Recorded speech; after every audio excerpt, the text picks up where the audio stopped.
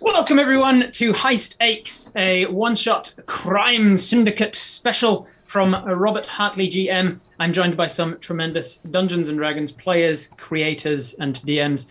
I'll introduce them in a second. I'll get them to introduce themselves. But first, before I forget, I would love to thank the sponsors of this GaryCon Live event, particularly this stream. Firstly, I would love to extend a warm thank you to Woottenforged. Woottenforged Gaming Accessories are an Australian company that make all sorts of high-quality wooden equipment and accoutrement for your gaming table, such like dice towers and dice trays and GM screens and all sorts of things. I happen to know that my good friend Josh, who I'll be introducing in a moment, is actually sponsored by Woottenforged as well, so maybe he can tell you a little more about it as the game goes on. Woottenforged, although they are an Australian team, they actually... Oh, and there you go, AJ's showing them off as well. Although they are an Australian team, they do ship all over the world as well. They ship internationally too. So if you like their stuff, get online and buy yourself some. Next up, I would love to thank Dragon's Lair, a gaming store in North Adelaide, particularly Salisbury, that has sponsored this event. They do all sorts of weekly events there at the gaming store. They've given us a giveaway to a prize for later in the stream. So if you want to win, what is it they're winning, Heath? Remind me, it's some kind of box set of something amazing. Here it is. Oh, you got it there? That thing. Something amazing, I guess. Nice. Good ref. All right, what is it, Heath? Can you tell us what are they winning? This is a gift, like a gift box set of D&D. It features oh, that's upside down. Well, you know, we're down under, so I should be able to read that. Tasha's Cauldron of Everything, Monsters of the Multiverse, Xanathar's Guide to Everything. It's a multi-pack gift set of D&D stuff. A lot of cool things to get you started on the game. Heavy. If you want to be in with a chance to win that giveaway from Dragon's Lair, all you need to do is watch the stream and pay attention, because after the break, at the halfway point, I'll be asking you a question about something that's happened in the first half of the stream, and if you get it right, you are entered into the draw to win. Moving on, I would love to also thank the other sponsors, Meeples and Dragons, an online gaming store that, again, brings all sorts of joy to your RPG gaming tables. And Hobby Nights, another gaming store in Adelaide, this time in Rosewater in Port Adelaide. So thank you very much to all of the sponsors for sponsoring today's stream. And thank you to you guys for watching all of the GaryCon Live events so far. But without further ado, let me introduce my wonderful players for this evening, starting with... I'm going to start with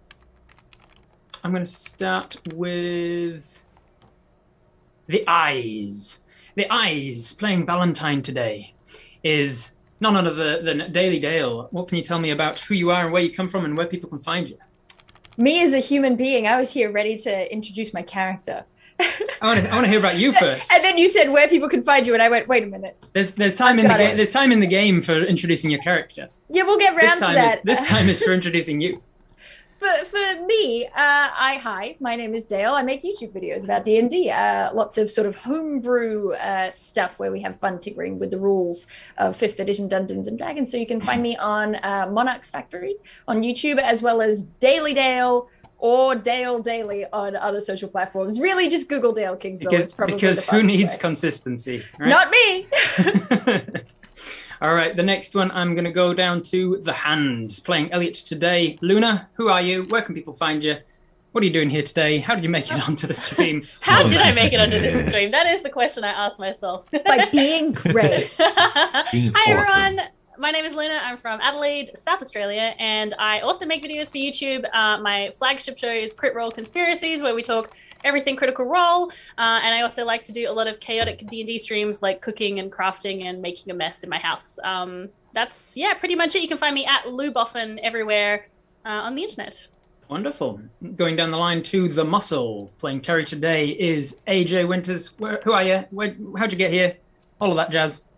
I joined a Zoom call, and now we're streaming on GaryCon Live. Correct. Did not answer who are you. Oh, my joke.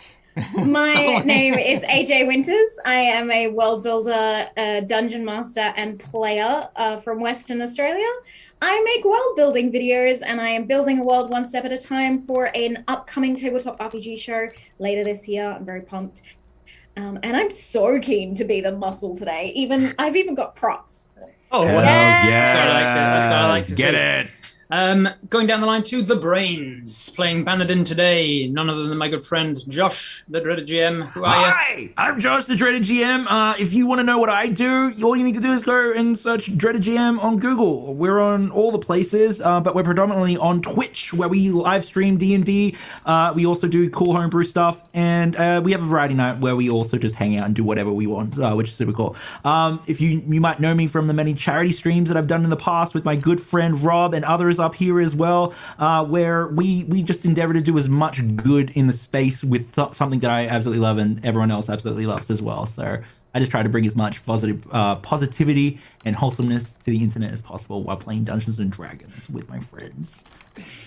And thank you very much for that exceptionally long introduction of Yeah, I yourself. know. As always, Sometimes staying they're on brand, short, Josh. sometimes they're long. And we're going to go down, last but not least, the Heart, playing Joltar today. Heath, who are you? Where'd you come from? Who am I? Where'd you go? I'm nervous Got Nigel? running all The this Heart. horrible tech. No.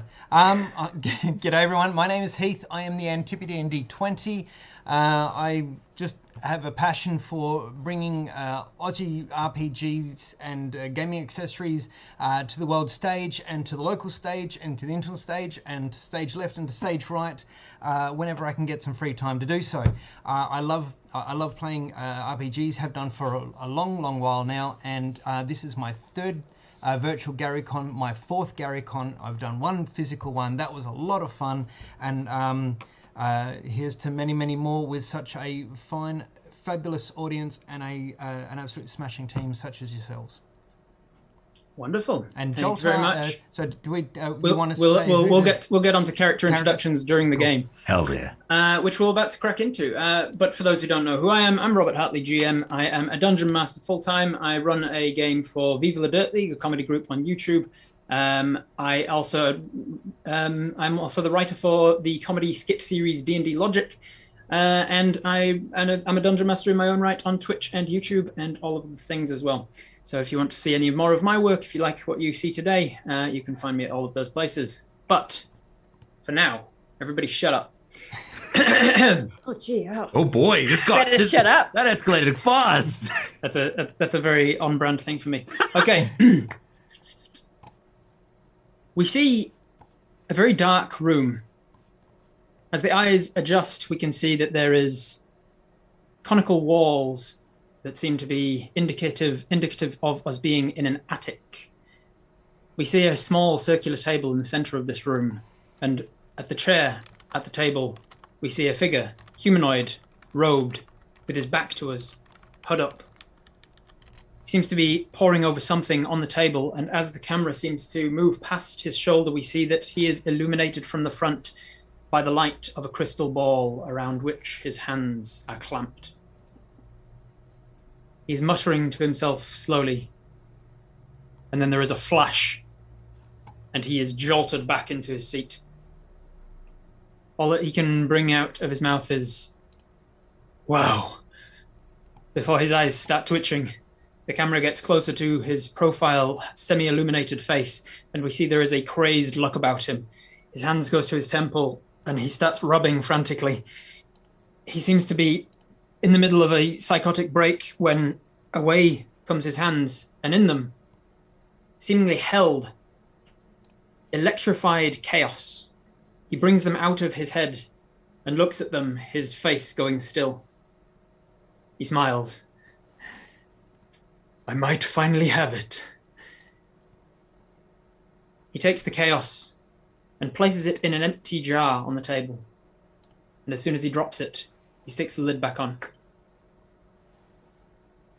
And as he drips wax around the seal of this small jar, he puts his hand out to the crystal ball and says, "And it's all thanks to you, my lords." The room fills with fog, and the camera pushes through this fog until it starts to dissipate into mist. and we realize that we are now on a misty street, a cobblestone street in a dockside. We approach the shoreline of a river, and we go around the wall to the warehouse as it is being loaded. There is a side door onto the main floor of this warehouse, and at this side door, a very large gentleman, seemingly some kind of a sailor or dockhouse worker, he's smoking a pipe and leaning against the wall as if he's on a bit of a break. A smaller gentleman in a dark cloak approaches him and says, "Can I get in?" And the warehouse worker says, "Well, that depends. What's your view on the world?" To which the younger one glances around slyly and says, "Lord Avisher be damned." The man smoking the pipe also looks around before stepping aside from the door frame and slamming it. It's only about 2 foot wide, but as you would pass into the room proper, instead the door frame clicks and opens as if a secret door has just been revealed. The man with the pipe squeezes it to the side, and the other guy turns sideways to climb a very narrow set of stairs that is built within the wall of this warehouse.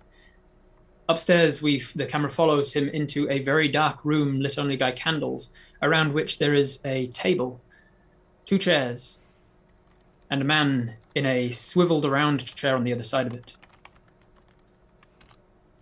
The man who enters takes a seat beside the other one as we hear him saying, "Well, that's what she said, sir.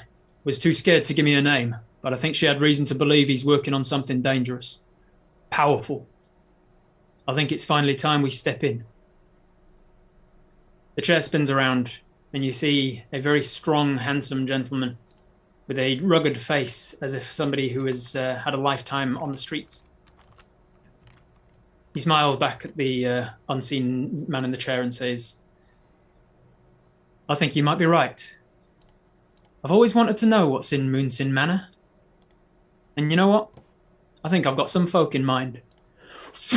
The camera zooms back out, and on the screen, Heist aches. As the title music starts to play, you can imagine how it is, because I'm not actually good with music. So I just evoke the music in your mind, and you can imagine amazing music. Yes. We then shift to Valentine. Where would you be at this moment? Oh, there it is. Oh my goodness. What time of day is it? It's let's say mid-afternoon. I would say there's a good chance that Valentine is, hiding behind a bunch of barrels after having just come out from a job. Just waiting for things to die down a little bit. Waiting for things to die down. It zooms down this alleyway, out from past a bar where people are screaming about something. Which way did they go? Yeah, you got it. They went to the left. The camera whizzes past the crowd of very confused people as they spread out onto the cobblestone streets, darting which way, this way and that. The camera whips between one of them's legs and under another one's cloak, and then across into a very small snicket that seems to have been where a portion of a wall has collapsed just through wear and tear, and hiding in that wall behind a barrel. What does your character look like?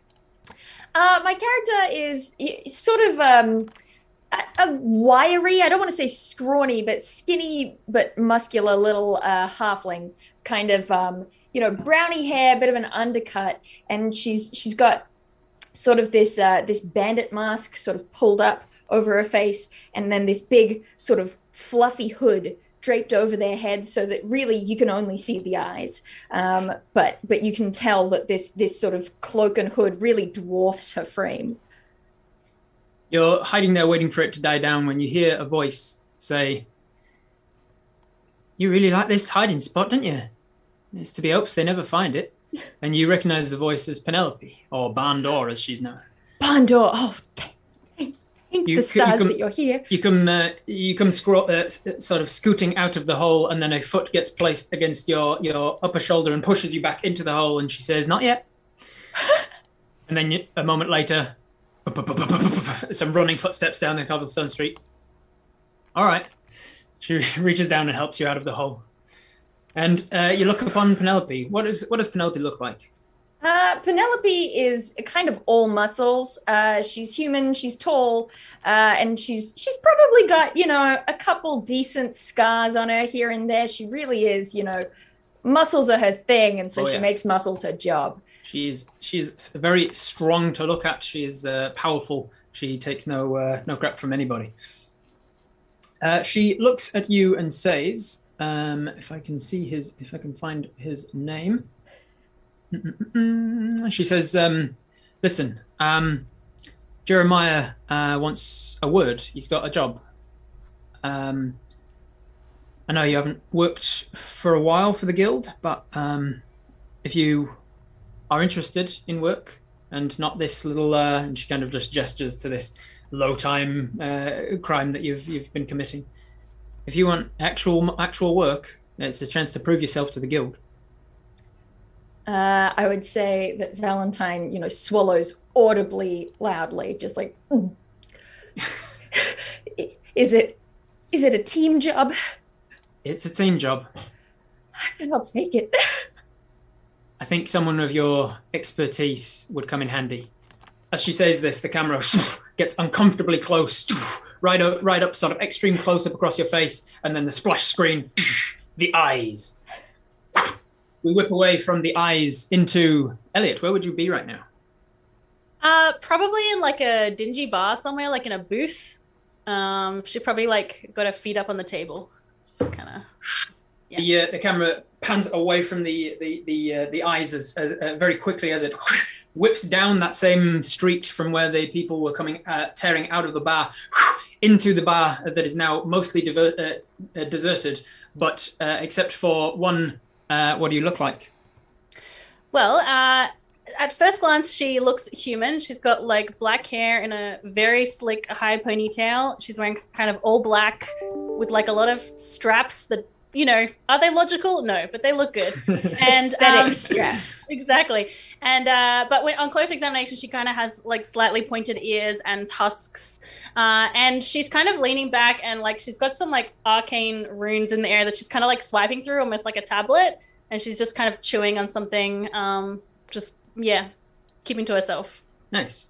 As you're sitting there, feet up on the table, the camera comes swooping over to you and stops and drops down next to you as another figure drops down next to you as well. Comes into the camera and into the frame and drops down beside you. This is a gentleman you've seen around before. He's young. He's in his teenage years, and he works for Jeremiah, a criminal contact that you work for also. He says, Elliot, I thought I'd find you here. I've been sent to find you because there's work needs doing. If you're interested, not in the middle of a task or anything, are you? Well, is it interesting? Is it interesting work that I'd be interested in? Well, it's interesting enough that Jeremiah didn't tell me what it was. Ooh, I'm intrigued. Usually the jobs. You're sure. on board then? He said time's Absolutely. of the essence, so chop chop. And he stands up and he goes over to the bar and says, "I've got your tab. He wants you there as soon as possible." He pays your tab while you get up to your feet. And as you get up to your feet, you walk past the bar where he's just put down the gold coin, and your hand comes out and swipes that gold coin straight back up off the bar. And as your hand does so, the camera extreme close up on your hand taking the coin, splash screen, the hands. The camera whips back out, and Bannerden, where would you be right now? All right. Bannerden is currently in his workshop. You hear the sound of whirring gears, the sound of buzzing electricity, and he's currently sitting hulked over his workshop table. You can see that he's working on his helmet, and you can see the fur on the back of his head, and it's littered with scars. And as he's like building it, you see him pick up the helmet, and he just slips it on, and you hear this hissing sound from pistons that are pulling the face mask closed. And he stands up and he turns around. You can see his eyes are glowing red as well. There is a sort of a clicking sound from a stone nearby.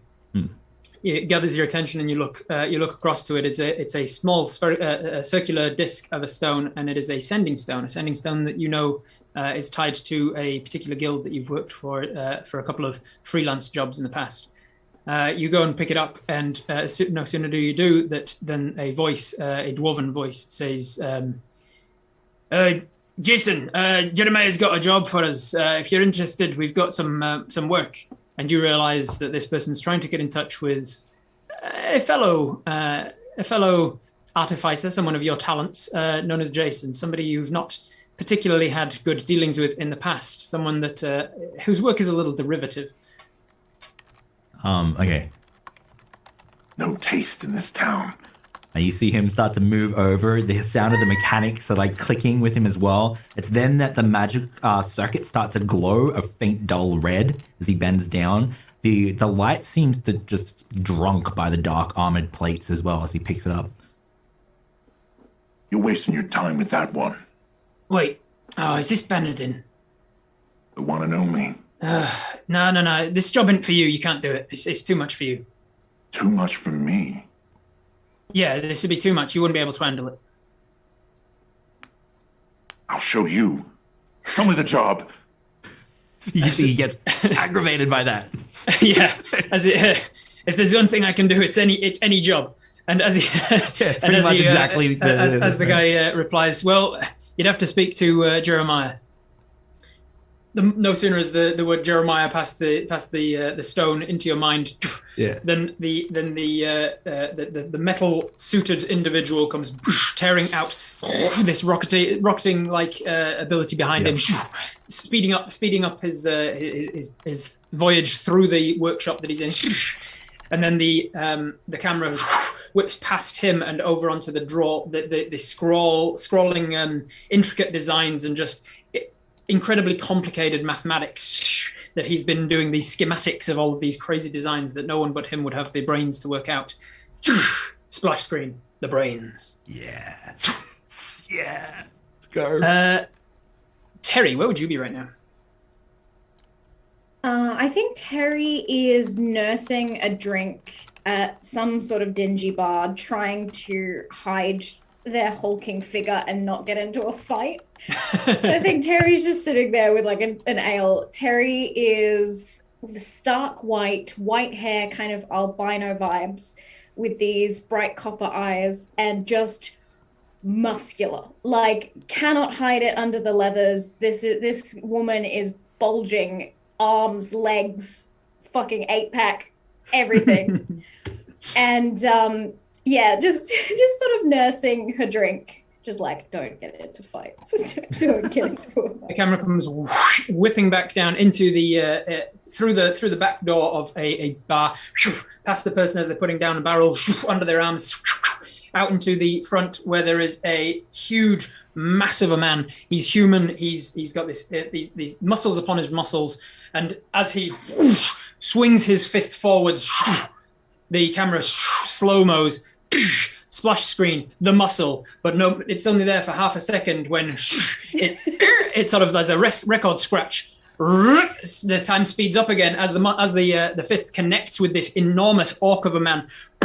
It seems to break the orc's tooth, and then it comes across to the orc and says, "The muscle." And then another record scratch. Time speeds up as the orc comes flying down, falling through the table at which you are sitting, Terry. It knocks the ale from your hands and splashes all over the ceiling. And as Terry slowly stands to their feet, how tall is this Goliath? 6'3". 6'3", but hunched. Not 6'3", hunched. Yeah. Small for a Goliath, tall for the human that has just knocked an orc through your table. Finally, whoosh, onto the screen, the muscle, and then the time starts again as the bartender says, "9 here, please, Terry. Please, don't take it outside." Okay, outside now. The muscle man looks across at the orc he's just knocked down and looks up at you as if following his gaze up. As you stand up, he says, "Oh yeah, and what are you gonna do about it?" "All right, yeah, fine, outside." And then he walks outside with his confidence a little bit lackluster. So good. You follow him outside and into the street. And as you do, You see a familiar woman. She's a young teenager. She's probably about 16 or so. She's got her hood up and she's just like leaning against the wall opposite, just tossing a coin in her hand and watching. You recognize her as one of the younger members of the guild, and usually her presence means that someone wants you for work. You have the option of continuing this fight or going to see what Sarah wants. Can I do both? I'm going to. You can. You can do if you can quickly end this fight. You can do both. I'm going to quickly end Drag this him fight. over in a headlock. Yeah, I'm just gonna. Before this orc even tries to make this human tries to make a move, I'm gonna grab them by the shirt and slam them up against the wall. Oh. Yeah. Just hold them like a good foot or two off the floor. Awesome. You want to fight? No, I'm just messing, mate. Just messing around. All right, you owe me a beer next time. Yeah, of course. Yeah. I'll be around here tomorrow. Yeah. You place him back down strong. He loses a lot of his confidence and his bravado and ends up back inside. You walk across to the young girl who says, "We've got work for you. Someone of your caliber. I know it's been a while, but if you're interested, it'll pay well." Okay, let's go. The camera zooms back out. Jolta, where would you be right now? Joltar would probably be either if there's a bookstore, library, or like a temple with literature and artifacts. Oh, nice. All right. The temple of it would be a university, which in my world is a place of work, place of worship to the knowledge gods. You would probably be surrounded by the acolytes, the librarians, the acolytes to Fifka. Fifka is one of the knowledge gods. As you are sitting at the table, what is it that you would be doing? Would you be studying anything in particular? Would you be looking up research for a particular job? Joltar would probably have a couple of tomes open, maybe either a little trinket of some sort in his hand or just idly playing with a holy symbol on a chain and flicking through sort of 3 or 4 dusty tomes at the same time. As you are doing so, the acolyte to Fifka comes by and says, "Just so you are aware, the library will be closing for the public soon in order to open for service. If you'd like to stay for service to Fifka, you are more than welcome to do so. But if you wish to continue your studies, you will have to come back in about an hour." I'm almost done, my friend. And he rubs. Very well. He rubs a wound on his throat. "For your trouble," and he gives him a silver coin. And starts Thank you. It putting will be some put of to the, the some of the tomes donations of together. the temple. As you start to collect the tomes, there's a voice that says, "Don't worry, he's got things to be doing anyway." And you turn around to see this is a 12-year-old boy that has been haranguing you for some time now, because ever since you had fallen into a bit of bother and were helped out by a certain guild, they have been asking you to repay your debts from time to time. The little boy is named, let's name him Grant, and Grant says, "Listen, holy man, I'm afraid the time's come to do another job for us." You again? Afraid so. Oh, what do they want now? Well, you'll find out when you get there. And time is of the essence, so I've quick as you paid can. in more than one way. And if you do this task, they've said it may even be the end of it. Depends how well it goes. News to my ears. And he kind of shuffles his long black hair with sort of a little streak of silver to reveal just a ever so slight point on an ear. He's got relatively clean-shaven face for the certain areas, meaning that there's a hint to this person having elven blood. Yes. And as you reluctantly stand, wanting to finally repay your debt to this thieves' guild, you move to the doorway, and what's your holy symbol? Where do you wear it? Is it a pendant? Is it on a shield? Is it tattooed? He has one on a chain on a pendant sort of thing around his neck, but on his shield he also has the holy symbol. The holy symbol of whatever we decided. Whatever we decided it was. Let's go into my notes. I believe you're a life cleric, so it would probably be. Kivaris? It would probably be somebody unimportant. It's the god of healing. Peaks in a row. 3 mountain Kivaris. Yeah, Kivaris is the mountain. Even though he's a cleric of life domain, because of his association earlier on with the dwarves, that's right. He took you're a cleric to Kivaris, the god of caves and underground and all of that thing. That's right. So the camera comes zooming extreme close up on the shield, the holy symbol, and the splash screen says the heart. Hard cut 2. We're in a meeting room on the upper floor of a warehouse. Each of you is sitting, standing, however you would be around the room of this meeting room, looking out over the view of the water. And in the room with you is the same attractive human male that looks like he's had a job on the streets for quite some years, Jeremiah Steele. You've all been acquainted with this gentleman before. You know him to be the brain, as his position is known, the brain of the acquisitions department of this city's chapter of the Displacers Guild. Heath, if you could put up the map, we can have that at any point now. Absolutely. So to give you guys some context as to where you are in the largest city of this particular island, Lorenthiel. And you are in Iwanenburg. Iwanenburg, down there in the sort of lower left of that map, there is a very large town, mostly humans abound, and it is upstream from one port town and several kilometers from anywhere else.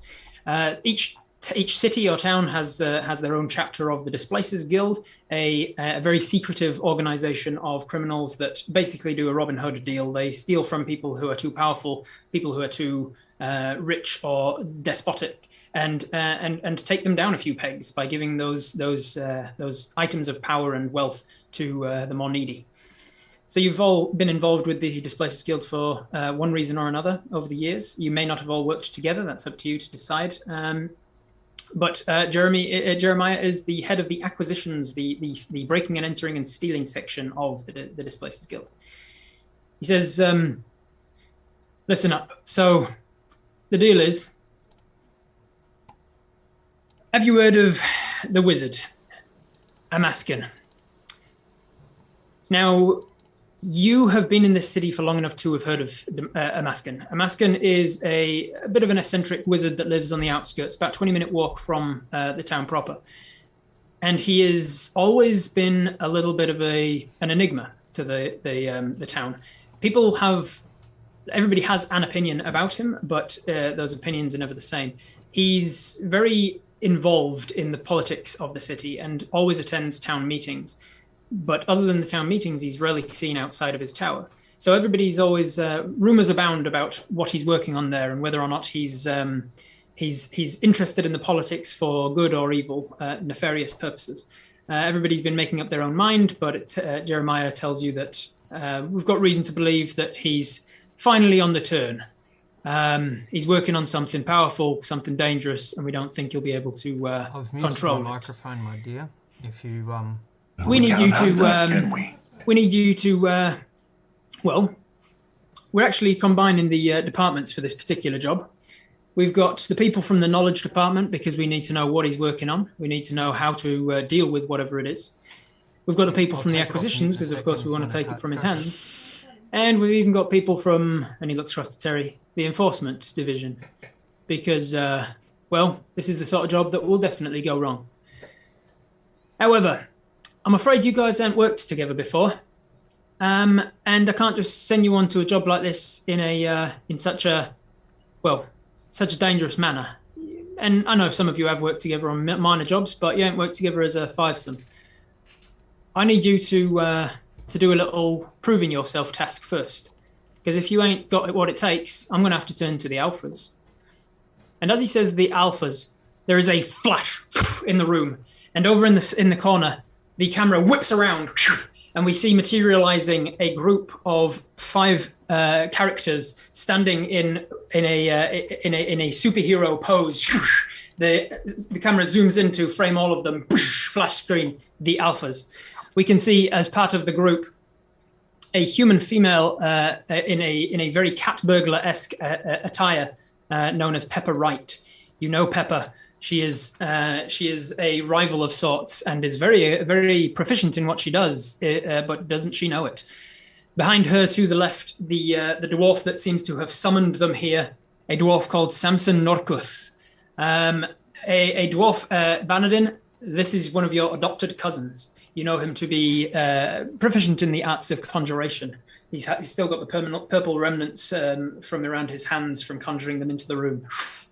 Behind him is a high elf something. They are completely shrouded in mystery. You barely ever see their face even, and when you do, it's such an androgynous elven look that it's almost impossible to know what they specialize in or what their backstory is. All you know about them is that they wear an eye patch over their left eye. Off to the side, almost missed entirely, is a very small kobold. Small even by kobold standards, less than 2 foot tall. A kobold that is very shy called Kibble. Kibble holds Kibble holds a single rod that does not have an end on it. Just a single rod that you know to be able to summon weapons of Kibble's choice. Kibble is actually from the enforcement division, and then stepping out from behind them all, sort of unfurling into view as the camera kind of pans back to encompass her, a large Goliath. You've never seen her before, or rather, no one but Terry has. Terry, you recognize your sister Juniper.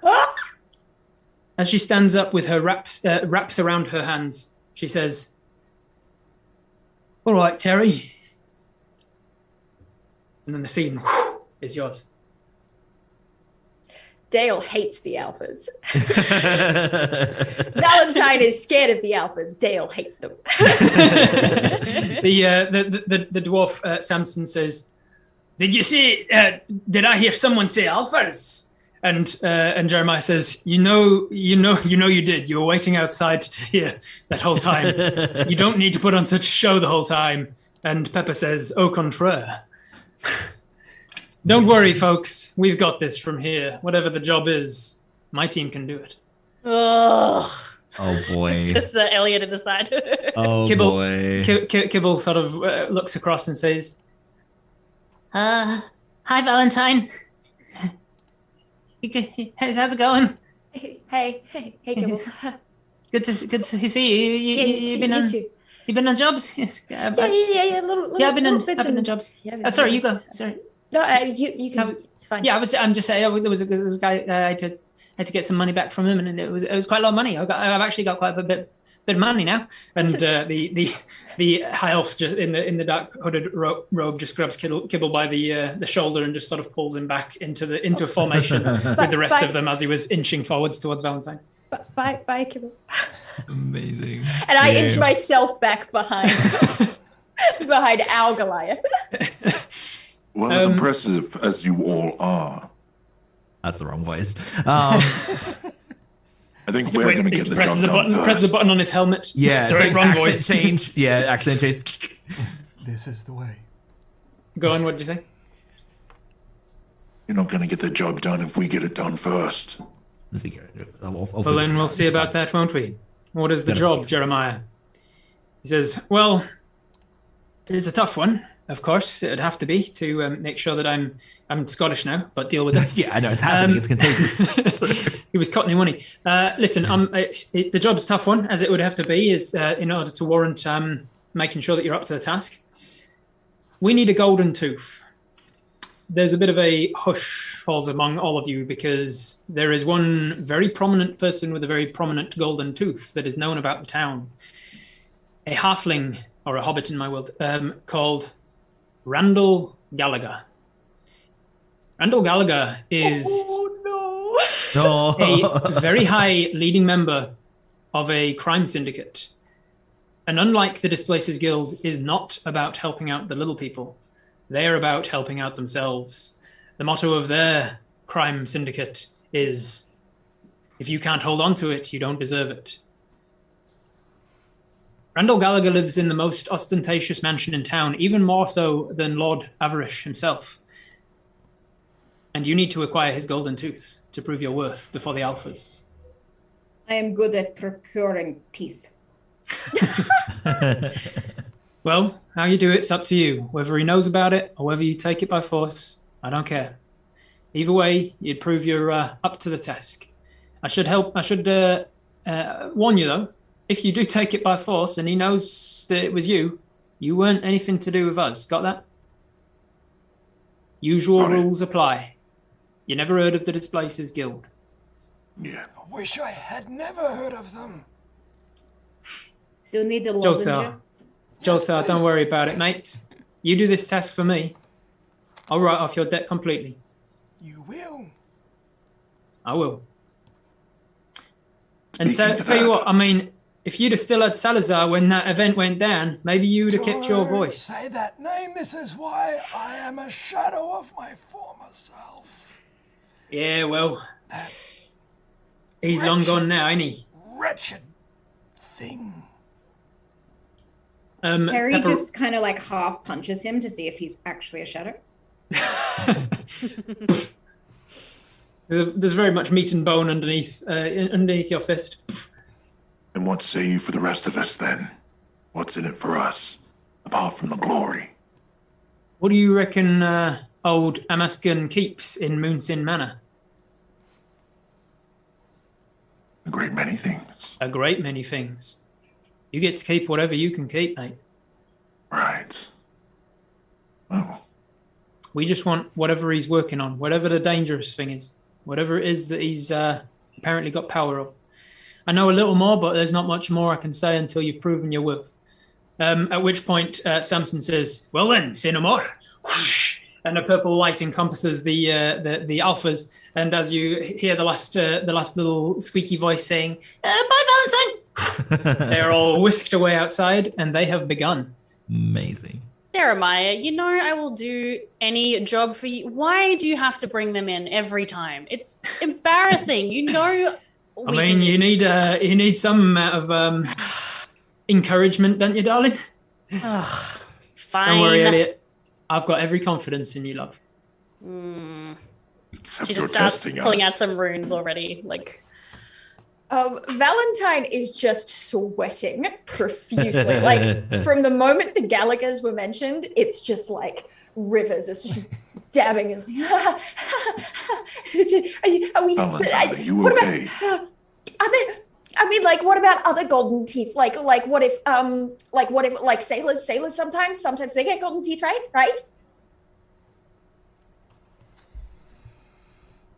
It's a fair question. Jeremiah just looks at you as if to say, like, you know the answer to that. Okay. Terry's gonna pick up Valentine, just like to eye level. It's okay, Teeny. You'll be fine. I like having enforcers on the squad. Well, I can't help but notice they've got a bit of an head start on you, he says. Could I mean, I don't know whether... So it's in my backstory that I may have infiltrated the home of the Gallaghers crime family and stolen some information in the past. Would I be able to maybe leverage that? Do I know? You definitely know. Oh yeah, you definitely know the layout of the mansion. You know that he does not employ magic traps, as he does not believe in them. But he does employ a lot of physical traps, i.e., his many people that work for him, and he's got his dogs on the premises. He's got an electrified fence around the exterior. There is 3 ways in that excluding windows, there are 3 ways in. There's a main big door. There is a back door that is a servant's entrance, and there is a coal cellar that on the outside will lead into the kitchen, essentially, through a stairway inside. And then, of course, there's windows and just getting in through the wall or teleportation. There's lots of different ways. Right. I would love to relay this I would love to relay this general information like a heist movie where it's like, here's the problem. Even if we can get into the, you know, the camera pulls away from Valentine's dripping sweat, and the extreme close-up, it follows the drip of sweat down to the ground. As it splashes on the floor, it goes back up, and you're now in a different room, a different part of the warehouse, where Valentine is still sweating, but is now like holding herself above the table, on which is blueprints to the house, and Valentine's pointing out. So this is the situation. There's an electrified fence. There's dogs. There's guards. Standing on the table as well is Bannerton as well, because I don't know if anyone realized he's actually small sized as well. He's just he's small hand gun. Yeah. Nice. So just like a tiny little robot, essentially, totally. in your massive armor. Yeah, exactly. And it's plate mail, your armor, isn't it? It's like full plate mail. Yeah, plate armor. Yeah. Armored Energizer Bunny. Yep. An armored Energizer Bunny. So you were all aware of the situation and the dangers of the respective mission. You know that the mansion in question is about a 15-minute walk from where you are currently, and it's starting to get dark. Can I use my intellect to determine if there's any flaws or anything that we should be aware of with the various entrances that there are? From what you've been told and from what you know, there's nothing that would stand out. From schematics and blueprints alone. Like, you'd have to go and check the guard, check the pattern of the guard, and the dogs and things. The weaknesses would be just general things that you would be aware of, like the dogs would be weak to anything that can manipulate animals or like distract them with food or anything. There's guards that can be controlled or manipulated or blackmailed or bribed or threatened. Usual things. Check my spells quickly. I'd say most of us are pretty good at, we're kind of small, can sneak around. I can certainly sneak around. I feel like Terry. Terry, What? baby. What? You're, are we going to go in like swinging so that you can just really shine, or are we going to try and sneak us all in? I can sneak. You look up.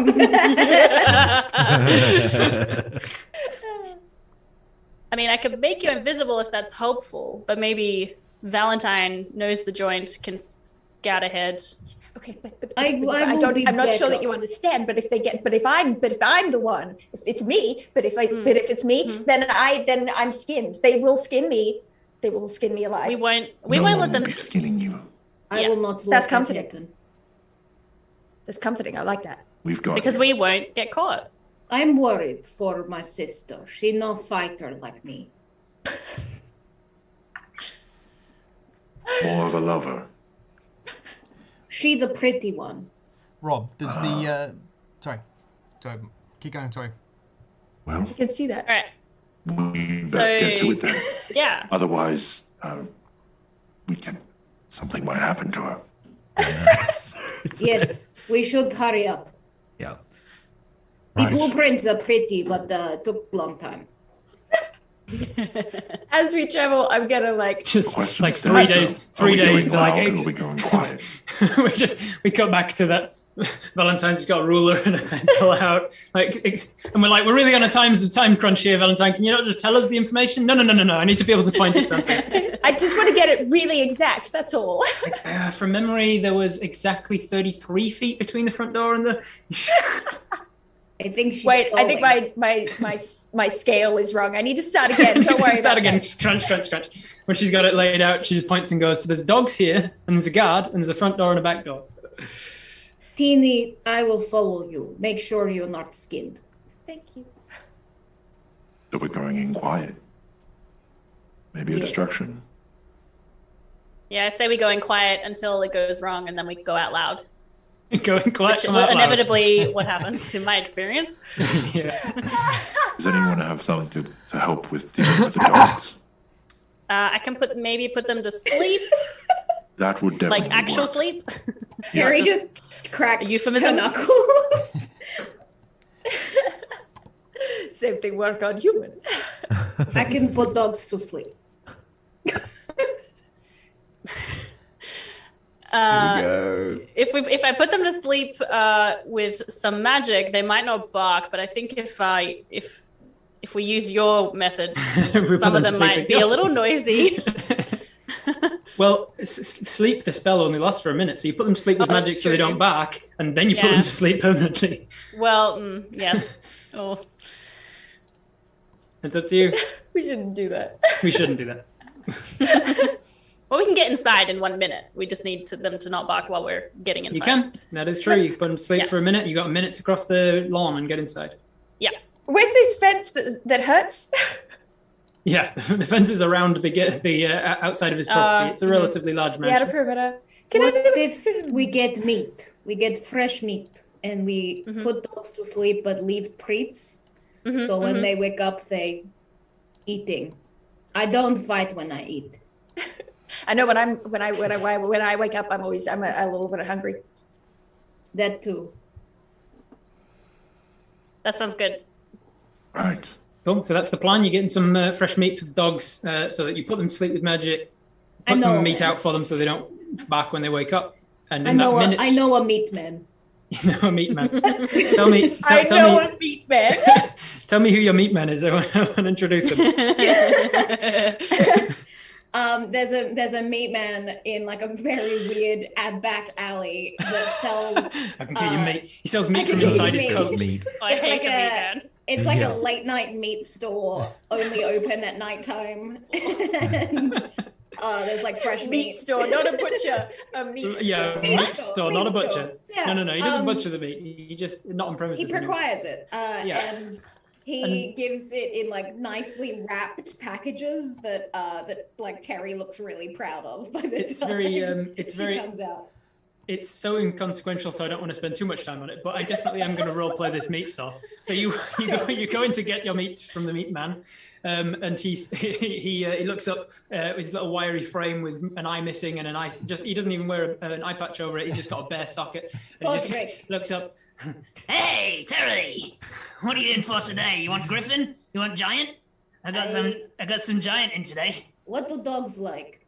What do dogs like? Do you want dog meat? No. What do dogs eat?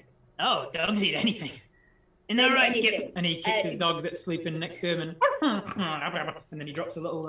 He just taps him. I don't mean he like boots him. He taps him away, and Skip looks up and drops a little piece of offcut that he pulls out of his pocket. He just had raw meat in his pocket that he drops down to his dog Skip.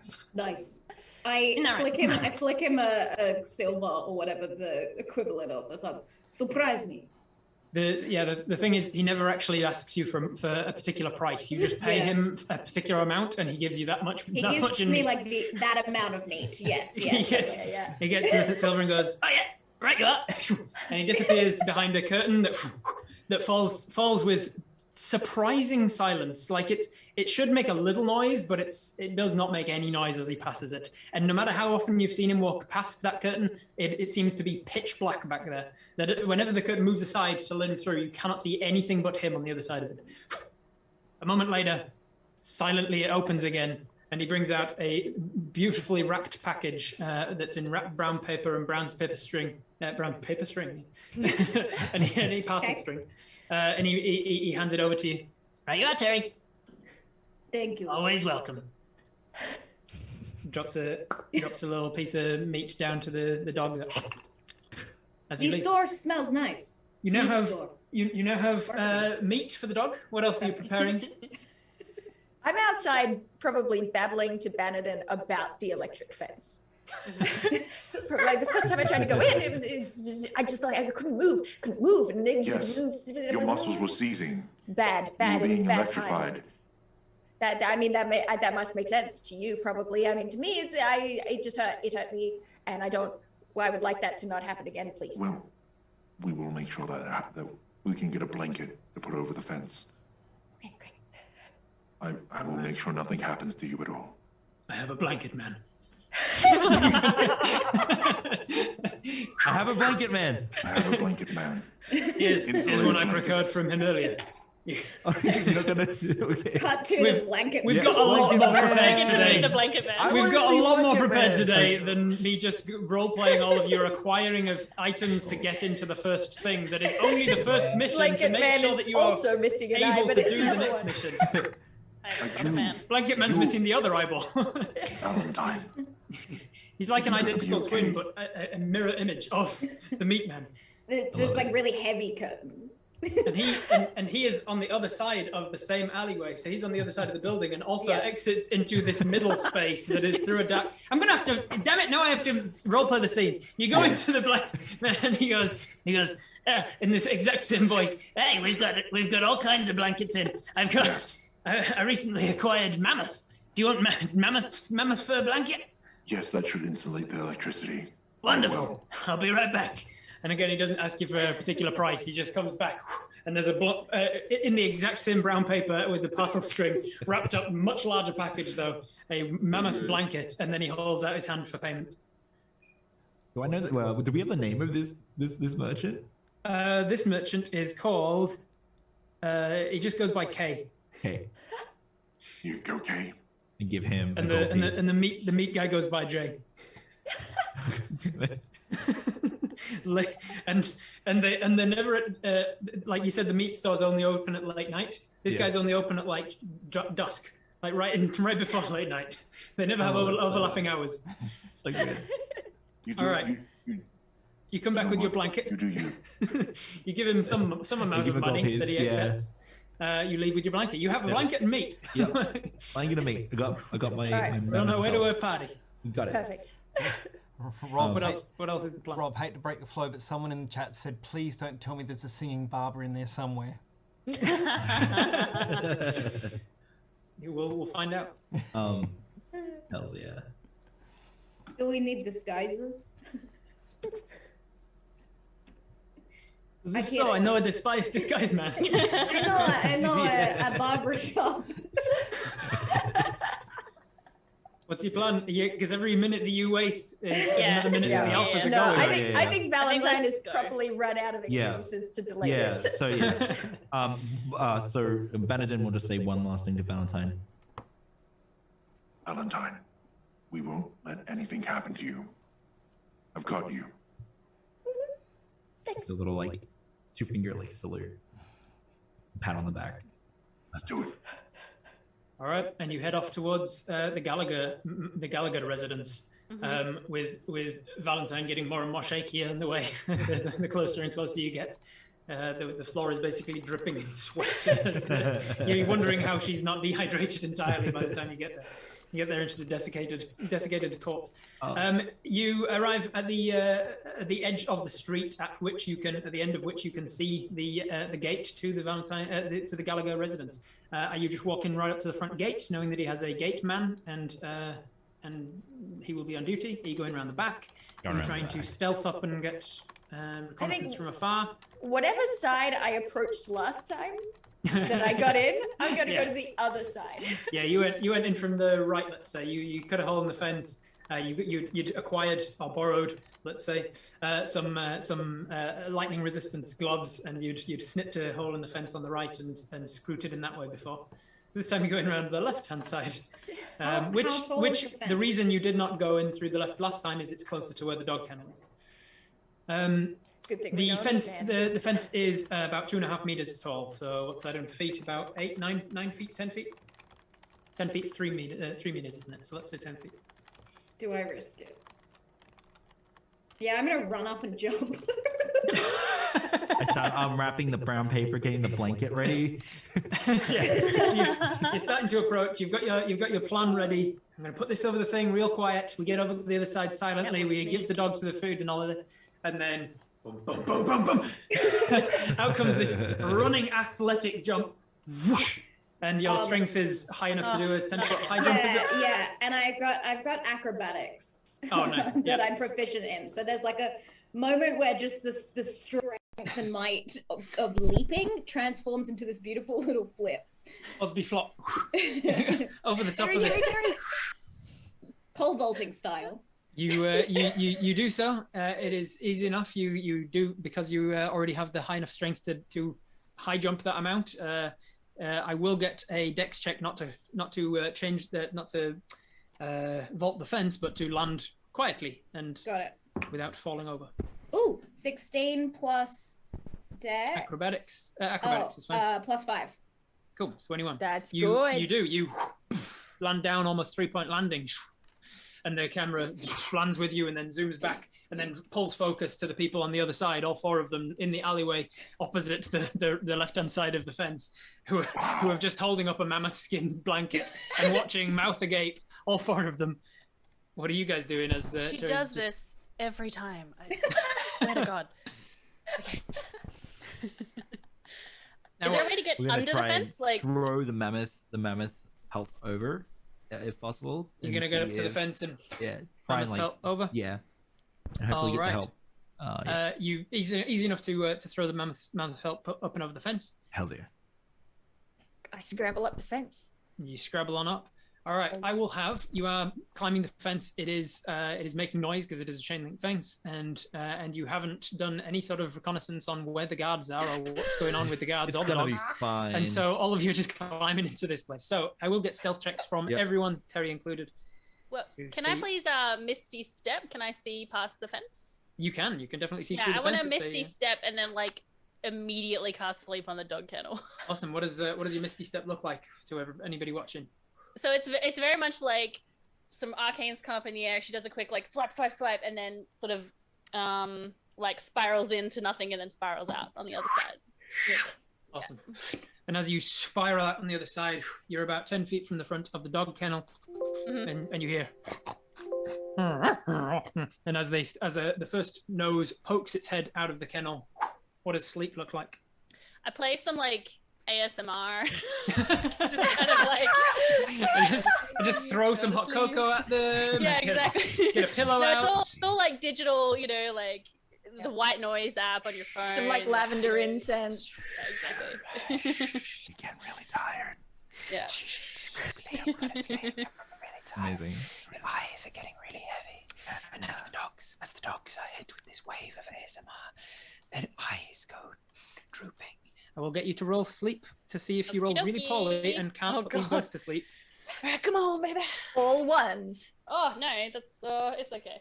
I got 2 8s, 10, 18, 22, 27. 27. You know how many hit points I gave them? Nope. I gave them 9 hit points each, and there's 3 dogs. Oh.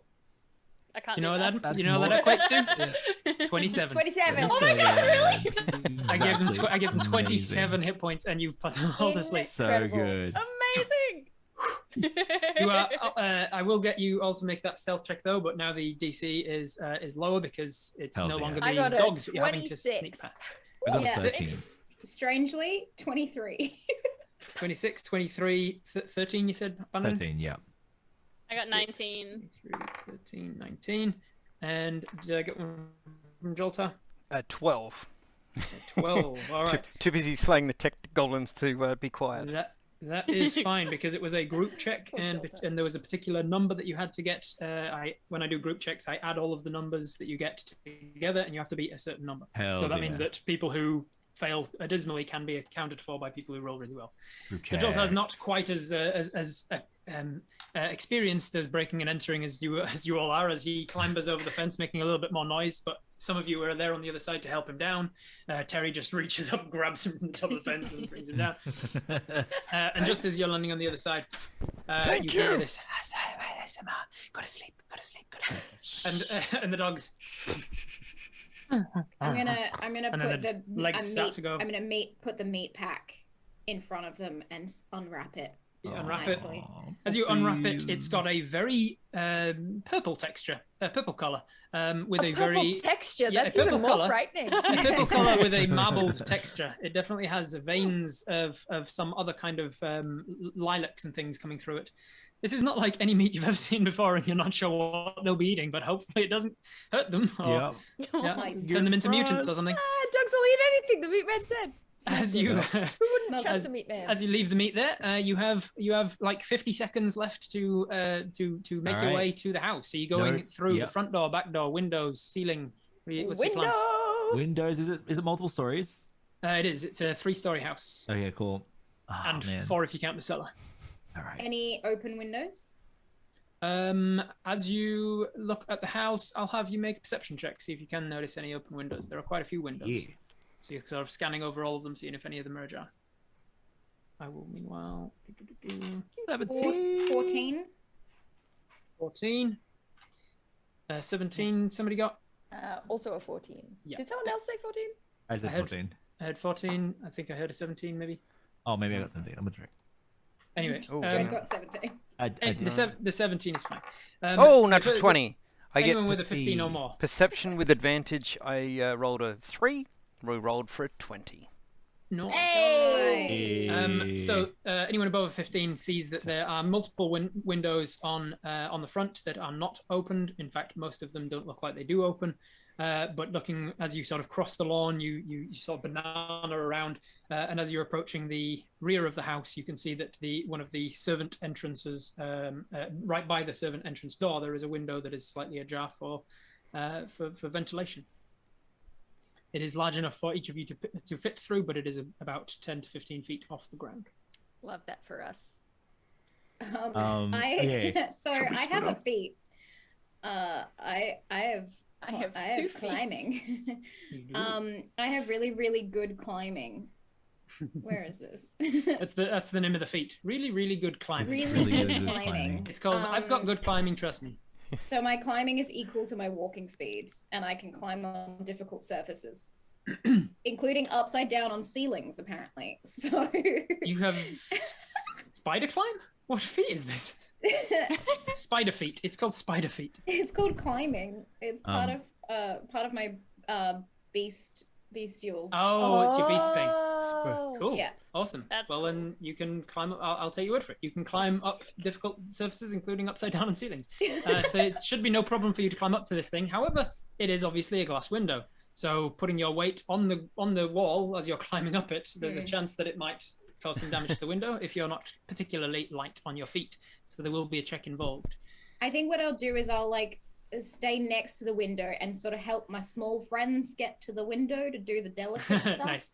I'm just the forklift. All right. As you start to help your friend, you walk over to the back wall, you clamber up onto the wall next to the window, and then you assist other people to get up to the window. For Valentine being tiny and for Banadin being small, you are both able to fit through this window without problem. You are helped up there by Terry, who opens the window a little and then sort of just helps you through. But now you're on the inside and you're about to drop down onto the window ledge on the inside. I will get a dex check as you land. Hells yeah. I'm gonna look over to Valentine and say, It has its perks, right? Oh, I'm nervous to roll dex. I'm nervous.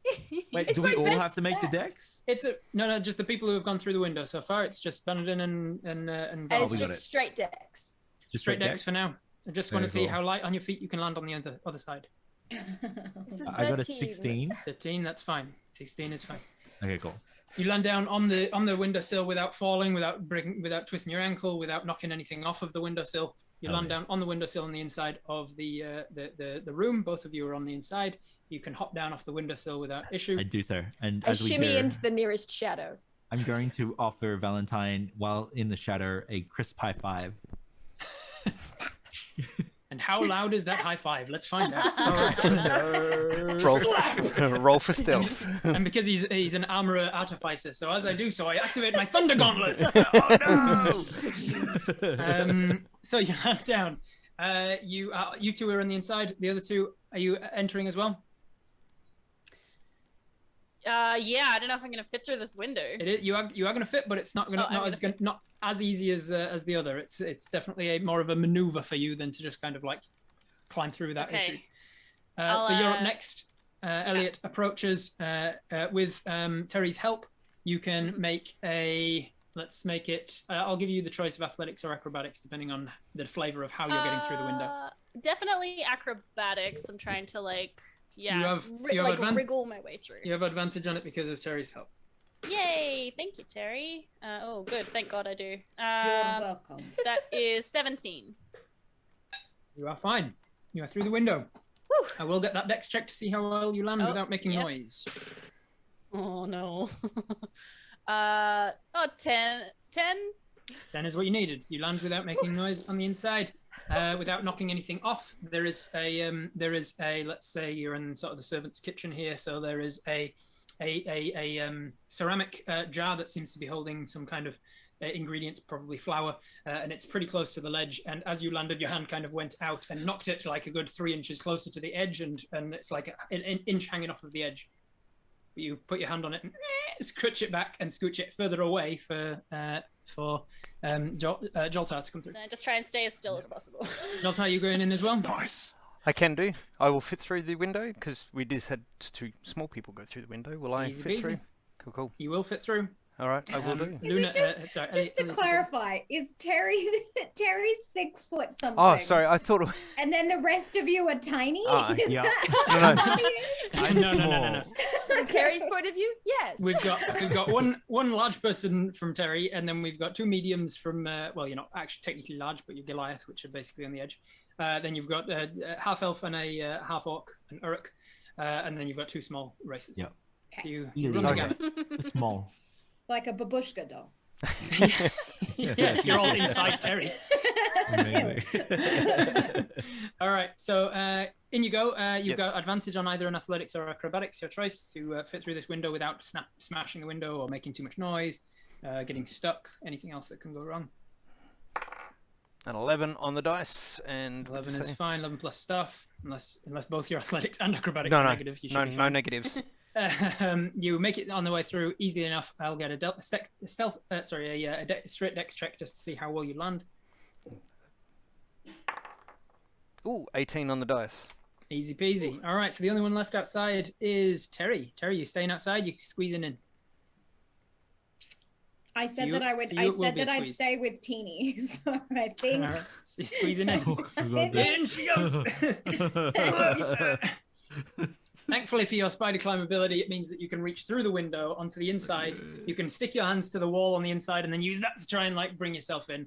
So Terry's I will give a you. prime athlete. I feel like True, this you is- are a prime athlete. yeah. This is pretty Go for athletic this. of you. I will give you advantage on the athletics check to get in without causing it undue. Okay. So Okay. good. Got it.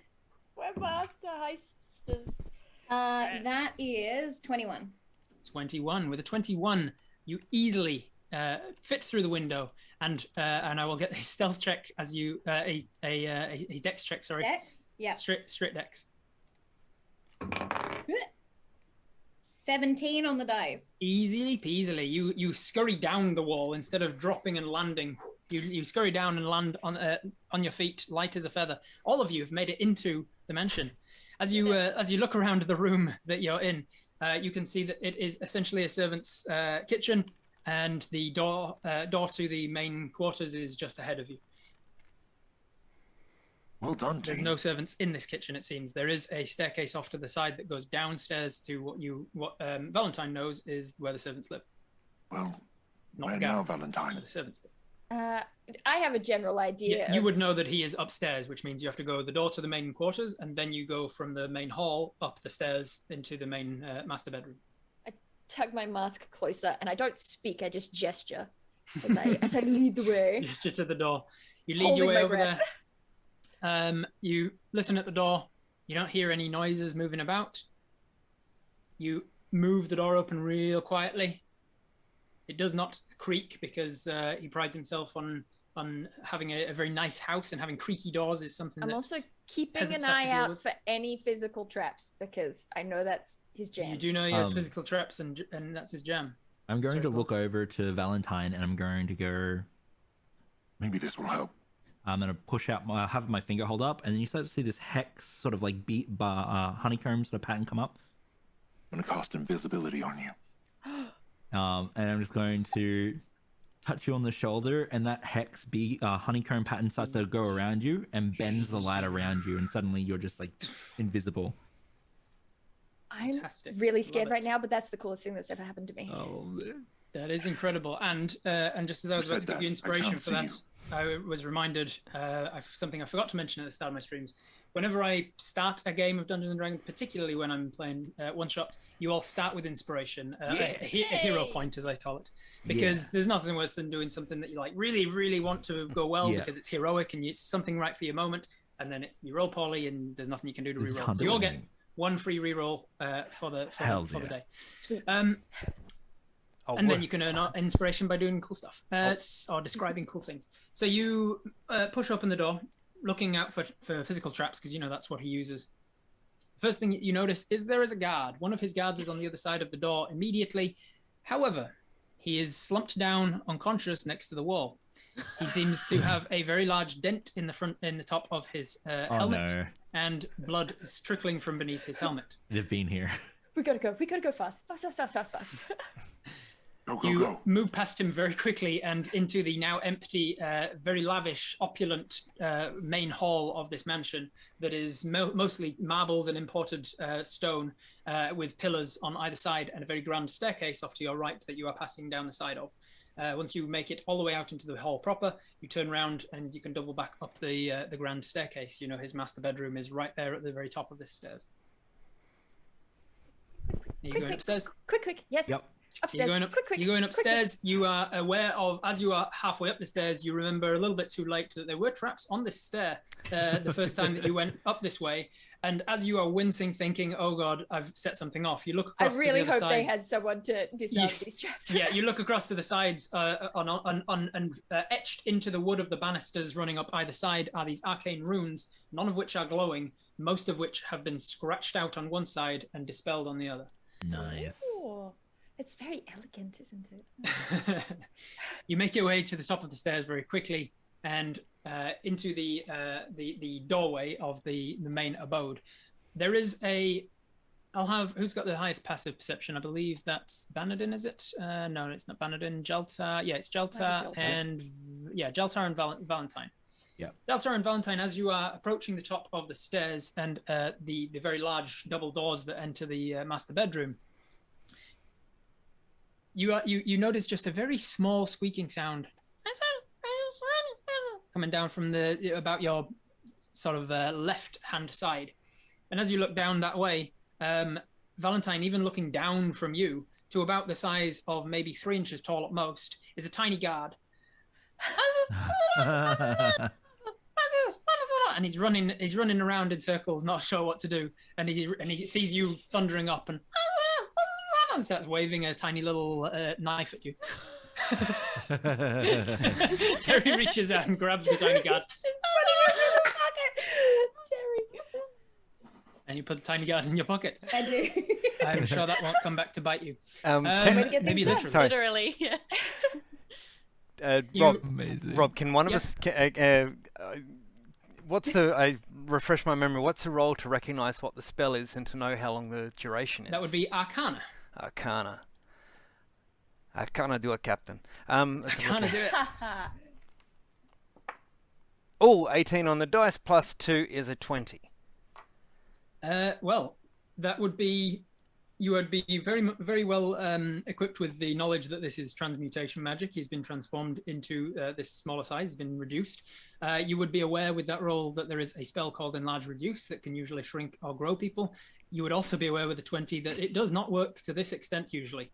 If he was something of medium size normally, he would be reduced to something around Valentine's size. So it seems that something else has happened to reduce him even further than that. Shrink ray. How curious! Are you pushing the doors open to the master bedroom? Mm-hmm. Yeah. All right. As you do so, the doors swing open, and you see that there is a large 4-poster bed in the center of the room. You also see that there are 2 people in that bed with the curtains all drawn back. They're asleep, it seems. One of which is Ronald, whatever his name was. I'm not going to check my notes. Ronald Gallagher. Randall, thank you. Aha. Randall Gallagher. One of which is Randall Gallagher, one of which is his wife. You see Randall and his wife asleep in the bed, but you also see standing over him a cat burglar in a skin-tight black suit. You see on the other side a dwarf holding out his hands in sort of a Doctor Strange-esque way with purple glows around them and a very faint purple glow over the both of their eyes.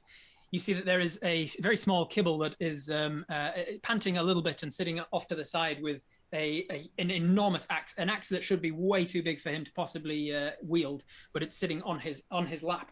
And then you see that there is a very large Goliath standing over on the other side, almost keeping watch over the door, and is the first to see you. You do not see the elf anywhere. I'm still invisible, right? Yes, yeah. So you push the door open. What the rest of you are all just standing behind, though, right? I'd say I would be like towards the back though. I don't want to. I'd be like trying to hide. I just want to creep over near Kibble and go, "Hey, Kibble." Hey, we've got company. He says, "What? Who's that? Who is it?" He kind of just puts his hand out in your direction. Tap him on the other shoulder. And as you tap him on the other shoulder, what was her name? Perry? Not Penelope. That was Pepper. The other one. Pepper. Pepper. Oh yeah. Pepper, who was going down to Randall's face, stops and looks over to where Kibble said we got company. She looks across to him and then across to the open doorway at which the other four of you are just standing. I throw the tiny guard. As I Bring out the tiny guard. You throw it. Who are you throwing it at? The one that's above Randall. Okay, Pepper, who's about to go for the face. She turns around, sees you, and then sort of smiles smugly as if to say, like, "We beat you to it." And then I'll get you to make a ranged attack roll with an improvised weapon. God damn it! How much? That's when they knew. Time check for me, Heath. How long? How good we got before breaks and things? Yeah. Good question. Let me just go in and have a quick. I think we've been going for about an hour and a half. About an hour and a half in the game, or is that including That's the introduction stuff? That's including the introduction. So you've got plenty of time. How do I find my ranged? It would be a dexterity check. Are you proficient in improvised weapons? You didn't say the tavern brawler feat or anything? No, so just a straight dexterity check to see how well you can aim this guy. Yeah, okay, 16. 16's pretty good. It doesn't meet her armor class, but it does get close enough to like hit the bed near her. He gets tangled in the curtains of the four-poster bed. As I've seen that happen, what I'm going to do is I'm going to look over towards this. Oh, no, you don't. That's our tooth. And then I'm going to reach out my hand again, and I'm going to take 3 fingers and almost like zooming in on an iPad or something like that. I'm going to go like this. 3 lines of energy are going to appear like a triangle. And then I'm going to use Vortex Warp on her love it. to teleport her over here as the same triangle appears above her, just trying to like sweep over and bring her over here. I love it. Constitution saving throw. The dope explanation of the Constitution save would be a 14. 14. DC is 16. Fails. So as she to you, this triangle of light passes over her, and at the same time, a triangle of light passes. Where are you sending her? Just behind you? Just behind us. Yes, behind us. You. So out onto the hallway outside, and she appears out there looking down the stairs. As soon as she's gone, I'm moving in to take her place and go for the I will say this is initiative. Then let's go. Yeah. Woo! That's what we do. So good at heisting. Come on. Do I use inspiration on this initiative roll? Do it. And if you I'm want, do it. I'm gonna do it. Come on now. That's better. That's way better. Hells yeah. 20. Nice. All right. Give me anyone above 20s. 22. I have a plus 9 to initiative. Woo. Nice. Nice. 22 So for I just roll bad. Banadin. Anyone above 15? I got 20. Oh, nice. So 20, 3 20 20s. and a 20. We have 3 at 20. We have 3 I 20s. just know I'm dirty 20. Dirty 20 Dirty for 20. Do we Elliot. have 4 dirty 20s? I'm 19. Oh. Okay. All right. So dirty 20 for Elliot, correct? Mm-hmm. Yep. Also for Valentine. And for Valentine. So you guys will happen simultaneously, and you can kind of do like combo maneuvers and things. You can sort of loosey-goosey your things together. Heath, yours was as well? It was a dirty 20 as well, 19 plus 1. Well. Awesome. So all 3 of you can kind of just like decide amongst yourselves Dirty who's doing what. It's all Adopt happening this Charlie's Angels sort of look at me. And then We Terry should start a 19. band All called right. the Dirty 20s. I was there with you. Okay. So then it will be... and it would be... Samson. And then there is Pepper. And then after Terry is... what's her face? Joe, what's your sister called again? Where is it? Juniper. Juniper. And then Kibble is after Juniper. Kibble. And then when is Elena? Elena is in here. All right. So, starting it off, as she appears outside, that sends everybody into an initiative order, which is going to be like a silent fighting in these people's bedroom, trying to keep them asleep. Emerging from the shadow behind you, where they're pretty much you can guarantee there was not one before. A elven woman in a dark hooded robe, an elven person in a dark hooded robe, steps out towards you, Banadin, and tries to drive a knife into your back. Oh, okay. That's very rude.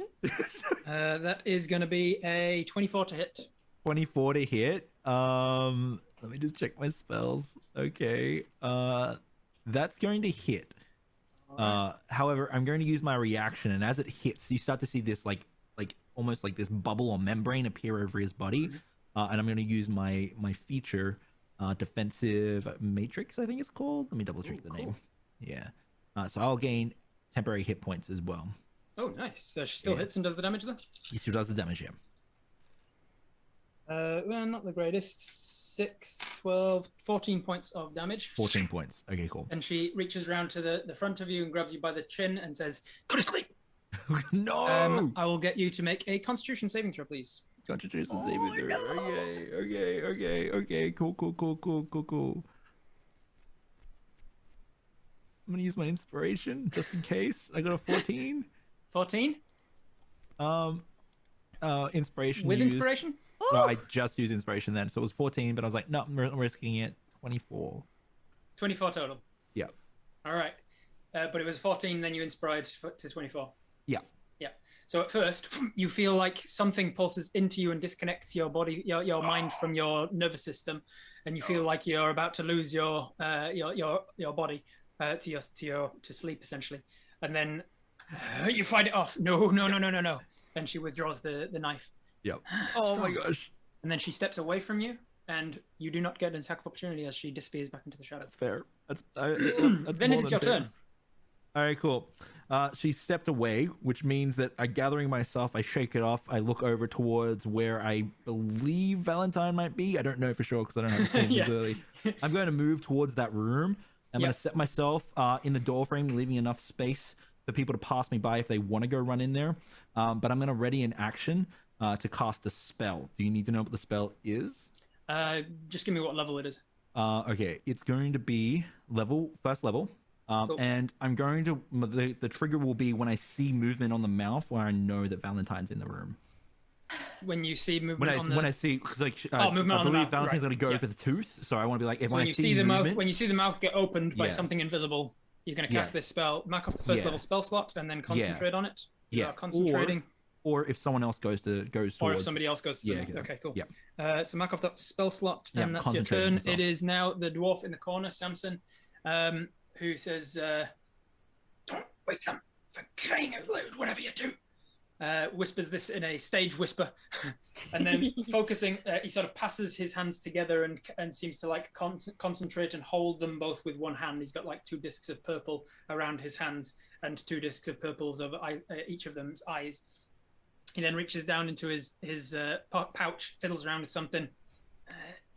He pulls out a handful of dust and just kind of throws it in all of your directions. And Pocket each sand. of you to make What's the saving throw for scatter? Counterspell. Oh, nice. Okay. Oh! So what level are you casting it as? 3rd level. 3rd level. I'm just going to double Nice. check what level. I'm pretty sure this is a 5th level spell that he's doing. Oh, shoot. Also, GM, I misread. It wasn't a reaction before, so I'll take the full 14. Okay, gotcha. Yep. I don't get a 5th level spell. No, it's actually a 6th level spell. So I need you to roll a counter spell, and in my games, it is always worth upcasting counter spell because the DC is calculated based on the difference between them, not just a flat roll. Right. Okay. So maybe I will upcast it then. It's up to you. You would know that as a spellcaster that you. Yeah. I'll say actually, can you make me an Arcana check real quick as a reaction? Yes. I want to see. Oh yeah. 24. Yeah, you definitely recognize that what he's casting is scatter, and he's using an object to cast it. It's essentially like a consumable item. Okay. And so you know that scatter is a 6th level spell. You could automatically cast it at 6th level to remove it. 5th level would be a DC 14. Fourth. If you cast it at 4th level, it'd be a DC 16. If you cast it at 3rd, it'd be a DC 19. All right, I'll do 4th level. Cool. So it's a DC 16 counterspell check. I add something. Do I add something to this? Yeah, it's your spellcasting modifier as if you're making a spell attack. Yeah. I'm gonna use my inspiration. Yeah. All right. Because that was not a very good roll. No. Okay, it's a 15. A 15, unfortunately, it does not work. So I need each of you to make a wisdom saving throw, please. As the dust flies out from his hand, the arcane sigils in the air. You try and draw them quickly enough. It's just not fast enough. The dust flies out to each of you. Am I included in this? You are not, because he does not see you. Anybody who's invisible is not included. 17. 17 succeeds. 19. 19 succeeds. 22. 22 succeeds. It doesn't matter that you didn't counterspell it. Nobody's going to fail it. Terry? Is that Dex save? A wisdom save. Wisdom save. 16 because of -1. 16 just succeeds. That was his Okay. DC. So he cast his once consumable 6th level spell. He tried to counterspell it. It still goes ahead, and then nothing happens. Good job, Samson. Alpha. I do one of those, like, I turn to him and I, like, silently growl. Just like... He just concentrates on the keeping them asleep instead. Okay. Then it is after Samson. It's Elliot, Valentine, and Joltar together. What are the three of you doing? What's your plans? So when I cast counterspell, I kind of sent out the energy to try and stop the spell, and it kind of got bounced straight back to me. But I absorbed it, and I activate my arcane ward. So that's part of my special abjuration stuff. And then from there. Oh, I don't know. Oh. What does your arcane ward look like? It's all glyphs, just kind of shimmering over. Mainly in the clothes. It's Matrix style. Oh, nice. Yeah. Runes going down the black clothes. Yeah, that's cool. I love that. Yeah. All right, so your arcane ward's active. What's your plans? I can go down in just in initiative order if we want. Elliot, what are we doing? What do you guys? Do you have anyone want to go ahead of me? I think the tooth is the most important thing. Yes. Yeah. I mean, if the casters have anything that they want to get in before the tooth starts happening, before the tooth starts, then I'd say go before me. But otherwise, I can just go at the tooth. And Pepper is behind you, right? Bannerton, the cat burglar, flying, and she's in the shadows. That's she, right. She melded into the walls. To be clear, Pepper did not. Pepper is the cat burglar. Oh, right. She's a human thief. The high elf with the eye patch that you don't know anything about. You don't know what she is. You don't know what her background is. She just came out of the shadows. She was the only one that wasn't in the room when you came in. She was in the shadows. Okay. Came out of the shadows, stabbed you, went back into the shadows. And then went away. All right. I look at Pepper and I really badly want to send a spell her way, but I remember, no, this is not the most important thing right now. I'm going to cast Mage Hand. Okay, sorry, it's been ages since I've used the spell. So can I use it now, or I have to wait till my next turn? You cast it as an action. I'll say you can use it. Yeah. Well, all I want to do is use it to kind of open the mouth a bit to make it easier. Yeah. So as you cast this hand from you, you sort of wave your hand, a silvery glove appears, and then drifts off of your hand, drifts over to the mouth, grabs him by the lips, and opens the mouth. Bandon, you were holding your reaction for this point. Yes. Do I have to use it now, or can I wait for the precise moment? You did see that. You said that the trigger was when the mouth opened, and you see the mouth open by this hand. Okay.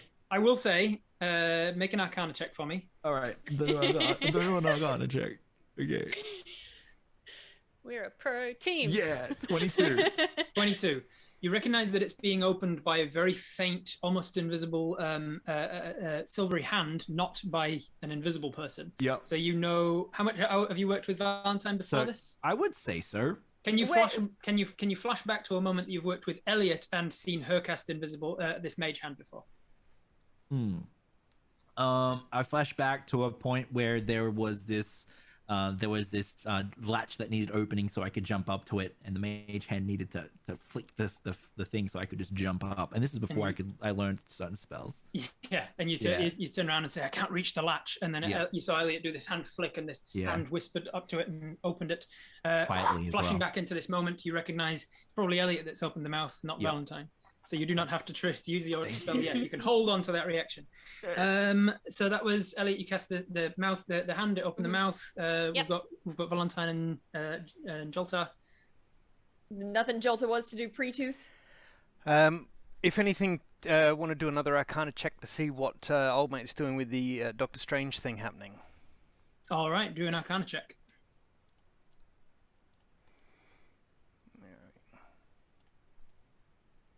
Yeah, nah. I'm looking at the roof. I'm looking at the wall. I'm just not sure what's going on. It might be maybe he's got a different flair to the spell. It doesn't look. What was the total? 6. For the viewers at home, that's a big 6. You don't recognize what it was. You don't even recognize what school of magic it is. It seems like this guy. I've just remembered I've got a library book I need to return. I won't take that as your entire action. I'll say that was a bonus action to just check him out. If there's something else you want to do, we can. But Valentine happening simultaneously. I'm gonna slip on over and get my hands in that dude's mouth. So you slip on over simultaneously with like neck and neck with the hand. The camera sort of whips around and sees this invisible shimmer of a Valentine slipping alongside an almost invisible hand. They both reach the mouth at the same time. They sort of mimic the hands mimicking each other as the hand goes for the mouth. One of them opens it, the other one slips in immediately. You're just yanking, or what? What's your plan here? I think I'm just yanking. just yanking. All right, this is going to be a yank check. This is going to be a strength-based sleight of hand. Here we go. Strength-based sleight of hand. Strength-based sleight of hand. So you use your strength modifier, and if you're proficient in sleight of hand, you get to add that proficiency. You know what's great about that is that I am not proficient. All right, Here we go. Yeah. It's just a straight strength check. This is the strong person of the book. That's pretty good. It's not bad. Hey, it's pretty good. What was it total, sorry? 15. 16? 15. 15. You pull and wiggle and tug. I'm going to definitely see if he wakes up, because this is very much on the verge of this spell no longer working for him. Oh, you lucky jammy person. No. I gave it a 33% chance. I rolled a 34. He stays asleep by 1% chance. Wow. As you wiggle and pull on this tooth, it pops out in your hand. You have done that. That's definitely your action. Joltar, was there anything else you wanted to do on your turn on the same? I imagine I'm not invisible anymore as well.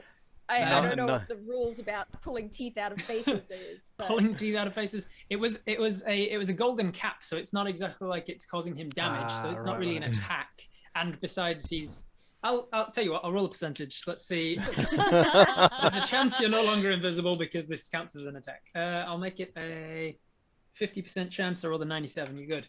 You stay invisible. Yes. You're like trying to not cause him any damage so it doesn't count as an attack.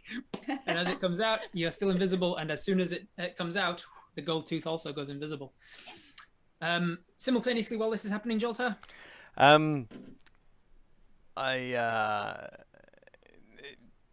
I've got an idea. You can action and bonus action, yeah? Yep. Yeah, I've said your bonus action was like trying to check. But an action can be 2 bonus actions instead of 1 action, yeah? Not in 5th edition. No, but okay. If you talk it up, I'll allow it.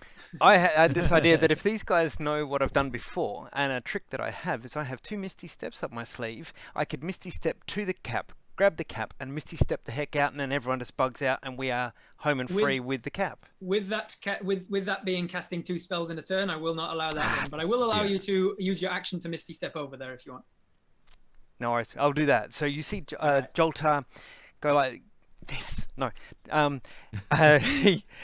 this sort of his head tingles like a static sort of thing, and he literally Jedi's. It just drops to the ground and disappears, and then sort of almost beams back in over next to who's got the cap? Valentine.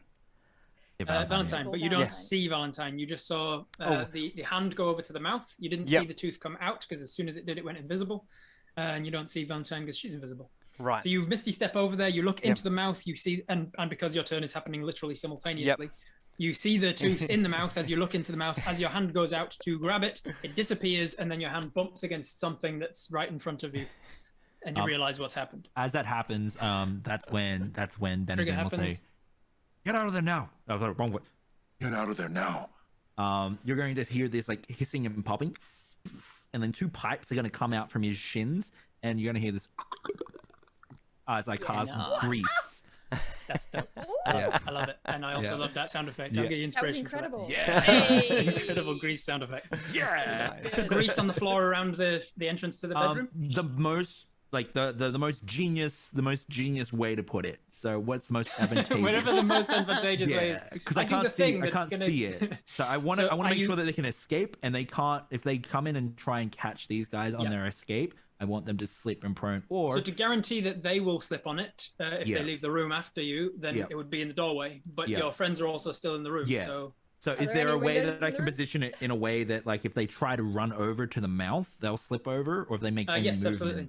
Yeah. So I wanted to kind of try all of the other guys, the Team Alpha, if they go to the running towards the mouth. Yeah, exactly. Yeah. They'll be under the condition of grease. So I would love nothing more than to leave Team Alpha with all the trouble. Like, we make as much noise as possible as we leave. Grease like this. Grease is bound around the base of the bed and up to, but not including the directly beside Randall. I love it. That is cast. Then it is Pepper's go. Pepper is going to disengage so that she can slip past you and pass into the room. She was there and next to you as you're casting it, so she saw you casting grease. She knows where to avoid. But the people who weren't watching you will not necessarily know what to avoid. She's going to skirt around the outside of the room past Kibble, and she says, "Look alive!" and she hits him as she goes past. She goes up the wall, uses her momentum to go up the wall, across, and round down to land behind the grease, which is basically face to face with Joltar. And an invisible Valentine right between you at sort of hip level between the two of them. I'm going to make a perception check because Joltar went at the same time as Valentine. She might think that it was Joltar that took the tooth, and she failed. So she thinks it's Joltar that's got the tooth. She reaches out. She's going to make a grapple check against you, Joltar. I need an acrobatics or athletics check, your choice. Ooh, much better. I've gotten so lucky with all of these GM roles. Yeah.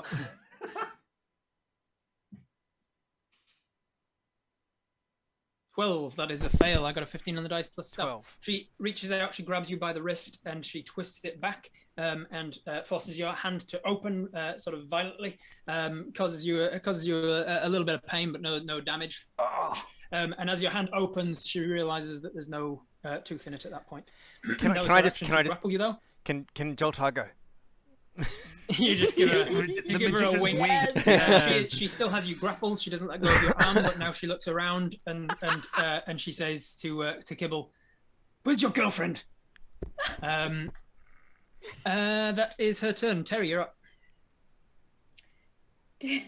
Terry knows this is not the place for violence. But it's gonna do it anyway. Terry looks over to her sister, sees her sister like involved in a career that she told her sister not to do, like very out of her depth as well. Like very not in her skill set, trying to be like Terry, I guess, and just silently rages. Just silently. Silent rage. Silent rage. As Terry, love the idea of silent rage. I'll give you inspiration for silent raging. So great.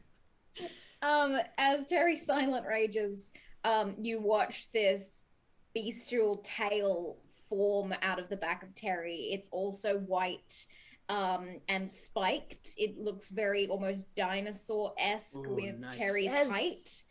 Yeah. And I think Pterodactyl. Terry is going to doesn't work. They're not even dinosaurs. Terry hearing Pepper call out for Kibble. Yep. Is going to whack him out the window. Oh, no. Okay. Don't do it though. There is a window in here. It's a very large, nice window that has the shutters shut on the outside at the moment because it's nighttime and they're sleeping. But you can hit him with enough force to open those shutters. It will shatter the window. It will make a lot of noise. As he flies out. As he stands to his feet and his axe the axe shrinks back down into a just the rod that he was holding before. He gets to his feet and you can see his lips kind of go taut as if he's like about to start raging himself. Whack! A big old hand comes through and tries to hit him. Make an attack roll.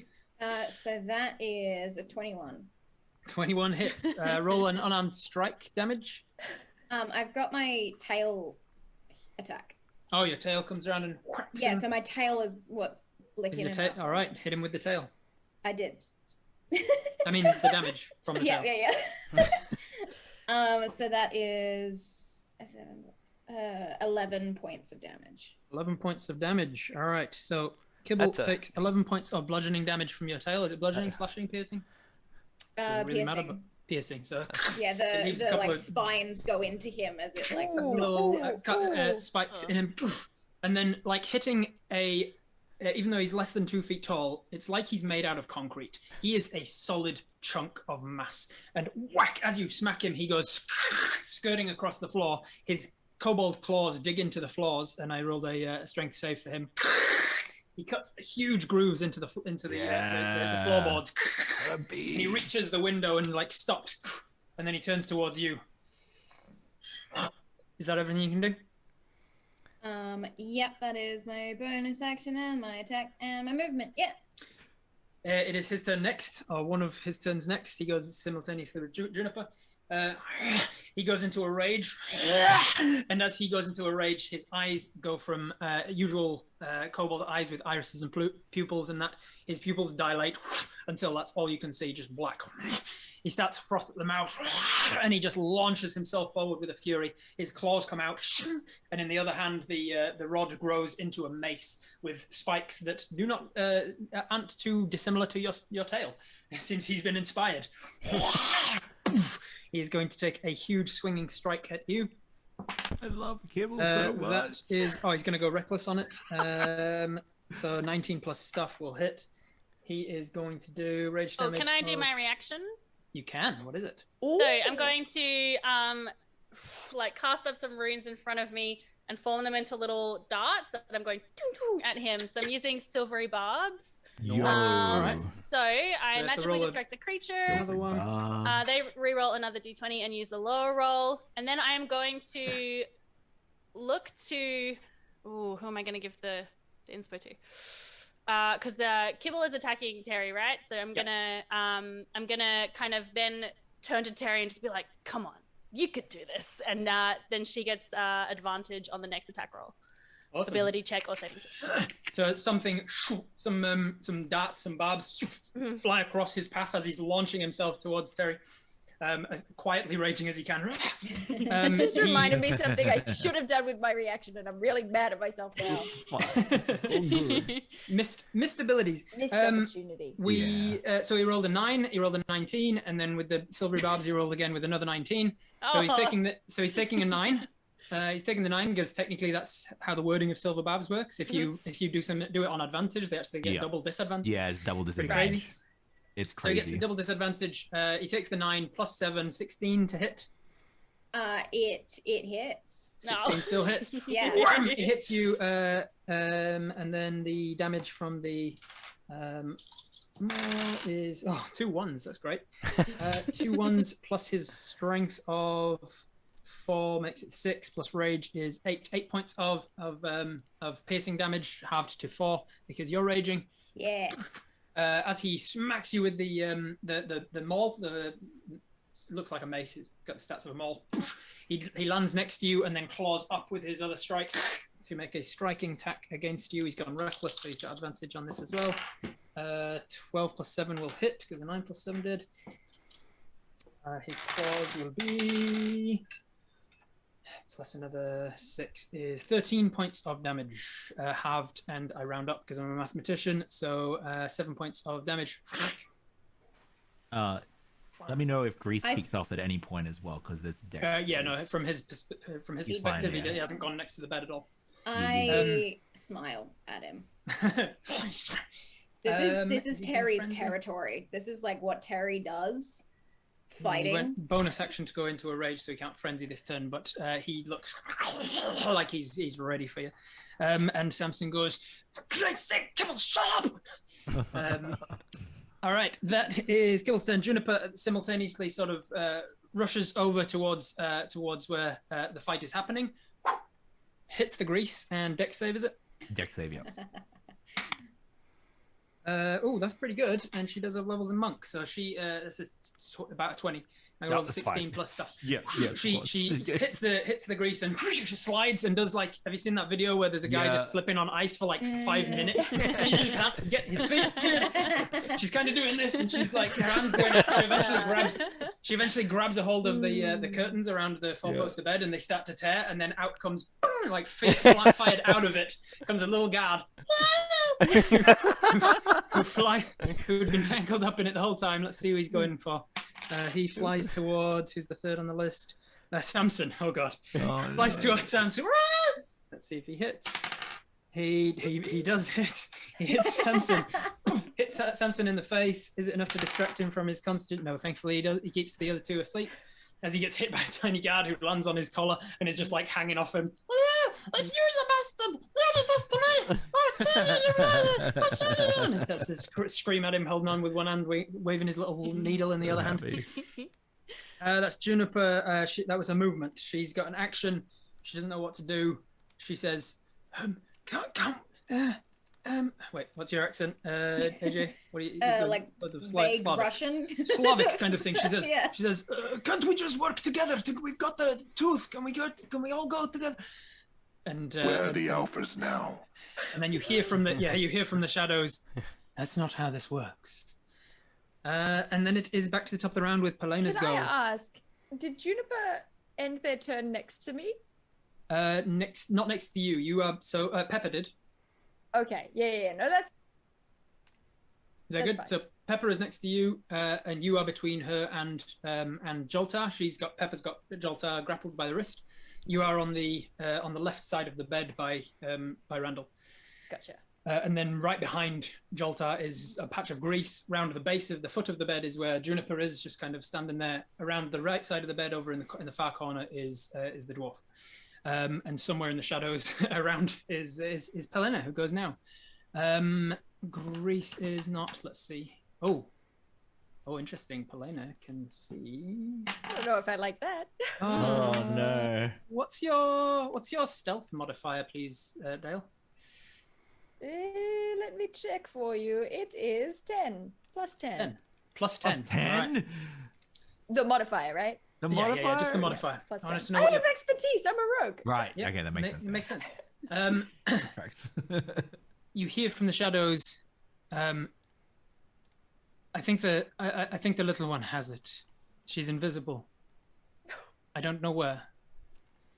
I'll find her though, and then that's all she does on her turn. Horrifying. It I is get now smaller if that's possible. Good luck. It is now Banadin. Banadin. My turn again? Okay, cool. So on my turn, I'm going to use my bonus action to activate my defensive matrix force field. And that membrane sort of paints over me. And boy, what am I going to do? All this time to think about it.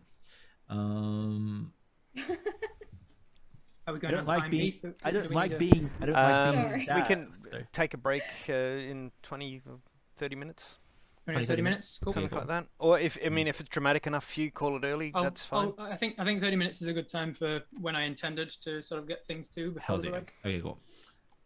I am going to. Oh boy, I'm going to cast mirror image on myself. So what's going to happen is I'm nice. going to. That works in tandem. It's not both concentration. Neither a concentration actually. Cool. So yeah, that one's. So I'm going to like hit a button. You're going to see this prismatic shake happening, and he's going to split into multiple versions of himself. Yeah, and they all sort of shimmer in a prismatic Projecting, color. and you're not sure which one's the real one. Yeah, exactly. Awesome. Alright, cool. That's your action. That's my Anything action. for a bonus action movement. No, I use my bonus action to. Defensive field, and then I'm just waiting to see what happens. So I'm not going to move anywhere. I'm waiting to hear the noise or sort of track. I don't know. Yeah, I'm staying where I am right now with mirror image. All right. that is your turn. Samson's being attacked by a guard. Let's see what's he going to do. Is he going to use this guard as a ranged weapon attack? I think he might throw it back at you. This poor guard. Let's see. No, he's going to prepare. He can't concentrate on that because it would be concentrating on a spell. You know what? He's going to drop it. He drops the. He says, "Look, we have to get out of here soon. I'll be ready when you need me." And as soon as he says that, he drops his hand. The purple discs from over the two Gallagher's eyes disappear.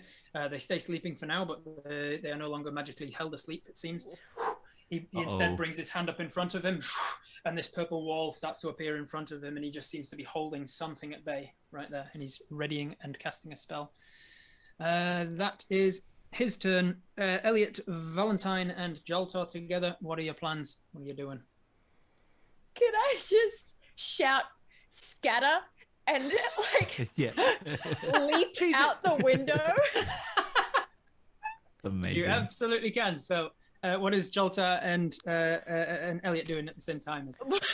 Well, that might change things. What is your because you're happening simultaneously, it can't afford to change things. So what was your intention? And then like halfway through the action, it might change. So I am going to bring my hands up over my eyes and form a pair of like arcane sunglasses. Then I'm gonna take them off and I'm gonna sponsored by Ray-Bans. Please sponsor me. I'm going to throw one. Do I see the like shadowy elf person? If you wanted to make your action to make a perception check, you could try and find her, but you cannot see her. You cannot see her passively. All right, I look around for her and I see that I cannot see her just by a quick glance. So I'm going to narrow my eyes and I'm going to throw it at Pepper instead because I'm petty. And I'm going to attempt to cast blindness. Awesome. So it's a DC save? 14. Yeah. Con save, right? That's right. That's a 13 on the dice. She's got a +2 modifier, so 15, unfortunately, just fails. I grind my teeth. You don't have a hero point still, an inspiration? No, I used it already. What about a certain reactionary spell that's very powerful? Who, me? Yo. What do you mean? Silvery barbs? Oh no, actually, who had the silvery barbs? Yeah, I do. It's when somebody succeeds on a thing. Yeah. But when she succeeds on a save, you could silvery barb her as well. Silvery barb her with your reaction. But can I do that in this? No, I already had a reaction. That's your turn. Yeah. So your reaction returns. Your reaction comes back on the top of your turn. You can use it on your turn. And I can use it even though I've already used a spell? Yeah. Okay. Okay. Ooh. Sure. Why not? Yeah. You only needed to get 2 less than she rolled. I'll do it. Yeah. So you fling the sunglasses just and follow it up with some silvered barbs just to make sure.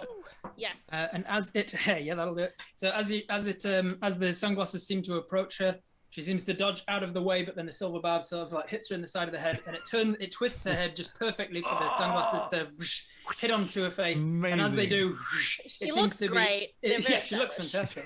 The sunglasses, as soon as they hit, seem to continue on past her face and into her eyes, and then the darkness of the sunglasses just remains over her eyelids. No!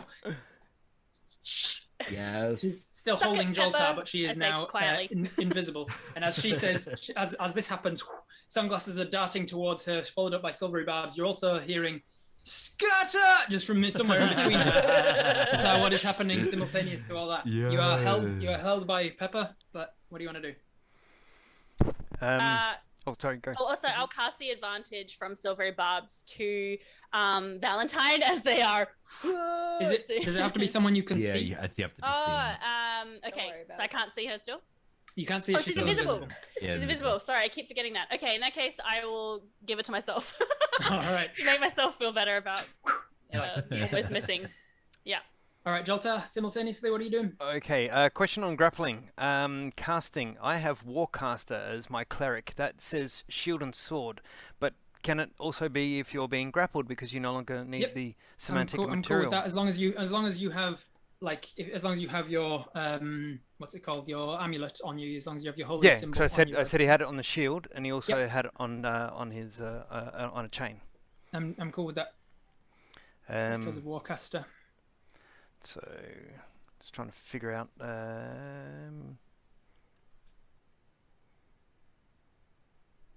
Actually, I might have to use Misty because there still is a material component to what I was going to use, freedom of movement, but it's got a material, and if I've got shield in one hand and my other hand's held, then I couldn't use that even with Warcaster. I will say if you can make a spellcasting check and get high enough, I'll allow it. Because you're manipulating, you're sort of focusing your energy down to your shield, which is your material component. Okay. So you can't touch it because you don't have a hand free, and you're already using your Warcaster thing because your hands grappled. Okay. But I'll allow a little bit of squeezing of the rules.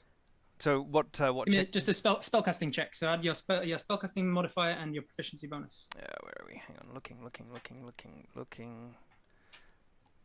So wisdom plus proficiency. I'm no good with D&D Beyond. I'm just going to roll a dice and we're going to see what Yep, happens from there. 16 on the dice. Fine, you are fine. You can cast Misty Step. Cool. So as you as she's holding your arm, twisting it back, and she whispers, I think the little one has it. Where's your girlfriend? And then this fight starts to break out in silence.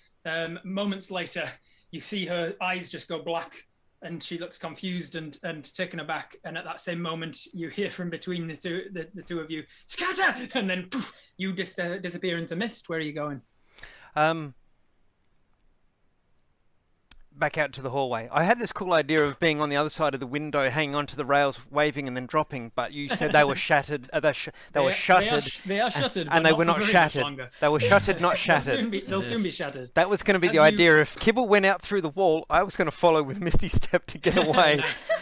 You Misty Step back out into the hallway right behind where Bannerton was standing this whole time. Yep. And at the same time as you're surrounded by mist, the window shatters open. I will have. It's definitely like a. What's sort of? It's like an acrobatic. How are you doing? Are you like barreling out? Are you like throwing something first to shatter it and then jumping out after? I'm just like shoulder in, head tuck, like smash. All right. Like there's really not a lot of grace to it. So this is just give me a straight. I'll allow acrobatics or athletics, your choice, and then I'm gonna roll some slashing damage from the. And then some falling damage too. I mean, it's not great. It's not a great result. It's an 8. That is not a great result. You're right. The window shatters. The shutters do not slam open. The shutters, which are not just like they're not just closed, they're like latched. So it doesn't take a lot to smash them open, but it takes more than an 8. No. So as you come barreling forwards, shoulder barges the window. The glass pane shatters. You take. 10 points of slashing damage. Oh boy! As the glass just comes showering down over you. Yep. I've had that happen once before when I fainted through a shower door and had just absolute slashes all across my back. I know how much damage you can take from this. You've taken 10 points of slashing damage, and you slammed into the shutters, which it felt like it almost dislocated your shoulder, but did not. It cracked the latch because I was only looking for a 10. So you cracked the latch but did not slam it open, and then you fall back down prone on the inside of the doorway. That was your movement. You can dash you can bonus action dash as a rogue to stand up again. I sure can, and I'm gonna. Oh, also from the oh no, you're not concentrating on invisibility. Someone else's. Oh, yeah, I am. Bannerton, when you took the stab back, damage. Oh right. Did you concentrate? Just let's do a concentration. Retroactively, you'll drop it now if not. Dun, dun, dun. 18. 18, you're fine. You concentrated on it the whole time. Don't have to wreck on nothing. You bonus action dash. You stand back up again. Oh! Everybody knows where you are now. Yeah. Obviously. Even if they didn't know what had shattered the glass, a lot of the glass just seemed to land over like this hobbit form. Yeah. So that's movement. That's bonus action. Could I also use my action? You can use your action to now try and get out the window as well. Okay, so you reach up, you just unhook the latch as your action and open the windows, just leaving bloody handprints on the windows though. Amazing. And then with the rest of your bonus action dash movement, because it's half to stand up, you just clamber up onto the ledge and drop off the other side. Great. Do you wish to take? Can you give me an acrobatics? A dexterity saving throw as a reaction to see. Is it dexterity save? Yeah, dexterity save to see if you can halve the fall damage. Okay, great. That's a 17. 17 from this height is what you needed. Nice. Is exactly it. So that is 8 halved to, it's 4 halved to 2. 2 points of bludgeoning damage from hitting the ground. Now, I need to double check, because evasion means that if I succeed on a dex saving throw, I take no damage, but I don't know if you can evade the ground. Yeah, you can't evade the ground so much. I'm gonna say not on this. Fair. 2 points of bludgeoning damage from like parkour rolling. you get down to the ground, it's about to come for you, and you dodge to the side. You dodge out of existence, like in a video game where you fall through the floor. Yeah. You glitch. Oh, I wish I hadn't evaded the ground. I immediately regret this decision. All right, that is the 3 of your turn. I believe that was everything, right, Elliot, Valentine, Jalatar? Just that I'd probably use my movement to start running. Start running out the way. And you were over here. You're not gonna. You see, going out the front of the door. Mm-hmm, mm-hmm. Oh, you definitely woke up the Gallagher's. Great. That's you then. Pepper is now there, blinded. Sorry. Sorry. Oh, sorry. Never mind. Pepper's go, and then Terry. Pepper is blinded. Does she get to redo the save at the end of the turn? I can't remember. Let me check for you. Goes. No, she's just blind for the duration. I think the little one, which is 1 minute. What's she gonna do? There's not much she can do. She says. Oh, sorry. At the end of her turn, she can make a con save. End of the turn, cool. Yeah. She says, "Cut our losses, Samson." And as she says that, he is going to release the held action he has. A purplish energy shoots out from the wall that he was holding, encompasses most of the room, but it only sticks to those of his allies that he can see. There is a feint for those who are in the room still. Up in the shadows in the corner, like way up in the top corner of the thing, you see a purplish outline of a hooded elf up in the shadows. Terrifying. That is, yep. She is a real mystery. Pelena's a real fun one. As the purplish energy encompasses all of them, it shrinks down, and then all of them disappear from sight, including Kibble, who was about to rage at your face. He disappears and is whisked out of there. It is now Terry's turn. As the Gallaghers start to stir at the shattered sound from the window. Shatter, thump, sort of groaning. Yeah. Would they have high hit points? Can I knock them out? I think I'm gonna charge out the window and help Teeny. All right, so you see the window shatter. Yeah. You don't see who did it, but you can work it out from context. I think in Terry's rage state, very confused that Kibble is gone. Excuse me. So and then charges out the window. Charge out the window. Just passing everybody on the way. I'm gonna pick up anyone that I can on the way. Can I have a perception check from you, please? Sure. I have or average perception. Oh, nat 20. Oh, nice. Me too. You see the fabric of the universe. With that, it is enough to notice that as you're charging towards the window, the ground seems a little slick, and it seems to be. And because you were raging when he cast it, I was like, I'm not sure that you'll know that the grease is on the floor. Or I think I'm gonna roof it. You charge forward, you see the slickness of the ground, you leap over the thing and whoosh, up onto the ceiling like Spider-Man, whoosh, up and down, whoosh, around out of the window, and then are you just dropping? Are you scurrying down the wall? My 10-foot tail following. 10-foot tail whips out the window, smashes the shutter off as it comes. Silent in, loud out, that's what you said, right? Was there anyone in the room like Elliot or Joltar who I could have grabbed on the way out? From where you were, Elliot was further away from the window than you. Joltar was near the bed, but you'd have to go through the grease to get to him. Actually, I was back out. Bannerton was relatively cle. He was behind you though. I thought I was back out. Oh yeah, sorry, no, I'm right. You went out. You misty stepped out. So Joltar. Everybody was behind you or off to the left, further away from the window. Okay, I'm gonna grab Bannerton if he allows it. Yep. Kibble disappears. As part of your confusion, you spin around looking for him. You instead see Bannerton, who's there, So instead, you just reach out, grab him by some metallic pauldron, and just yank him along. He comes running with you, and then you jump up to the ceiling, and on three, an arm and 2 legs, you scuttle along the ceiling, and the tail, somewhat painfully pierces into you, Bannerton, from behind, and holding you on, and then drops out of the window. Outside. You hear really weird sounds coming out of Jerry's mouth. Yeah.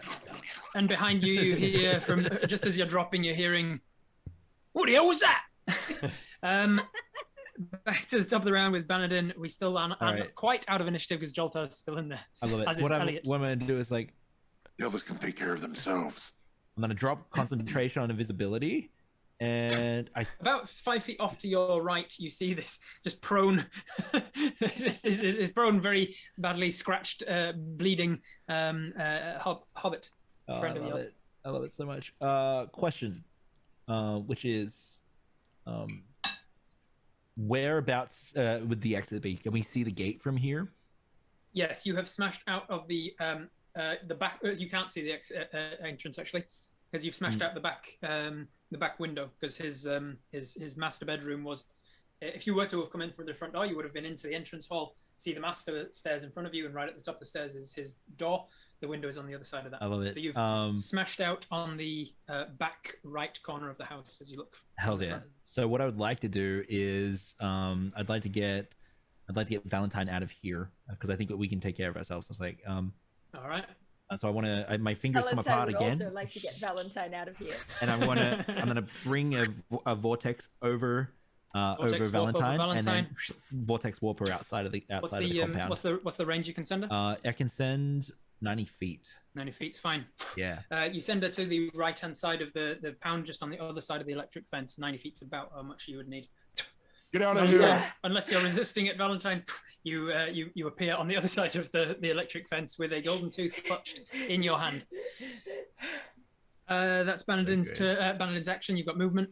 I've got movement, but I'm being carried right now. Well, you've been grappled. You can break free of it because you're a willing grapple, so you can always break it. I'm gonna say that I'm good for now. I don't mind being carried sometimes. You're like, I'm good. It's fine. I'm happy. It's nice to be cradled by some strong muscular arms. Exactly. Wonderful. Right. All right. I'm having a good time. Stay where it is then. It is Elliot. Let's try and get you out of there. And Joltar simultaneously. I'm gonna see that they're waking up, I assume, as I'm sort of dashing out the door. You see that his hand has immediately gone over to his side desk, and he's opened up a drawer at the side desk. He's putting his hand in for something. All right, I'm gonna cast invisibility on myself. Yeah. By bringing my hands together, and I pull them apart, and it's like an arcane cloak, and then I push it around myself. Nice. Oh, I love it. Oh, thank you. Inspiration. And so then I think I'm gonna go like stealth mode rather than trying to like quickly stealth. Quickly stealth mode. You know, that's a thing. All right. I'll get you because I have to go through the house. So yeah, I'm gonna Scooby-Doo style. Do I have advantage? You do with the invisibility. You have advantage in stealth, which was probably both very good numbers by that phase. Oh no! Look, I just got that inspiration. Let's go.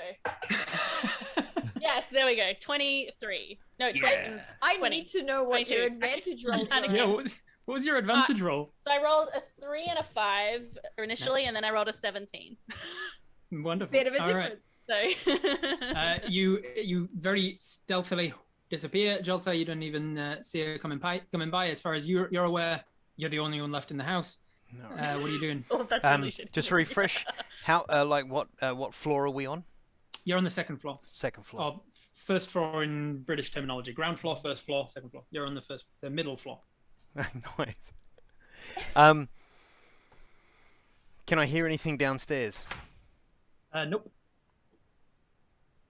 The guard that was on duty downstairs in the lobby was knocked unconscious by Kibble's hammer. All right, probably dead. I'm gonna.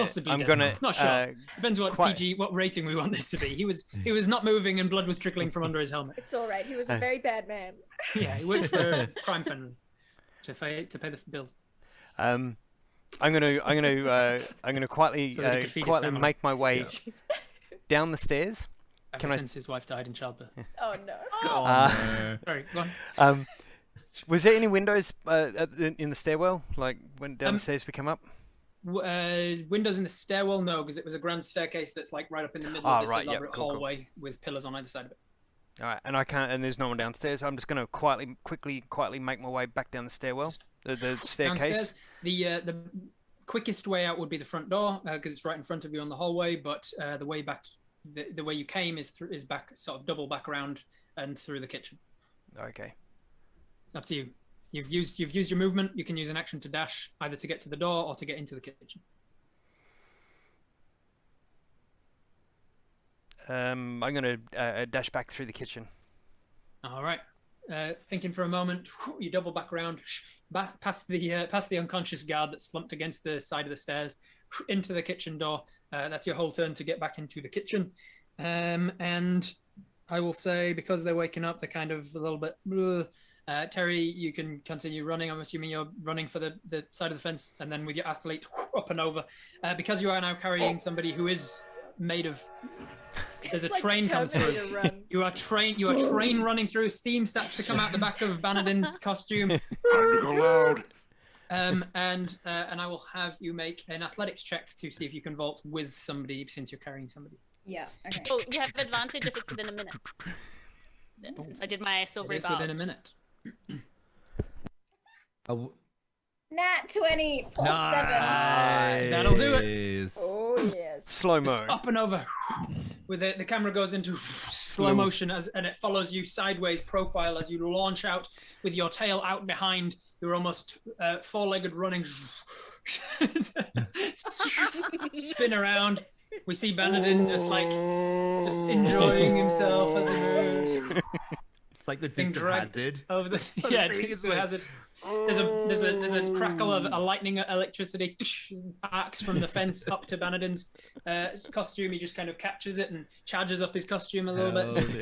Yeah.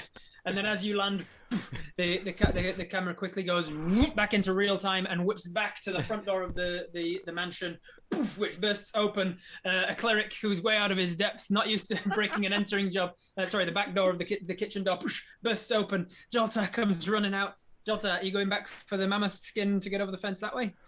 No, I have one last misty step left. If it's back to me again. So you're just running straight towards the fence, wherever the fence is. Yep. And then as you're approaching it, onto the other side of it, just the mist passes through the fence, reforms onto the other side. Yeah. 1.21 gigawatts. You have made it out of the mansion with the gold tooth in hand. We cut back to you. Just walking. The rest of us are like, how's it going? Top of the morning, do you? How's it going? Nobody can see me. How's it going? You'll make your way back. We cut to the back in the warehouse, nursing your various wounds. In front of you is what's his name? Begin with a J. Jeremiah. Jeremiah is sitting there smoking a cigar with his feet up, and he goes, "Well, I'm glad to see you came through, Elliot. Not so rusty after all, are you?" Everything went smoothly, not a hitch, as per usual. As per usual, of course. Mm-hmm. Right. Well, it seems that you've really proven your worth.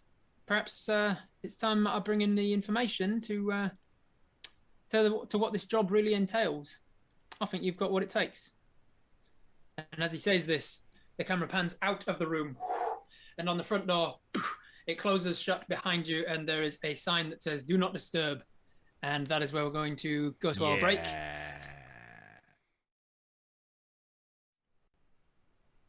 And welcome back. So, as the camera panned out, and the door closed with a sign on the front saying "Do not disturb," immediately a hand comes up to the door and reopens it again. And as you all spin around to see who's disturbing this meeting that is part of a do not disturb meeting, you see a handsome gentleman in a suit, very much a businessman by the looks of him, and Jeremiah Steele, is that his name? Mm-hmm, yeah. That's right. Jeremiah, with his feet up on the desk, says, "Oh, he's here already. Allow me to introduce you to our new brain of the knowledge department, Eric." And as he turns around and points to the gentleman, Eric Trust, who has been acquired as the new head of the knowledge department of the this particular faction of the Displacers Guild, Eric walks in and says, "Thank you very much, Jeremiah. Who are all of these people?" "Oh, Actually, I believe I know one of you. And he walks over and says, it's been a while, Valentine. Hey, sorry, I'm feeling my blood pressure's a little bit. It's up. You are just looking. Really tired. You are looking a little bit worse for wear. You're covered in whatever your previous. Let me say, I'm disappointed that my training on subtle espionage doesn't seem to have stuck around for very long. It's all bad, man. Yes, and he gives you a disapproving look as he walks around the table and takes a seat beside Jeremiah. Jeremiah takes his feet down and says, Eric here is our new head of knowledge. He's got experience with espionage and acquiring knowledge, and particularly things of that nature. So Eric, tell us about what you know about old Emaskin's tower. And he goes, right, yes, well. And he puts his hands out in front of him and just kind of waving them around, waving them outwards. He sort of conjures this file in front of him, this sort of manila envelope almost, which he places on the table and then opens up and says, so Emaskin is a very powerful wizard and as such has a very powerful home. For years now it has stood as the eyesore that it is out in the forest, about 20 minutes walk from here. It is known as Moonsin Manor. Each of you, having lived in this world and grown up in this world, would know of the various pantheon of gods. So you would know that Moonsin is the name of the god of weather, particularly thunder and lightning. He says it's known as Moonsin Manor, and for good reason. There is always very peculiar weather around the tower. All that we know about his current dealings is that he is secretive about them, and we have word from the inside. I'm not at liberty to divulge who yet, but we have word from the inside that he is perhaps conversing with higher powers, and they are giving him perhaps information that has been lost to humans for some time. And with that, we worry that he is to become a little more powerful than he should. We would like for you to acquire more information by entering his abode, finding this device by which he is encountering other powers. Acquire it if possible. That's more of your department. He gestures to Jeremiah. I'd like you to get it if you can. Try not to use it, but definitely acquire it. He says, yes, be careful. It will be dangerous and possibly trapped. As on that topic, his entire place will be trapped. There is lots of caution needed to enter his abode and to stay alive inside it. It goes without saying that you do not work for the Displacers Guild if you are caught, interrogated, captured, or killed. Understand? If you are to succeed on this mission, for you, I believe, he turns to you, Jota, for you, I believe an extrication from the Displacers is what you wish. Yes. I mean, yes. It's disappointing to hear. You seem to have talents, but an out is an out, and everybody gets one. A talent without a choice is not a talent. For the rest of you, you will gain in reputation among the Displacers if you can pull this off. You would know in game terms, if this wasn't a one-shot, obviously this would make more of a point, but if you are within a faction like the Displacers Guild, you can gain renown, and then that's how you go up in the ranks and get better jobs and things like that. So you will be gaining renown within the Displacers, and then there's usually a monetary payoff as well. Skipping forwards, the camera sort of out the window as the boring part of the meeting begins. At any point, if you need information that you feel like would have been divulged in this meeting, you can ask me for it. But we'll skip to the interesting parts. You are then given as long as you need to go about your business of reconnaissance and finding this out. He anticipates that the job should be done as soon as possible, with time being of the essence. But he also doesn't want you to rush there and get in there when you're. So he anticipates maybe take 2 days to a week or so to do some reconnaissance and check it out. I will have each of you roll a roll of your choice, as long as you can justify it to me as to how doing that roll would help you out at some point over the next few days So if you wanted to do a stealth check, maybe that's because you're stealthing around his tower and watching it from afar. Maybe it's a charisma check to talk to the people in town, learn some things about his tower, that sort of thing. So you choose a role and tell me how that role leads to you acquiring some more information. This is the information gathering part of the heist. Hells yeah. Vanagins is quite easy because he has a +8 investigation, so he'll spend the several days looking for clues, Straight looking up for investigating. information, looking for like, you know, chinks in the armor of this place for us to break in. A little bit more tactfully, wanting to plan a tactful exit as well, because like he's not a stranger to things breaking or coming apart, but he always tries to improve things, and that's how he approaches things as an artificer. So he's like, we can make that better. We can get out of there quiet. So he's gonna plan an exit strategy, multiples. Exit strategies and things. Sure thing. Yeah. I will have you make an investigation check then. This is accounting for several days of work, so things like guidance wouldn't be able to apply to it. Oh, so I got a 16, but am I allowed to use inspiration? You're allowed to use your inspiration for it, yeah, Sick. but not things that are specific checks. 100%. The 16 stands.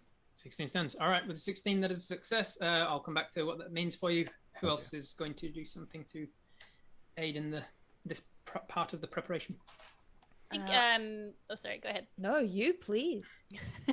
I think Elliot is specifically interested in the magical traps that may be around that can be like determined from the outside. I also have the spell Arcane Eye, which is like a security camera I can make for an hour, but only up to within 30 feet. So I don't know if there are any open windows I can like. You can certainly find out. I can try cast it through. But... So with you investigating the outside magical forces and also trying to investigate inside if possible, that'll be an Arcana check. So make an Arcana roll for me. Okay, here we go. Oh, natural 20, baby. Yeah. Oh, yes. All right, that counts as 2 successes. We'll move on to the next person and we'll come back to what those mean. Yeah, I would love to just be kind of tiptoeing around the perimeter, trying to just find little weak spots in terms of, you know, where we might be able to sneak through, where we might get in, that sort of thing. Sounds like a stealth check to me, or maybe a perception check. Which Wonderful. Are you? I would love for it to be stealth. Then make me a stealth check. That is better. That's a 1, but I'm a halfling. Yeah, reroll that. So I'm gonna go ahead and Halfling. re-roll it. That's a 21. Yeah. Very nice indeed. All right. That's some luck there. AJ, Heath.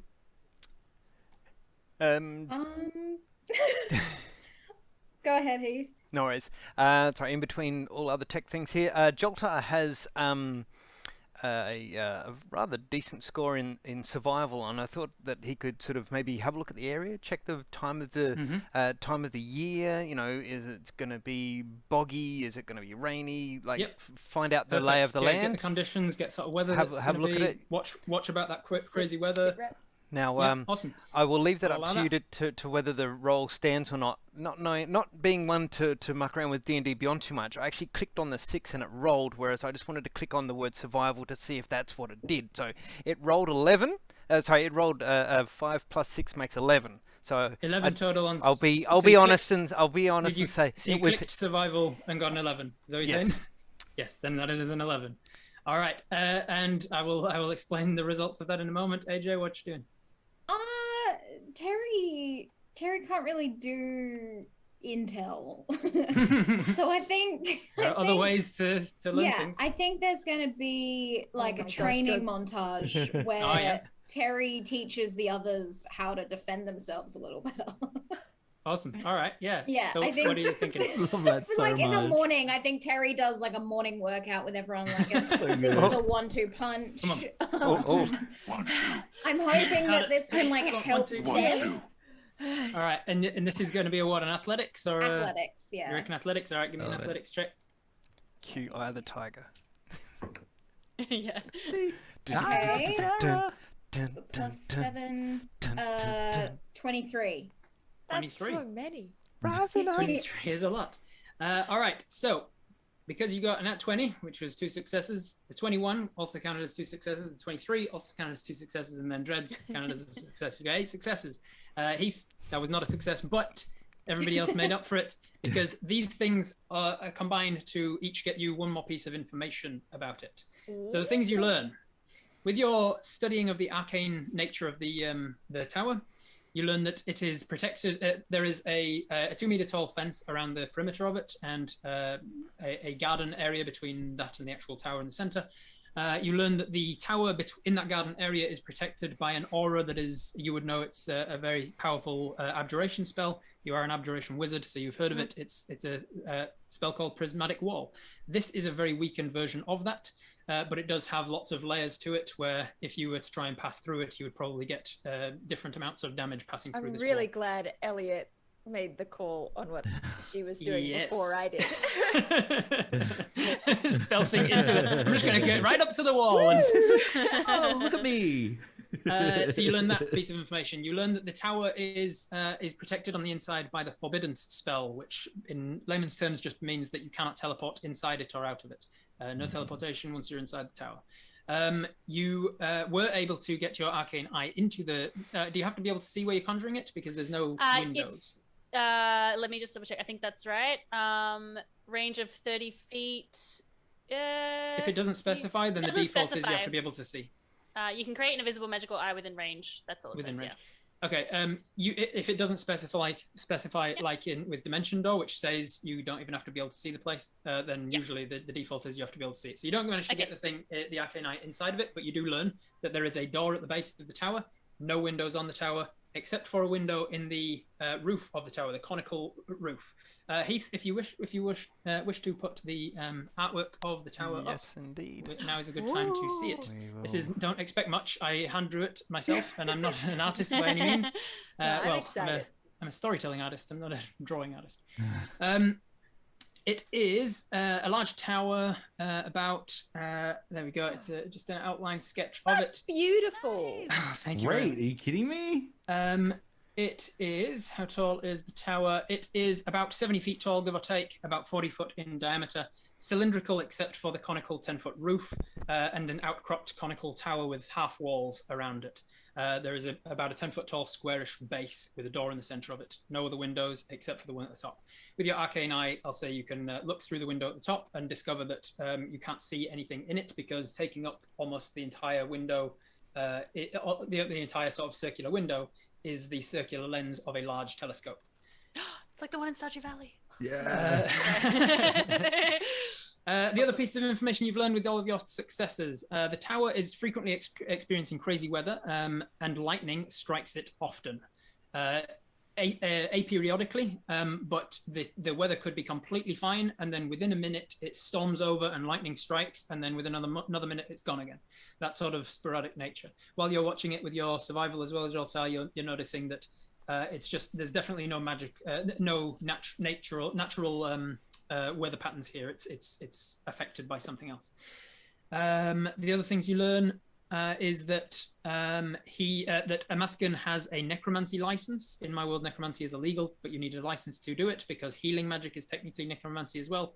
So people like clerics like Joltar would have a license to heal with necromancy, but not to raise people from the dead. Things like that. License to heal. He has a license to heal. Amaskin does have a license to practice necromancy, like in its full form, like to bring people back and make zombies and things. But he's only he's only allowed to do it for the purposes of study, apparently. You also learn that each floor and the walls are each at least 1 meter thick, maybe about 5 feet or so. And you learn that from people, you talk to people around the town maybe, or you know from studying the tower and the design of the tower, your breaking and entering work, you know that the structure of it's very strong. The next thing you learn is that Amaskin is never seen entering or leaving his tower directly. He is often outside in the town, and sometimes he's seen leaving his grounds, like through the gate, but he's never seen leaving through the door.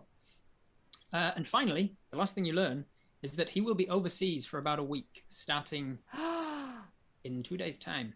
Ooh. We got a window, baby. You got your window. And if you hadn't rolled so well on all of those checks, you wouldn't have learned that he was about to go overseas. So well done. You managed to get, and that's literally everything that there was to learn about it. So How were the fitness training sessions? Did they go well? I mean, that's up to you. That you did roll very well. That's up to you as you guys as characters as to whether or not you enjoyed the fitness training session. Let's all roll an I feel like I athletics. did not help at all. I'm gonna roll athletics. Yeah, I'm gonna roll an athletics roll an as well. athletics. Okay, See how I got well a the training 7, went. so I hated it. Yeah. He did it. I got a Very 2 good. -1. I Oh, dear. tried, My but it's not my thing. I'm just going like, really badly over, Just so you- over on D&D. Just so you guys know, I have a -2, so let's find out how that goes. I got an 8. I also hate it. Everybody hates it. Terry's having such terrible. Terry's having such a Terry. good time being like, yeah, we're having fun. Everybody's like, I hate you, Terry. Why would you make we us love do Terry. Why does everything Terry, we just don't like exercise. this? Yeah, you're doing it. You're doing it because you love her anyway. Yeah. Jolto, what was yours? Oh, no, did everybody hate it? Yes. Yes. My favorite part about that is I'm just imagining like Terry doing like 100. I rolled a push-ups. 3 plus 1 is 4. And all of you just being like, Terry, stop. At some point, The camera, as this part of this like montagey thing of everybody doing their thing, keeps cutting back to Terry doing like, and then like the camera's on this side of Terry, and as she's going up and down, you're seeing on the other side somebody just like sitting there watching Terry. And then Terry like looks towards the camera, he's like, yeah, like starts doing one-handed push-up, putting a thumbs up to the other person, and then puts that down, puts the other thumb up to look the other way, and in that moment, that person who was sitting up just like lies over and does this, and he's like, yeah, and then the camera zooms out, and you realize that everybody's doing the same thing. Whoever she's looking at is doing the push-ups. Everybody like encouraged, yeah, everybody's doing it, but nobody's Doing the push-ups, that's a bit... doing the just push-up. just the push down. at some point, Vanadin will also just turn on his autopilot, and it'll just do the exercise for him. It's not a pilot machine Yeah, is doing it's it like- for you. I love it. It's great. I love that I actually have a +4 in athletics and still did badly. Like, Nice.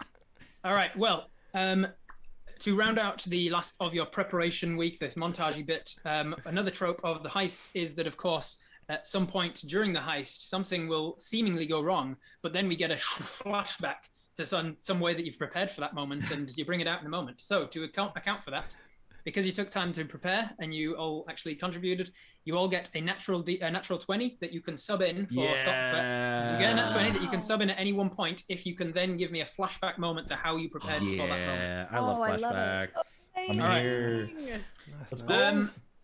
So the time is now yours. The day comes where he is leaving for his trip. You kind of camp out, waiting for him to leave. What are you doing? do we amongst us have some ways to dispel magic? I've got dispel magic, but I don't know. Would I have a sense of how powerful that prismatic wall spell is? You would know that the usual prismatic wall is like I think 9th level spell. Right. Okay.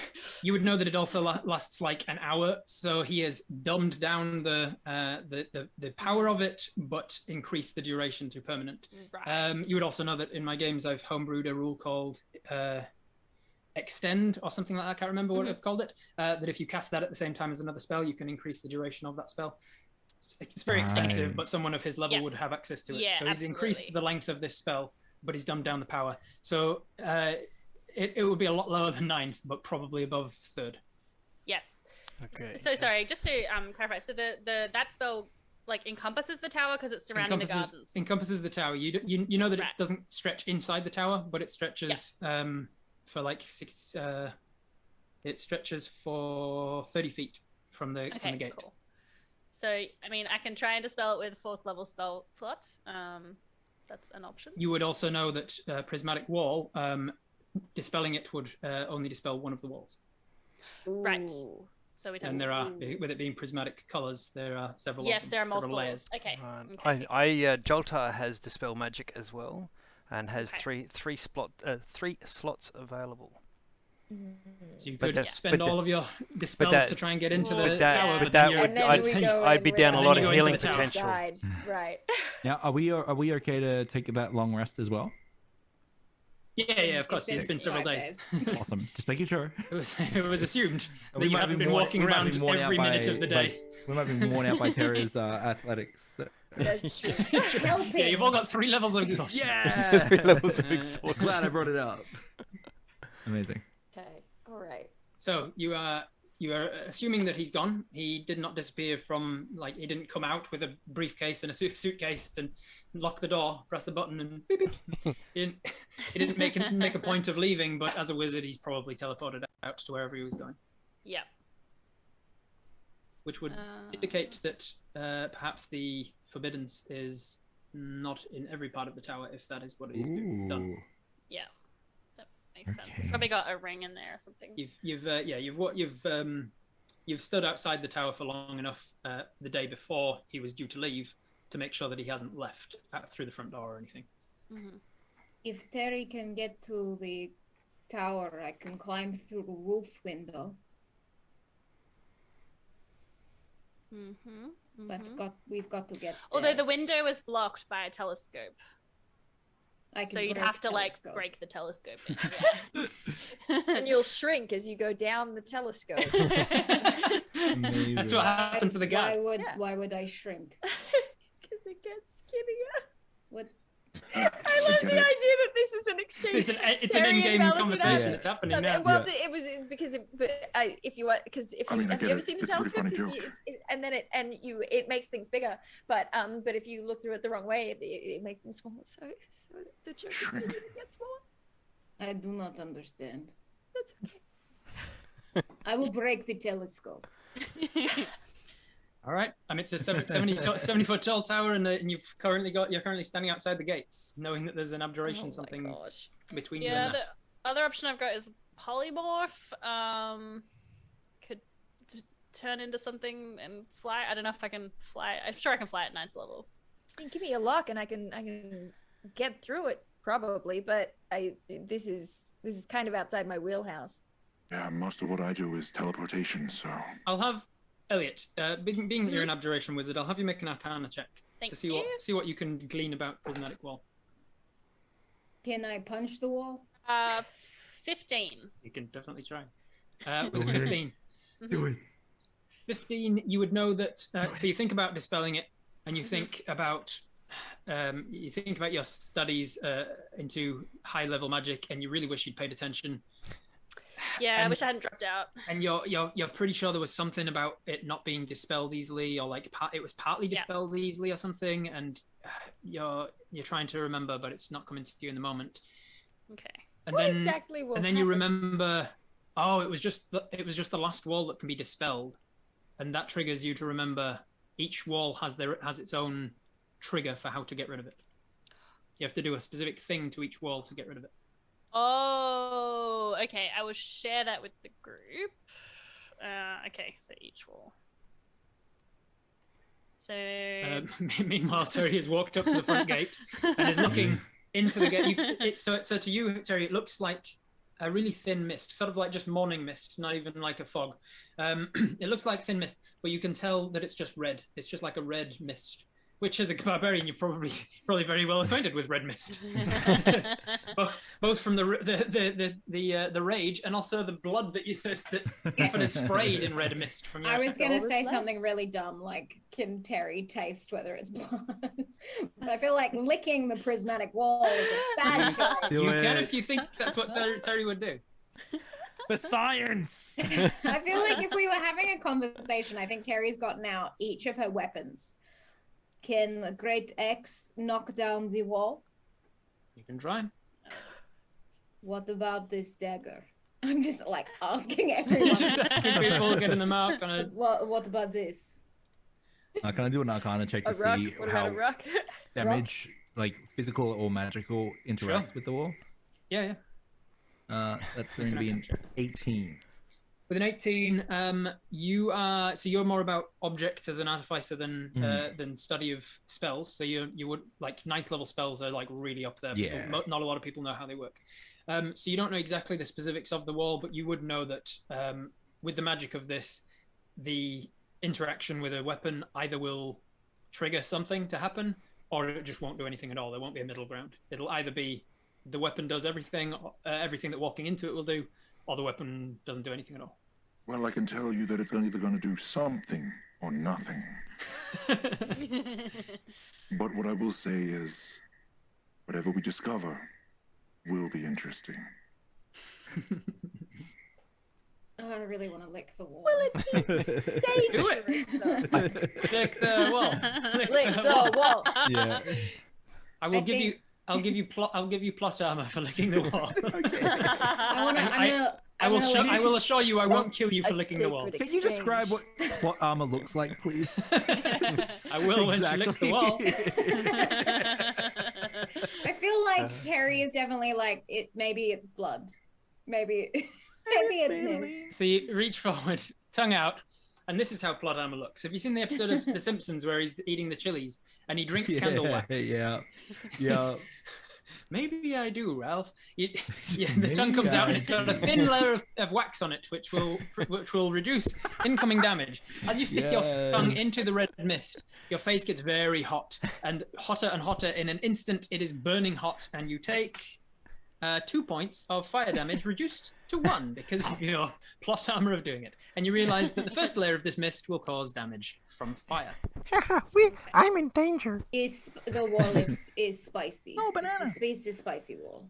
The spicy wall. Spicy wall. Hot wall. Okay. Hot wall. It's hot.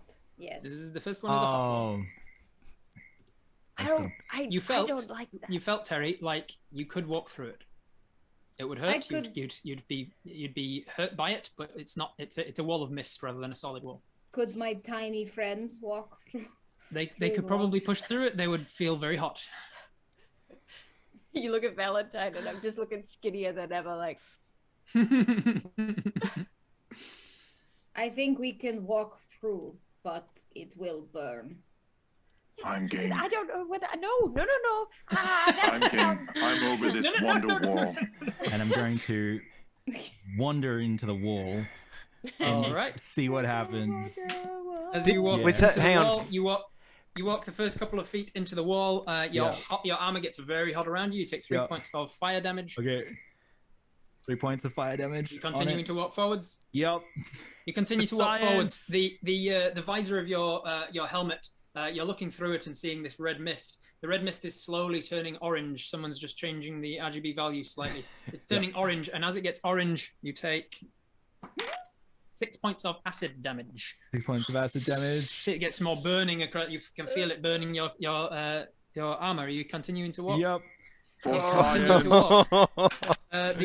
The mist starts to turn orange into yellow, going through the prismatic colors. You take 5 points of lightning damage.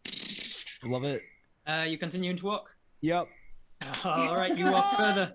You take 2 points. You take 2 points of poison damage as the yellow turns green, and you can start to feel through the vents through which you breathe. Poison is seeping in. At this point, that's when I'm going to use a bonus action to activate my defensive field, and that goes around me. Hell's yeah! And continue to walk. And then continue to walk. You walk a little further. The green turns blue, and you start to get very cold. You take 6 points of cold damage. Love it. Okay, that brings me down to 2 temporary hit points. And then, as you walk, it turns purple, and you take 2 points of psychic damage. 2 points of psychic damage. Okay. And then you are past the purple mist fades, and you are about 20 feet from the edge of the tower. See, I don't want to do that. See, I don't. Did you? I could throw you. You know what? At this point, I'm game. How do we know how tall the wall is? I was just thinking that. Nope, nobody's tested yet. If I do a run and throw, I reckon I could get you to the tower. I would like Teeny. What do you say? Seeing them talk about this, I'm going to. Am I able to cast a spell? You are. Okay, cool. I'm going to take out a length of rope, and then as I do so, I'm going to look up to try and determine how high the wall is, and I'm going to try and position my spell to be about as high as possible. 60 feet, I think, is the direction. I'm using rope trick. I awesome. throw I love it. The rope up. The camera pauses, because Robert forgot to describe something. The camera goes the scene that's been oddly edited out of order in the editing process in a non-linear storytelling fashion, like Reservoir Dogs or something. Reservoir Dogs? No, Pulp Fiction. A scene of you arriving at the gate. Robert forgot to mention that the fence is 2 meters tall and iron. The gate is the same, but made of bronze with a large letter A on it for Amaskin. And when you approached the gate, an illusion of Amaskin's face, a bearded man, an old bearded man in a pointed hat, appeared and cast Magic Mouth, saying the following. Hello, welcome to my abode and place of work. If you have an appointment, speak the passcode and enter. If not, I'm afraid I'm not taking visitors at this time. If you attempt to enter regardless, you will be trespassing and may possibly die. If you are still enticed, well, good luck. Don't say you weren't warned. And that's what you were told. So there's there's a passcode to enter, but none of you know it. I mean, I would have tried the phrase "a passcode" just in case. Passcode. Nothing happened. 1, 2, 3. 1, 2, 3. 1, 2, 3, 4, 5. Amazing. That's the same combination I have on my luggage. It's like Green Dragon with 3s instead of E's. I don't have a better solution. Sorry, yes. You rope trick up and so you're intending to go up from where you are? I wanted to like scale up so that they could possibly like climb up, because if there was just the wall and not a dome, they would probably have it at a height that there's nothing for them to really climb on top of. So it's just like almost like one of those like shock fields, like, and then you can't really walk into that area if you're holding the shock collar or whatnot. So yeah. So your intention with rope trick is you're going up at an angle to like above where the wall is, and then throwing the rope across. Yeah, so that they can climb up and then climb down. And hopefully, me walking through was just so I can get the most advantageous positioning. So. All right, I think I see what you're trying to do. Yeah. Make me an. It's an athletics check. I want to see if you can. Athletics? Actually, no, it's a dexterity check because I want to. It's more about aiming than throwing. Because the rope does the throwing for you with the spell. You're just aiming where the spell should be. I used my inspiration as well. No. What was it? It was a 7. But I'm wondering, can I use my own flash of genius on myself? Yeah. Yeah, I did it in your games as Krell when I got like a 33 on a history check or something. I don't know if it will help though, so I'll leave it because I don't think it'll help. All right, so you cast the spell, trying to force it to do something that it's not really meant to do because it's meant to be right above you. And as you throw it out, it goes about 5 feet forward, and then the rope just immediately goes upwards as the spell intends, and then makes a hole above you. And so you've got the rope on your side of the 30-foot wall. There's that. And the rest of you see him do this. You're like, I've got a plan. And then he throws the rope out to you, but it also just like curves up and gets above him. It's amazing. You're like, I'm not sure we can reach that rope, bud. We have to get through the wall to reach it. Amazing.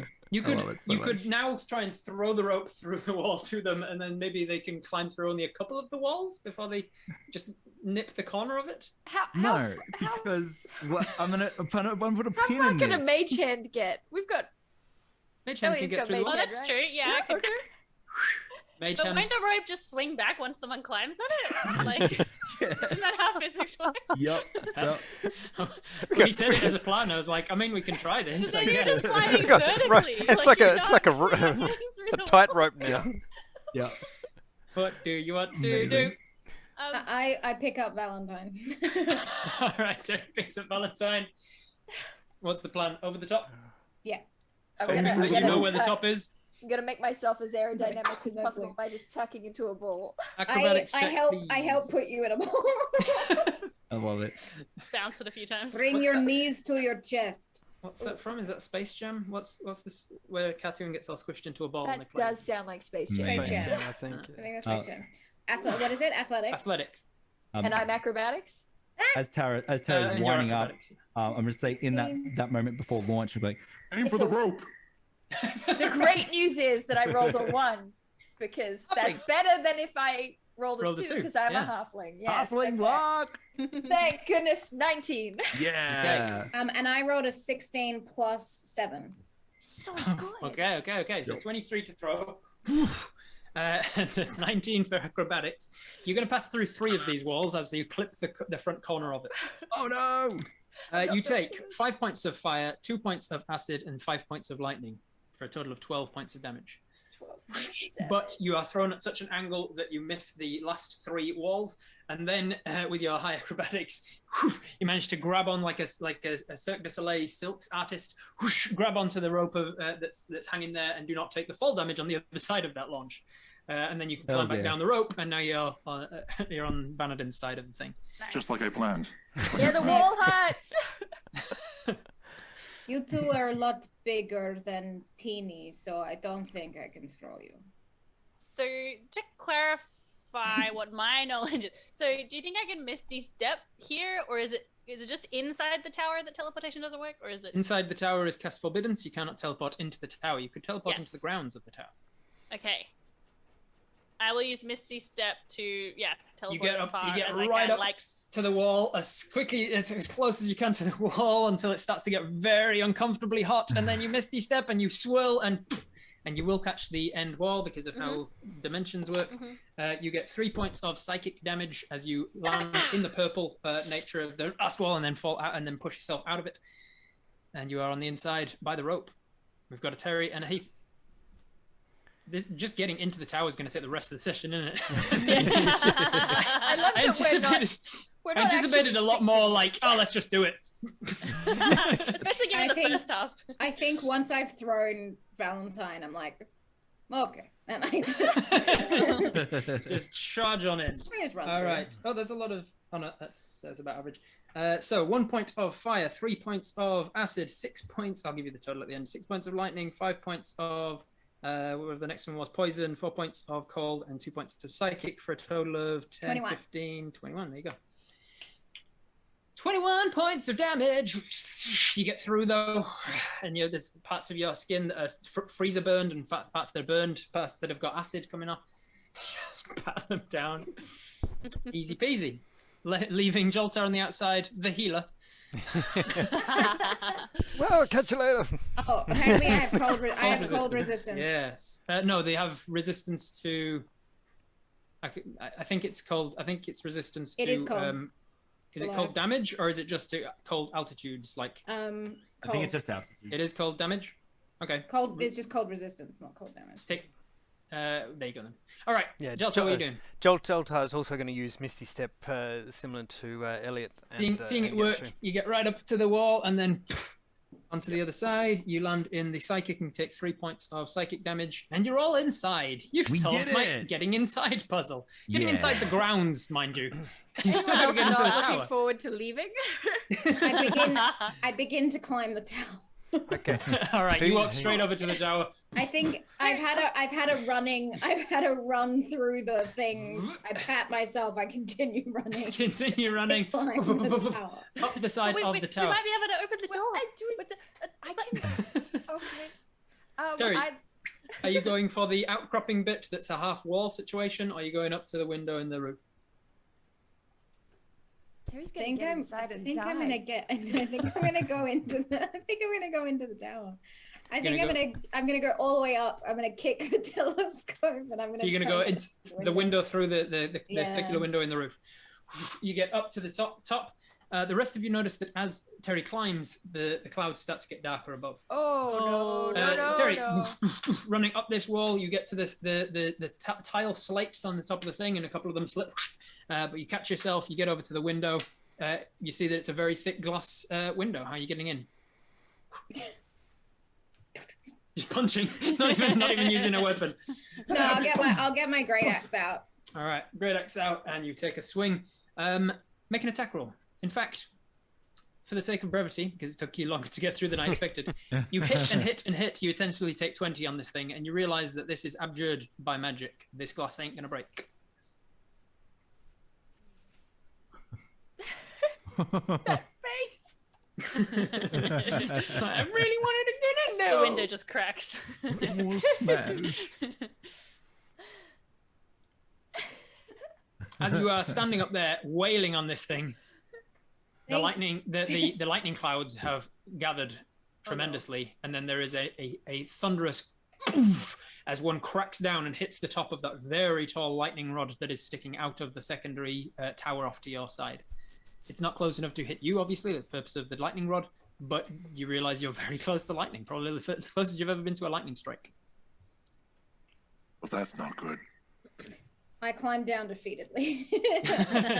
Back down the tower as all of you are watching, waiting for it to come down the tower and just open the door from the inside, presumably. I was looking at the door for traps. Yes. All right, make an investigation for traps. I will do this thing you ask of me. If you We got a 16. I believe how it works with the Xanathar's rules especially is that if you're proficient in investigation and thieves' tools, then you get advantage. Oh, heck yes. Ooh. Woo! Not only am I proficient in both, I actually have expertise in both. So. Yeah. 21. Yeah. What's your Arcana modifier? Like 2. Plus 2. 2? Yeah. Could I? Yeah, guys. You, as you check out this door for traps, you recognize that there definitely is traps. There is an abjuration spell of some kind on there. With your Arcana modifier, you can tell that there's something not quite right about this door, not just because of the trap. Roll me an Arcana check just in case you do roll well. I did not roll well. It's a 9. A 9. Yeah, it's not. It's flash I of use my genius. flash of genius. Yeah. Adding Give it in a what? +5. +5, so that takes it to a 14. With a 14 Arcana check, how do you help with your genius knowledge of magic? How does this work? Okay. I don't know. I'm just like with arms crossed. So I'm gonna say, Check again.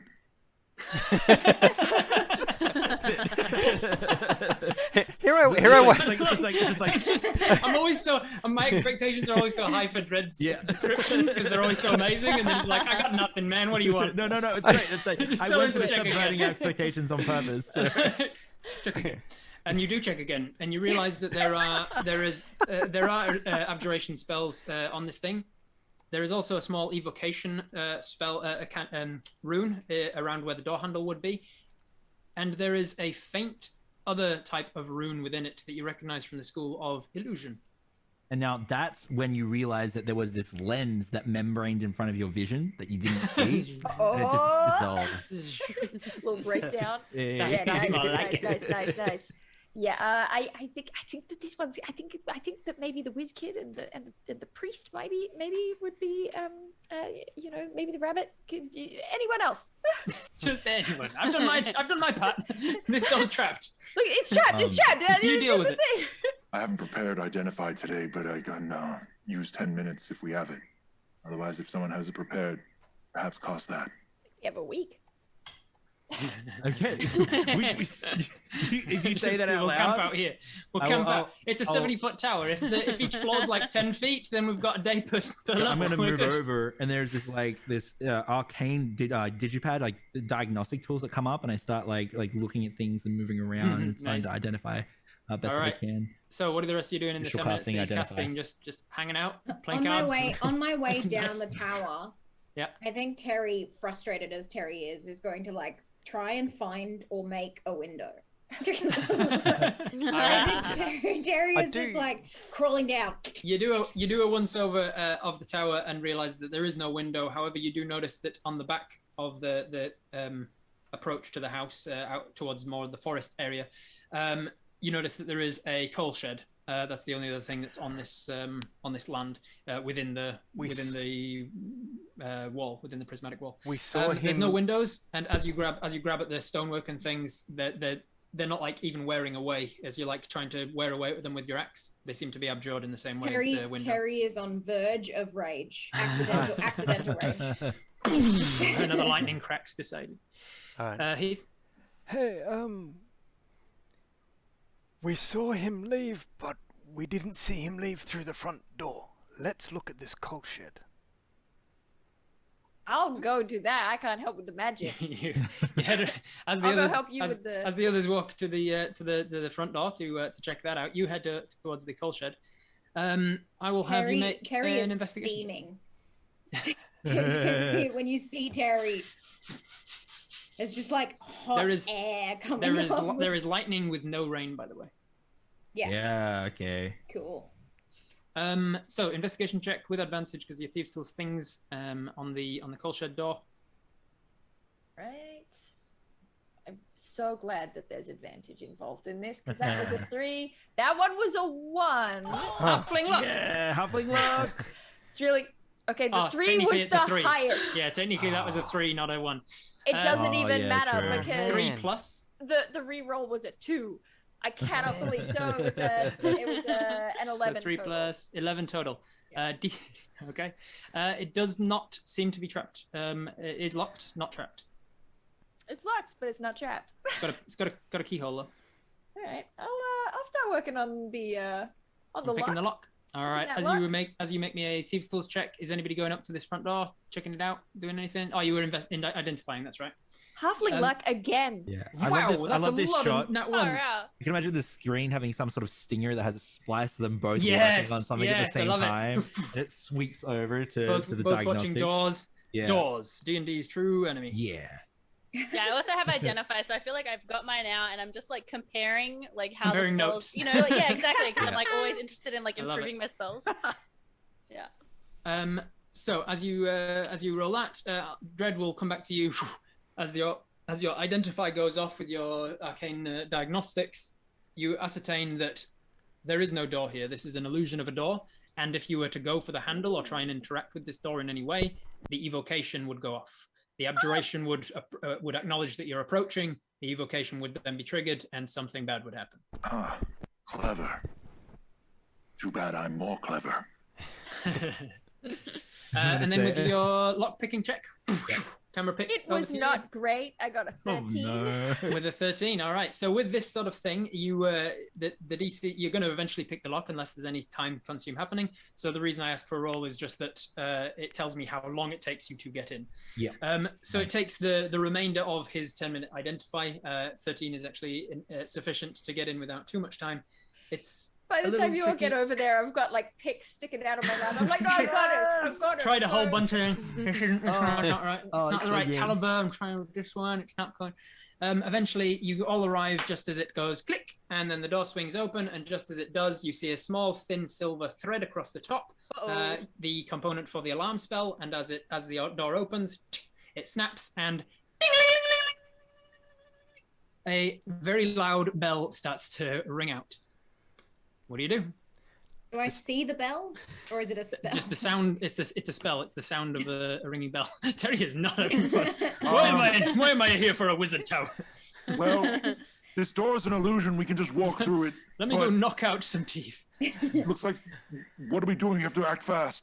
Just to make that very clear, the door is an illusion on a wall. On there a was wall. no door, right? So there's no door there. Okay. The door is an illusion of a door put into the wall. I love it. The wall is just a solid wall. My gut instinct on hearing the alarm is to run, but then I like turn around and I see that prismatic wall that's still there. Like, Not getting out of here. And probably an angry Terry. Jolta. Just like, Joltar makes a sorry. Jolta, what? Joltar makes a gesture and casts dispel magic on the Dispel alarm magic. spell. The alarm rings out for a good 6 seconds at most before Joltar. The symbol of the three mountain peaks on the shield light up, and then the alarm spell stops abruptly. Ding, mid ding.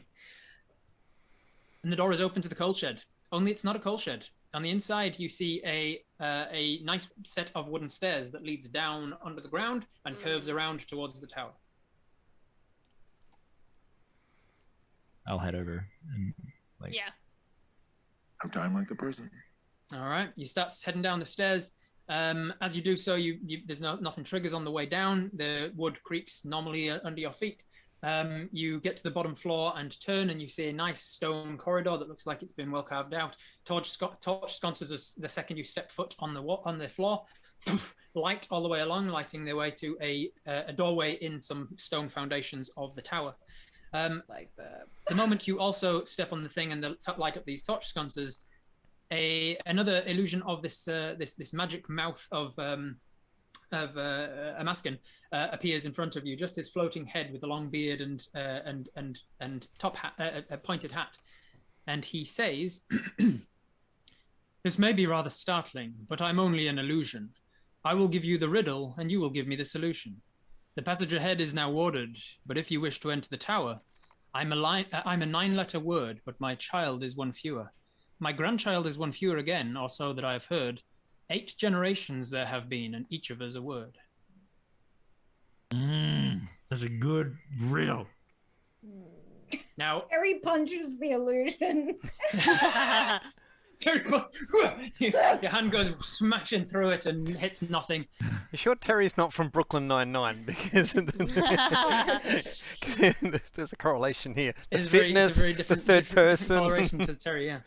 So, as far as riddles go in D&D, some people hate them. If you want to bypass this, you can ask me for intelligence checks and I'll give you hints. If you want to hear it again, the magic mouth does repeat. So just let me know and I'll repeat it. AJ loves riddles, but I have an intelligence. Tell you what I'll do. I will copy it and paste it into the chat here, and I'll just put it into the Twitch chat. This also, by the way, this gives chat an interactivity as well. Interactivity chat. Yeah, exactly. Also, if you know the answer, keep it to yourselves in chat until these guys have said that they want clues or whatever, and then we can. Riddle, give me solution. This may be rather startling, but I'm only an illusion. I will give you the riddle, and you will give me the solution.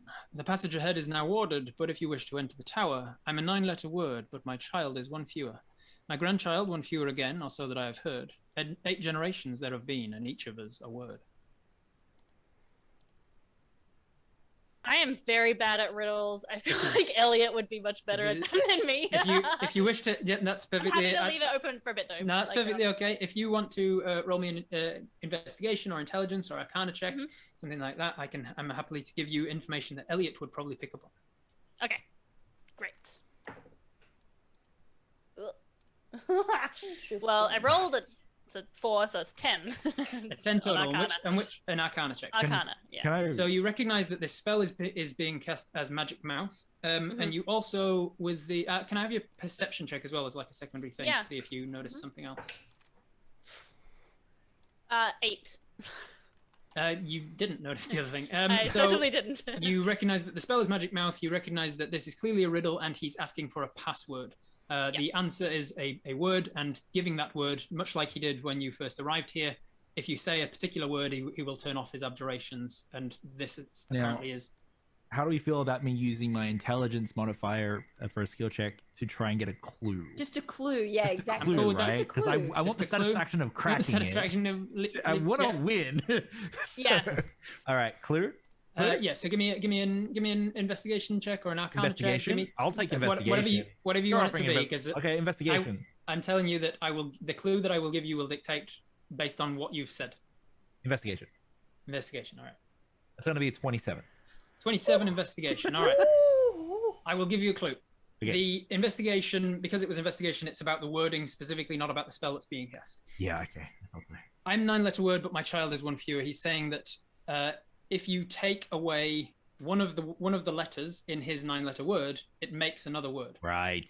Okay. If you take away another letter from that, his child, it makes another word that is 6 letters long. If you do so again and again and again, it stays as a word all the way down until there's 9 words, and he is the 9th letter word. What 9-letter word?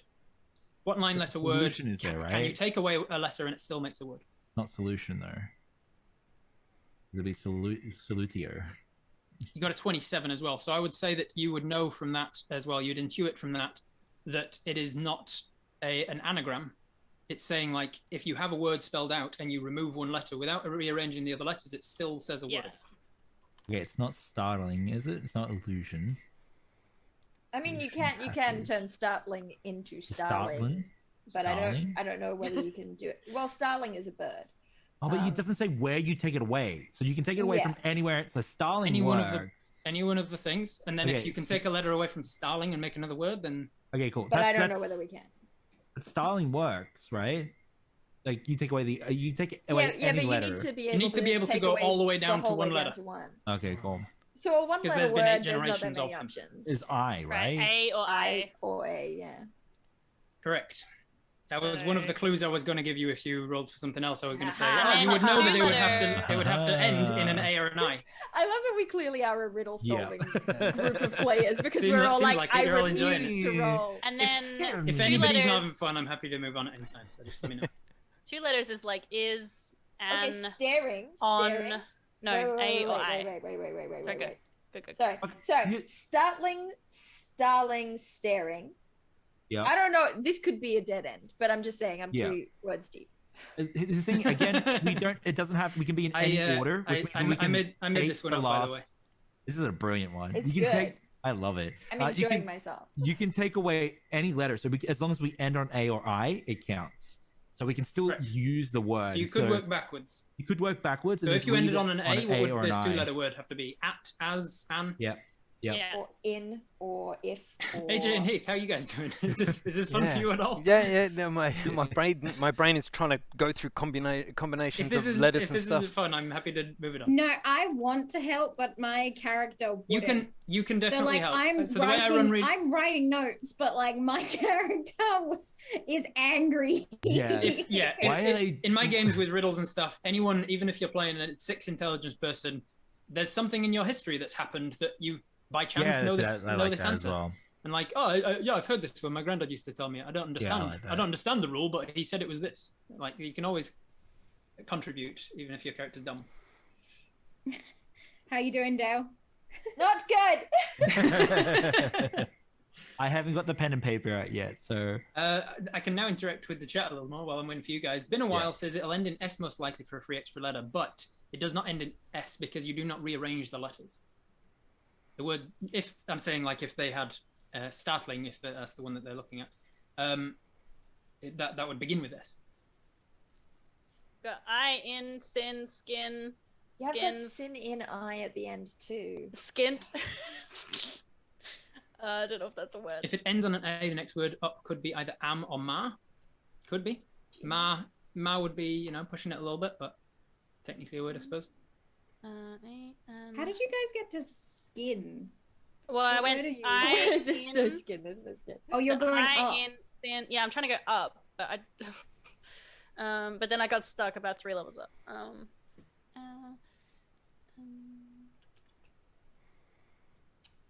ING is an issue, y'all. yeah. Ooh, I'm on I will a say roll. I will say, just to keep moving this along, it does end in an I. Okay, cool. Okay, cool. I've got I. No, I don't. I was working on A. Never mind. Well, Forget what I if you're said. on ing, you take away the G for in, and then you take the N away for I, right? Yeah, but at what point do you take away the G? Because you don't, because All right. So you need to make sure it ends. Yeah, 1, 2, 3, 4, 5, 6, 7, 8. okay, I'm getting a pen and paper out as well to help. This is what Wordle has been training me Yeah. for. Yeah. I'm loving it. You put I'm a enjoying- word of puzzle I in like you here. enjoying it. I A like you Amazing. enjoying it. chat getting closer? It's anti-Bortle. I wanna know whether chat no is getting comment. closer. No comment. Because I've got Oh. them turned off right now. Yeah, Don't I'm not speak, looking chat. either. I've got the If you, How I'll many tell you. names? 9. I'll tell you if you want to know the word. Chat has got it. Okay. Okay. Oh, I've got in, pin, pint, pints, points.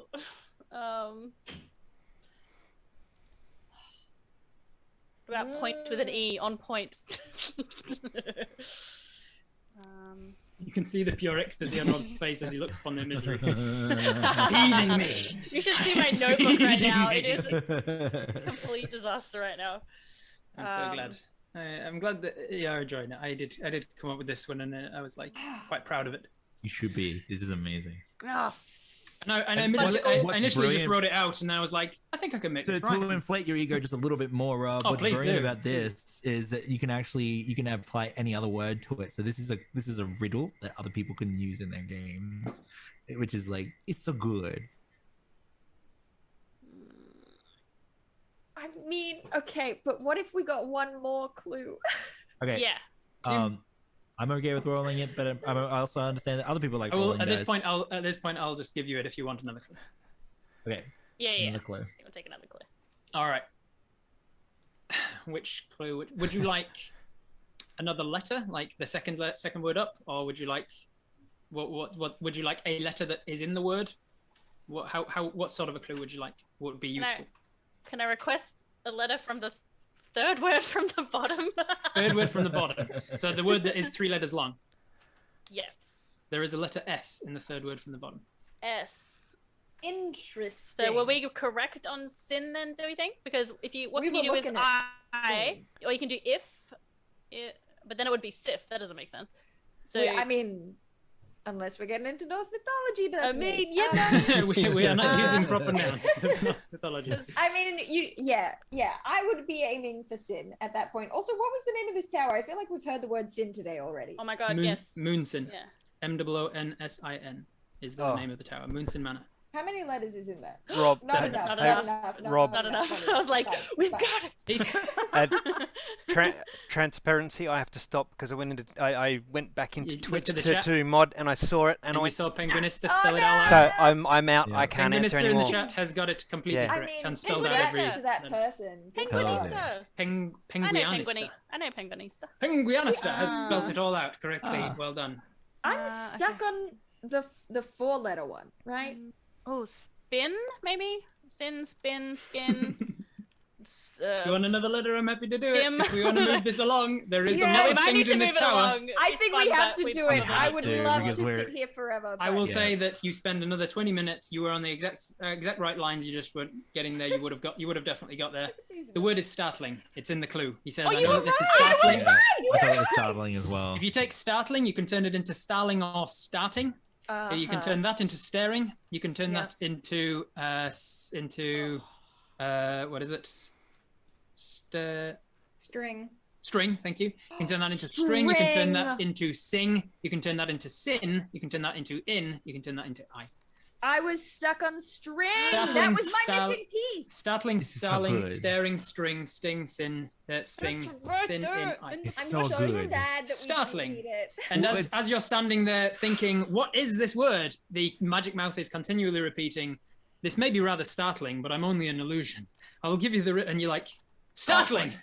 And as soon as you say that, the magic mouth grins, the image fades away, and the wards and guards spell Yeah. is That's temporarily worth dispelled. it though. That's worth it though. Wards and guards ain't not fun to play with. You would not have gotten anything Yeah. out of this tower if you hadn't got this password. Like my So- heart rate is up high. Oh yeah. So congratulations to you all. Well done. I just wanted Well to done, sit chat. forever I will give solving each of that you riddle. inspiration for taking the time to Yeah. actually tackle my riddle. Yeah. And you make your way along the corridor towards the door to the tower. The tower, you very quickly check it. It does not actually appear trapped from this side. It's very possible that it is trapped from the other side, but nothing that you would be able to dispel or do anything about on this side. It is also not locked. Oh, I don't like that.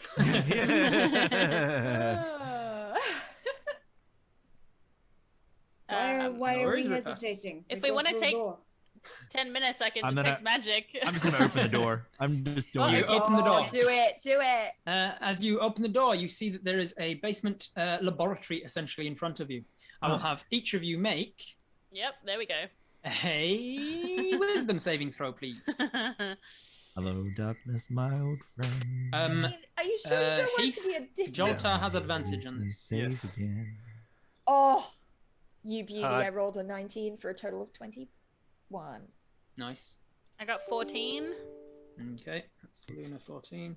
I'm disappointed I keep rolling well. I feel like this should be more interesting. I'm so sorry. You keep Don't worry rolling about it. well. There's plenty of time. I had a -1 to wisdom, but I rolled an 18. Wow. I mean, you can choose to fail if you want. I really want to fail. Don't worry, there'll be plenty of times. Plenty of time for that. Joltar, what'd you get? 25. Cool. And Banadin got a 14, did you say? No, 19. What'd you say? Banadin? Josh? Oh, sorry, 19. 19. Cool. Yeah. All right. So as you open the door, you see that there is something on the inside of the door that does trigger. But as soon as it triggers, it dissipates. And so you don't know what it was. It also doesn't seem to affect any of you. All right. You walk into this room. You see that there is a basement laboratory. It's about 9 meters square. Shelves on the walls. There's a table over in one corner with a lamp on it and an hourglass with sand in the bottom. There are 2 chairs around that table, one of which has weird wires coming from it. There is a ladder in the far corner of the room, and a trapdoor above that. There are various things on the shelves, but you can investigate those if you really care. I feel like I was starting to cast detect magic when Bannerton just opened the Just door. opened So the by the door. time you finish opening the door, I have cast it. So I'll have it up for 10 minutes. All yeah. right. That's what In you that want. case, with your detect magic, you can see that there are numerous things in here that are magical, as you would have expected. There are lots of magic coming from a series of vials, glass vials and jars on one shelf, on several shelves from floor to ceiling along one wall. There's also what else is in here? There's on the other shelf there is several books, only a couple of which are actually magical inherently. Lots of them seem to be about magic. Then there is magic coming from the chair with the wires on it, and magic coming from the what did I say was on the table? A lamp. Hourglass? Not magic coming from the lamp or the hourglass. Okay. There is, as you look around, you see that there is some magic coming from the trapdoor itself above you. But as that draws your eye to it, I need you to make a wisdom saving throw, please. Okay. Oh. It like hovered on a 19 and then fell on a 9. So that's 12. It's actually There only a is- 17. Flash of genius. There is, and you can help me out after the fact to see how you do this. But there is, as your eyes scan over the room, you land on the trapdoor and you see embedded in it is a very nice looking red ruby. And as soon as you see it, you feel drawn to go towards it. Oh, as you are incited to go in towards it, how do you Check stop? again. Again. You are drawn in towards it. This tiny little rabbit hand comes out and stops you. And this vision comes over your eyes. The red ruby is still in there, but you are no longer compelled by its insight greed spell. Flash of genius. Flash of genius. Everyone avert your eyes.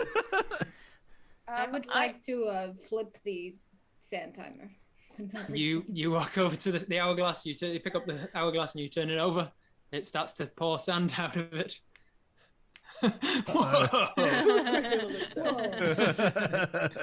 I would like to just be looking around for any documents to really get a good look at, because this is like what I do. This is my job, is that I read the documents, I look at the sort of alchemical setups he's got, and I just memorize them. You walk over to the table where the hourglass setup was, and you walk around the corner of the from where you entered, around the corner from behind it, and you can see that there's a small crate with just loose papers in there, and you start rifling through them, and you don't have any levels in wizardry. You got 2+2 arcana, way above you. Some of the things you literally can't even read. They're not in languages I you just understand. memorize them so I could draw them if I needed to. Some of the things, because you're not a wizard, are literally only readable by people who have studied wizards and are actually literally moving on the page. There are a couple of things that you can read, but they're not spells or anything of that nature. It's just work on, and because they're kind of loose in there, there's some that are a bit out of order and you're not getting context for. It's definitely studies of compelling people to tell the truth, compelling people to do your bidding, the limitations of what you can ask a person to do, whether it works on animals, all sorts of stuff like that. Very much enchantment related. I'll take some of those fancy moving words ones over to Elliot. See what Elliot thinks. Well, while you go over, Elliot is just over by the bookshelf. Taking out any magical books. All right, Elliot, as you touch a putting them magical in my- book, I will Yep. have you no. make Yep, I knew this was coming. I'll have you make a wisdom saving throw, please. But she can't help herself. I am going to use my hero point. I Yeah. really want a shiny book. Yes, wisdom save 22. 22. You pick out one that is that's just called the Big Book of Jokes, and you flip it open, and there's some in there that are quite funny. In fact, they're really funny. You start to laugh, and then you think, no, and you slam it shut, and you realize that it was very close to casting hideous laughter on you. Nice. But you have a book That that can is cast hideous great. laughter. Excellent. Pop it in my AJ, cloak. the sand, seemingly, like, there's lots of it in the top and very little in the bottom. And then you flip it over and it's suddenly changed. There's like lots of it in the bottom now and there was little in the top. That's not how it was before. But then you flip it back again and it's flipped back again. Like it's like it's teleporting sand from the bottom to the top. I want to use my flash of genius On Tara. Terry. Terry to investigate exactly what this is. You really Giving a plus, yeah, giving a investigator. +5. Giving a +5. You realize that it trickles out at a consistent rate regardless of how much is in the top or the bottom. So it could probably be used to like time out something. Once that sand runs out, it would probably be like the same amount of time as when you flip it back, it'd be the same amount of time. You then watch as Terry goes 1, 2, 3. Counts out the hourglass that is literally an hourglass. For timing reps, you know, like starting 1 timing minute out of this this, hourglass. 1 minute of that. All right. What are the rest of you doing? I'd like to use my investigation to see if there's any clues that might be pertaining to hidden items, traps, or whatnot, and or anything that we should be like. Make an investigation check. Yeah. I'll tell you what you would learn just from looking around the place, and then depending on what you get, how much more you get. Natural 20. You definitely. I will just read 28. out.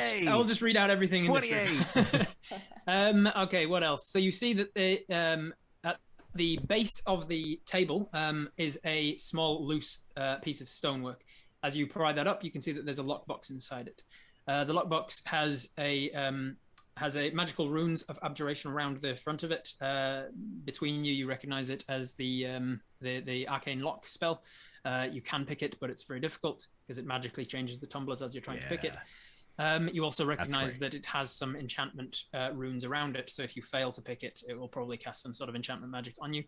Lots of paperwork scrolls. You recognize that you take the scrolls over to Bannerden, and he, with his crazy, stupid high investigation and knowledge of artificer stuff, you recognize them as all enchantment scrolls. You start to very quickly put together that this entire room is based on the study of enchantment magic. Yeah. You also are drawn over to all of the vials and jars on one of the floor-ceiling shelving units. You see that each of them contains, most of them are tiny vials, and most of them contain like a wisp of electrified chaos, just like flat sparks of, almost like a strand of hair that has been electrified. Yeah. And it's kind of moving and wisping on its own, and then swirling like it's gas, and then becoming like a small lightning, arcs of lightning. Most of these have labels on the shelves beneath these vials, and some of them even have labels on the vials themselves. They're things like the study on rat behavior 7601A, the study on rat behavior 7601B, and there's whole sections of that. With your 28 investigation, you also notice that there is a shelf of differently colored vials, which are all labeled with the word blank. And these ones are sort of like they're colorless. They don't have this blue kind of lightning color to them. They're colorless ones. And you actually got high enough to also find out that there is a shelf with a section of it, a small section towards the end, that has no label at all. And with your crazy high investigation, you got the next step down as well, which is that you can tell that the label, where the label would be, is a slightly discolored patch, as if the label has been very recently removed. The vials, all of those, have this bluish energy in as well. You recognize some of the spell scrolls that are brought to you as the derivations of him working out the spell Gaius and the spell Feeble Mind. And then you can also, what did you get? 28. 28, yeah. 28 is literally the Arcana check for the last thing, which is that you can tell that he is also working on, but has not yet written out the scroll for it, Power Word Kill. I don't like the sound of any of this. Okay, but before this, getting all the information, open it up, and I'm like, I was like, nobody's gonna get this one. No one's gonna get that. 28. 28. I did it. So I'm like, jackpot. Whoa. You guys gonna see this? Joltar will wander over to have a look. Moving stuff out for people to inspect and go through, and that's when we start to see them like tracking the scrolls and realizing what it is. This is some serious stuff. What do you guys think? Yeah, y'all look around it. If you want to, you've got Detect Magic up, so with your Detect Magic, you can focus in on each of these things. Everything in here, with the very few exceptions of like the abjuration of the arcane lock, is enchantment magic. Yeah, including the things in the vials. Make an Arcana check for me, Elliot, being that you've semi-studied it before dropping out of Wizard Academy. I was just looking before that, like, even if I got a nat 20, I wouldn't have been able to hit that 28 Arcana. But I did get a 24 for that. Ooh, nice. Ooh. You recognize that these things could well be thoughts. You are aware of an enchantment cantrip called Encode Thoughts that can take a thought from a person's mind into a physical object. And you are aware of this spell. I would have told you before with Banadin, but you're not. You've not studied magic in that way. I love that I got it right from the start when you did the description. I was like, oh, nice. That's Encode Thoughts. Yes. I'm glad you picked up on I picked up on it. You being a wizard, you do recognize that it is a spell, Encode Thoughts. He has encoded the thoughts of his experiments. He's also got some that are labeled blank, which is interesting, and some that are labeled as are not labeled, have been recently removed. Okay. I'm gonna grab the box as well and then say, Valentine, you think you can pick this? Yeah, I mean, I can give it a go. Yeah, I also have a spell that could help with that if you can't get it open. Oh, excellent. Oh, okay. hells yeah. All right, so very loud spell. Oh, it is very loud. Thank you for that. I'd forgotten about that little aspect of it. Let's try it the quiet way first. Yes. Oh, it's a good one. It's a 28. Oh boy, 28 is very good indeed. I'm going to flash of genius it just in case. Nice. It was a DC 25 to pick. So you do manage. These tumblers are giving you some real trouble, but it only takes you about 2 minutes to recognize that they're kind of on a pattern. And you're like, okay, you watch it for another minute after that once you realize the pattern. Now you recognize the pattern and you start to move the tumblers around, hold them in place, move them, and click. In it goes. As it opens, you do not get the spells that would have been cast on you if you'd have failed. You recognize that there is quite a sum of money in here. It is obviously going to take time to work out, but there are some spell scrolls. There is a sum of money that's probably around about, give or take, 100 gold, and there is a vial of red liquid. Payday. It's a relatively common item, especially among adventurers. You would recognize it as most likely a potion of healing. Yes. However, in my studies and my travels, I know that sometimes they're not. Is there a way that I could find out whether or not this might be a potion of poison? You could identify it if you wish. I will spend the next 10 minutes identifying it. 10 minutes? All right. Yeah. So he's going to start identifying. Rest of you are taking 10 minutes. I got the scrolls. I'm like, anyone? Anyone? Is it all? I want to keep the box. Am I good? Stop putting I it in don't my want this money.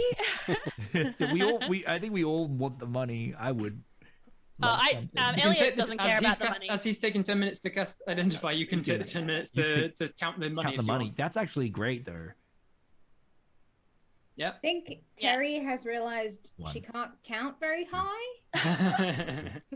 Oh my gosh. All right, in the 10 minutes, you cast identify on this thing. It is a potion of greater healing, which is actually, in my world, it goes potion of light healing, moderate healing, greater healing, superior healing, and supreme. So there are 5 stages in my world. This is the middle one, greater, which would be 64 plus 6. Healing.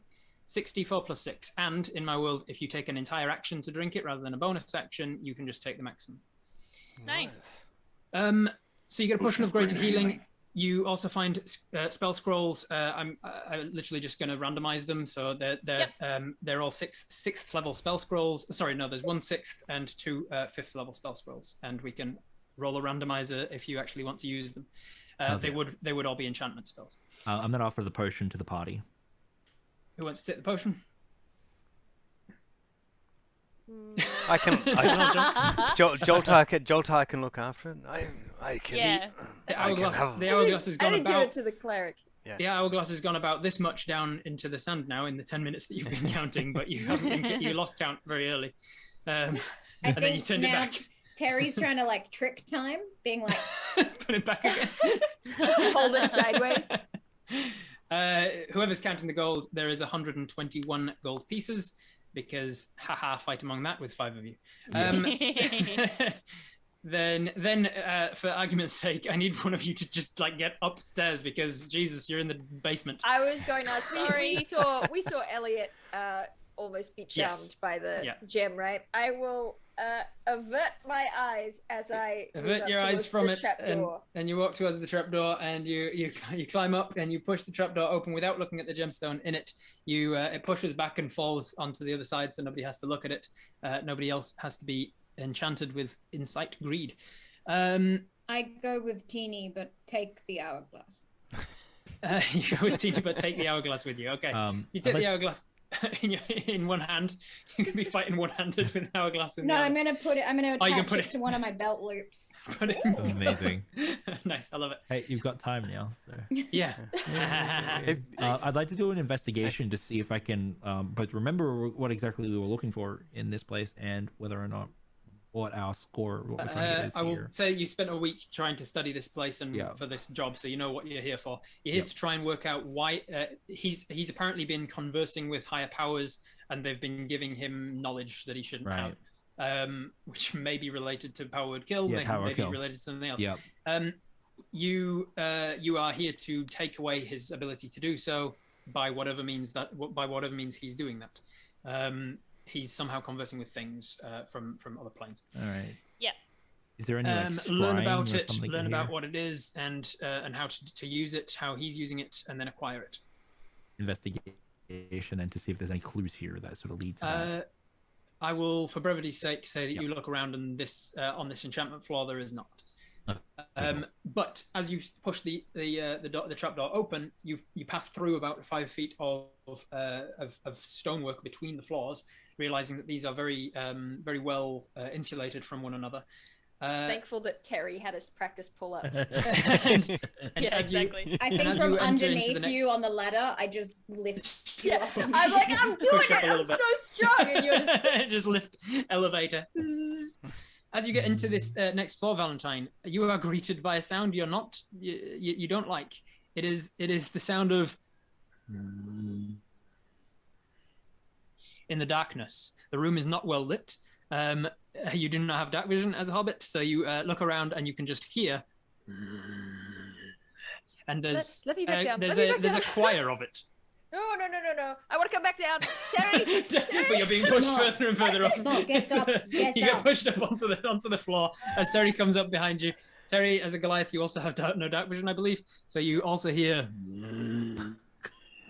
nothing, but don't see anything. Would I recognize, like, snoring beast? Oh, you would recognize the difference between a snoring beast and an undead. You've fought both. And these are undead noises. Ooh. Oh, lovely. Well, then Joltar would recognize him straight away. Joltar, as soon as the door opens and people start to move, there is just something in the back of your mind that's like, oh, I don't like something's going on here. You move over to the ladder, and as soon as you're at the bottom of the ladder, you can hear. Tiny. There's no exit. It's dark. There's no windows. I can help, and I there is dead. Make some like signals with my hands. Make some signals with my hands. What am I saying? I'm gonna cast light. Do some semaphore. Do some semaphore. I usher the plane into landing. I'm trying to do a full description, and my brain just gave up. I'm cool with it. You're doing a good job. You flip one of the gold coins, and it turns into. Please mind the undead. Do some signals with your hands, and these arcane lights appear around you, and then fire off upstairs. You're casting light. Is that right? Yes, that's right. Yeah. As soon as the room lights up, you almost wish that it didn't, because chained to 3 of the 4 walls around the neck, inches from you, reaching out, just several humanoid zombies of various different races and creeds. Back up against Terry. Just moments from you in the darkness. You look around and you can see that there is also, it's a 9 meter wide room, square-ish. There's a stone gurney about in the center with very stained table with obviously blood where it's been an operating theater. There's a tools table just next to that. There is a wall, the 3 walls of zombies chained around the neck, and there is a cage built into the end wall with a large hulking, maybe 10 foot tall but hunched against the 10-foot ceiling, a troll that is very clearly undead and regenerating. And every time that the troll's regeneration stitches its flesh back up, it then falls off in another place. It turns towards you and reaches its claws through the bars, but it can't get very far. I'd like to hack at some of the limbs but they can't reach Tiny. Easily enough done. They're reaching out. They're not really sentient enough to stop. As they're all reaching out, they're just giving you the target, and you're like, all right, wham, wham, wham, wham, wham, all the way down the line. And before long, very few of these zombies have any arms, and they're reaching forwards with nubs. Is there enough room for all of us up there now? There is enough room for all of you as you all clamber up. You can also see that on one wall, by the ladder up to the next floor, there is hanging a mask on the wall that looks like a skull. Okay, Joltar grabs his holy symbol and says, "Go with peace of the three peaks," and does turn undead. Anything? Your level is it 8, so anything CR1 and under is destroyed. Most of them, with the exception of the troll in the cage at the end, who instead is just retracts his hand and moves to the back of the cage. Seems like he's not having fun with that, but the rest of them turn to ash, as well as the crawling hands on the ground that were now coming for you. Big Terry was having fun, is now disappointed they're all gone. These Valentine's just like hugging your leg. It's okay, Tiny. It's okay. What do you want to do? Well, what now? Do we fight that thing? Put it out of misery? Do we see any way out of this room that isn't the trapdoor? There's a ladder up to the next floor and another trapdoor above. I'll start climbing. Hesitant to look at it. This time I'll go ahead and I'll lead the charge. You lead the charge, you look Try up not to to the look at trapdoor, the- there's nothing yeah. embedded in this one. Okay, cool. You climb up past the mask on the wall and up in the thing. Detect magic lasts for just 10 minutes, doesn't it? 10 Not an minutes, hour. that's yeah, right. So that's gone. Mm. You can cast it again if you have the spell slots, but it's not up at the moment. You following? Everybody following? Yeah. No investigation of this one? Yes. Up out of the necromancy room and past the 5-foot stonework up into the next floor. The next floor it opens out to the trapdoor slams open, and as you step out, you are completely discombobulated about what you look back down at the size of the room beneath you, and look back up to the room that you're just entering into, because you're in the corner of what seems to be a 30-meter long by 20-meter wide. That's like 100 feet by 65 feet wide dining hall, like a great hall. There is a wide, large, roaring fire in the huge, extravagant fireplace down the far end from where you are. And along the length of it down the middle, a long, heavy wooden table and chairs. AJ? Is there food? We'll find out. Because on the table are silver goblets and plates with cutlery on them. There are enough food on the cutlets and plates. However, in the center of the table, there are more golden goblets and plates and bowls and things. There is one fine wooden bowl in the center that has a large wooden stalk growing out of the center of it, seemingly attached to it. And in the platters on either side of it, there are domes, metal domes covering what could be food. As you charge towards it, I will continue describing it for the rest of you.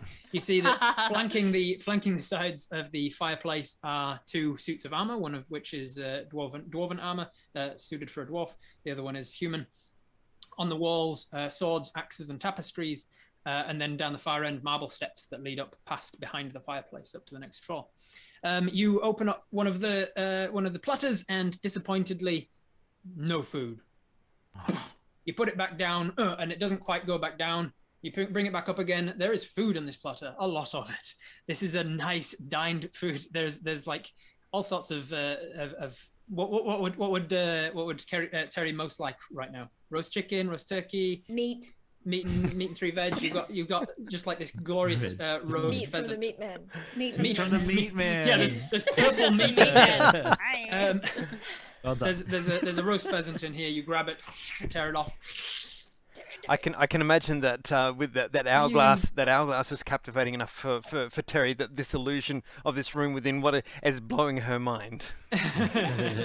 As you did so and put it back down, and there was meat underneath it, you noticed out the corner of your eye, Terry, that the stalk that was growing out of the bowl seemed to drop something from it. And looking across, you see that along its length are 10 berries of sorts, one of which has now dropped. As it dropped into the bowl, it kind of like rotated around and then just disappeared. That's weird. I'm gonna cast detect magic again. I got the switch for it. As it goes out from But you, I'm assuming the whole the walls, the weapons on the walls light up with transmutation magic. The goblets and plates and things all light up with transmutation magic. The thing from the center, the stalk, lights up with transmutation magic. The two suits of armor light up with transmutation magic, and I believe that might be it. So everything in the room. Yes, except the table and chairs. Well, And the room itself lights up with a faint transmutation magic from the fact that it's been extended. What's it called? TARDIS style. But the table and chairs are just a table and chairs. They're just a table and chairs. Sometimes a chair is just a chair. I sit It down is on very, the chair. it is very delicious pheasant, by the way, cooked to perfection. Ooh. What are the rest of you doing? I'll sit I down on want a chair. to keep my eyes on the Sit down armor. on the Do chair. they show any movement They do not. at all? Okay, And there's It's literally a character trait of mine, a personality trait, that I enter a room and I look Always for the look for the exit. So exit. I'm looking for the exit. Yeah, which is why I've made it a point of describing the ladders up and down every time. You see the one that you entered through, and the marble staircase at the other end that goes up and out of the behind the fireplace. Those are seemingly the only ones. There's no windows or doors in or out of here that you can see. Gotcha. Hey Rob, out of Bannerton and Terry, I believe are the two that pushed through the prismatic wall back at the start. Who looks the more beat up of the two? I'm sitting about 43 out of 59. If you were to put it on a scale. Yeah, number. On a scale of 0 to 59, let's say. 43. I think I took more damage, but I'm good. Okay. Yeah. In comparison, I looked at your health I'm when I was good. preparing for this, and I was like, wait a minute. Is there a decimal point in here somewhere? Terry's fine. Okay. Well then, while this is all happening and we're looking around, Joltar comes over to Bannerton and says, "May the three peaks guide you," and just does a bit of healing on him. Oh, Nice. thank you. What is it? Cure wounds? Yeah, just cure wounds. So D8 Alright. plus spell casting ability. I'll click the click to make it work. Okay.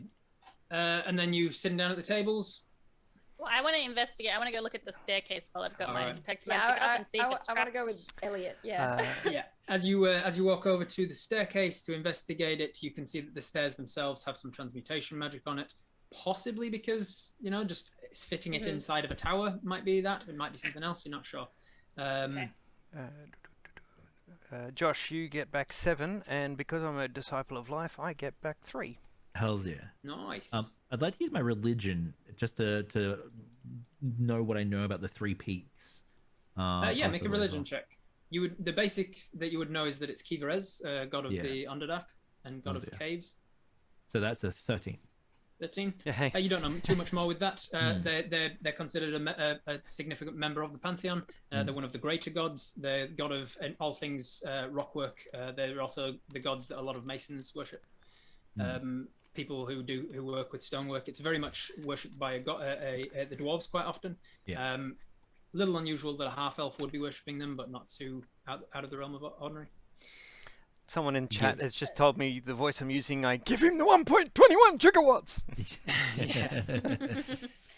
All right. But yeah, so if I look up the stairs, can I kind of see like where they're going? curves Yeah, around, curves not without around. getting on the stairs. If you want to go upstairs, Yeah, you can. I'll go up. No, a few stairs if I just want to check for non-magical traps as you before go out step to on the put your steps. foot on the steps, Valentine grabs you and says, "No." Let's just check first. All Good right. point. Good point. Investigate for traps.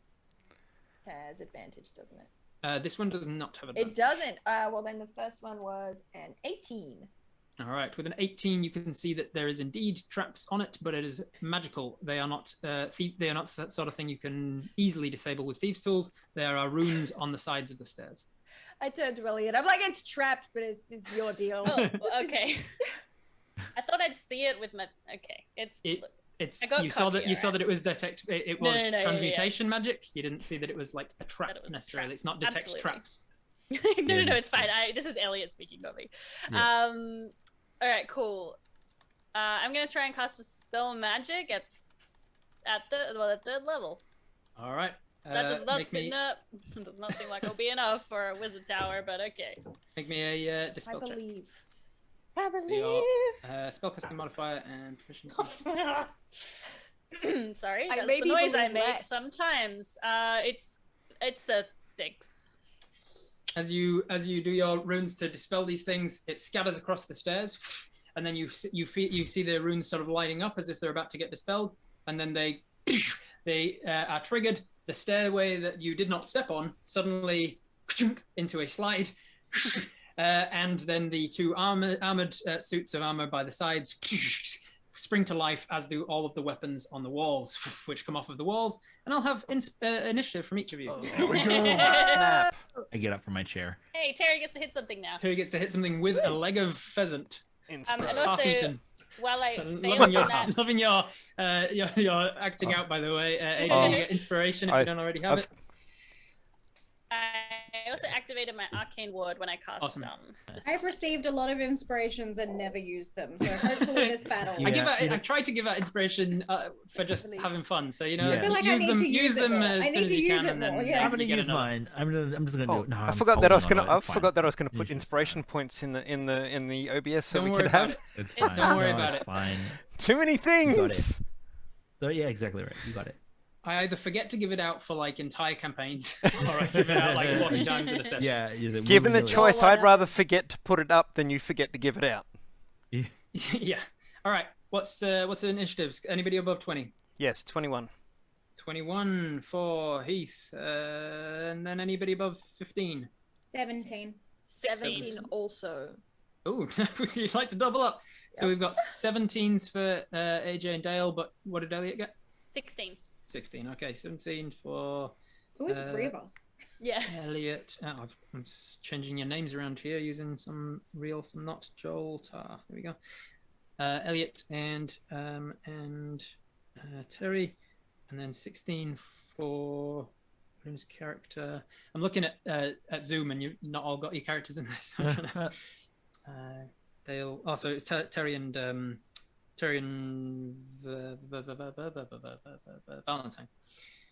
Valentine, and then Elliot.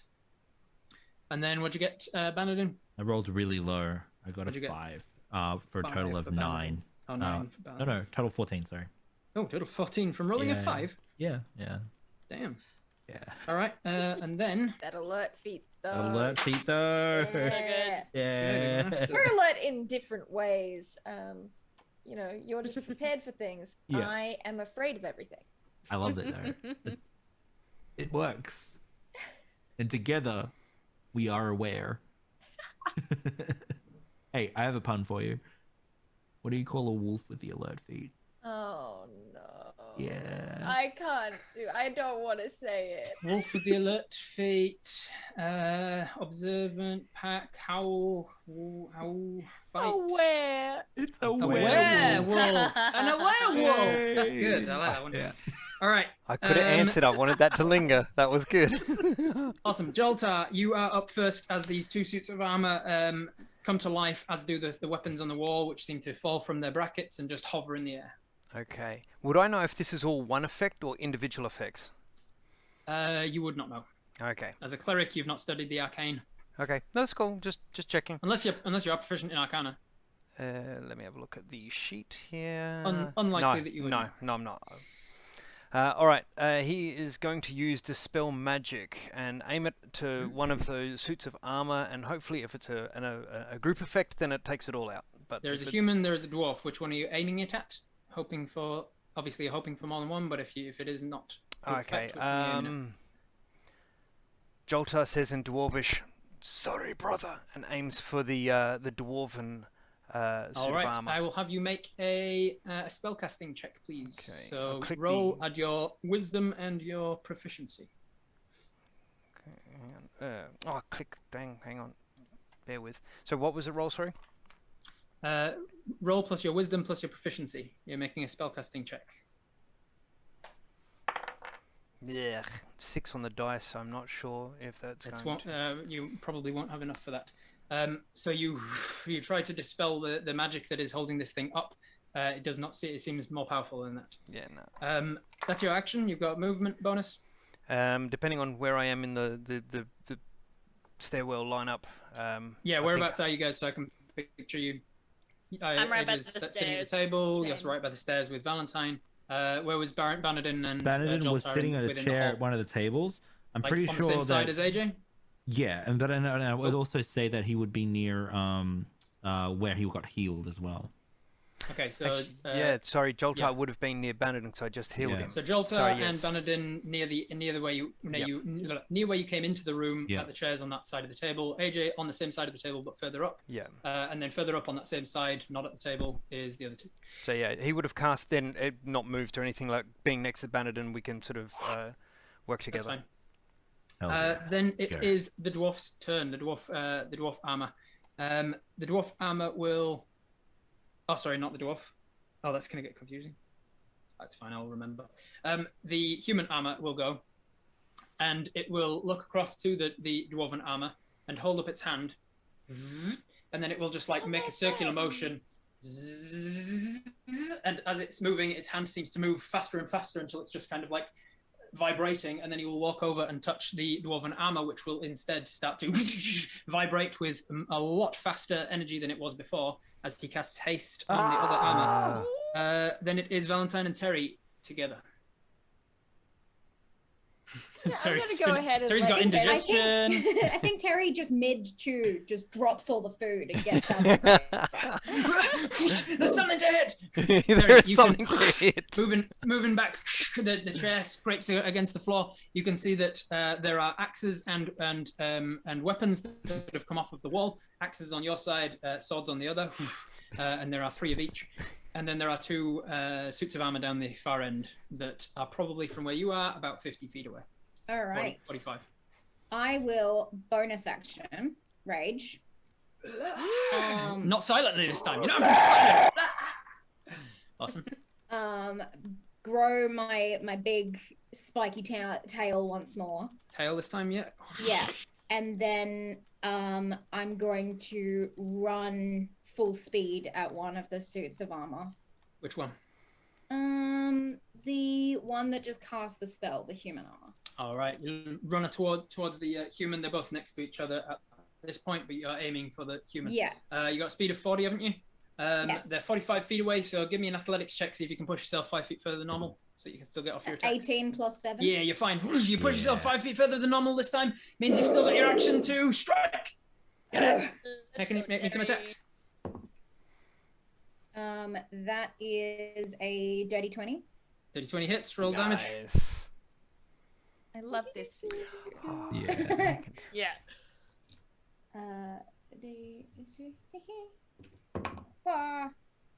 Okay, that is 8 plus 4, 12. 12 points of damage to the human.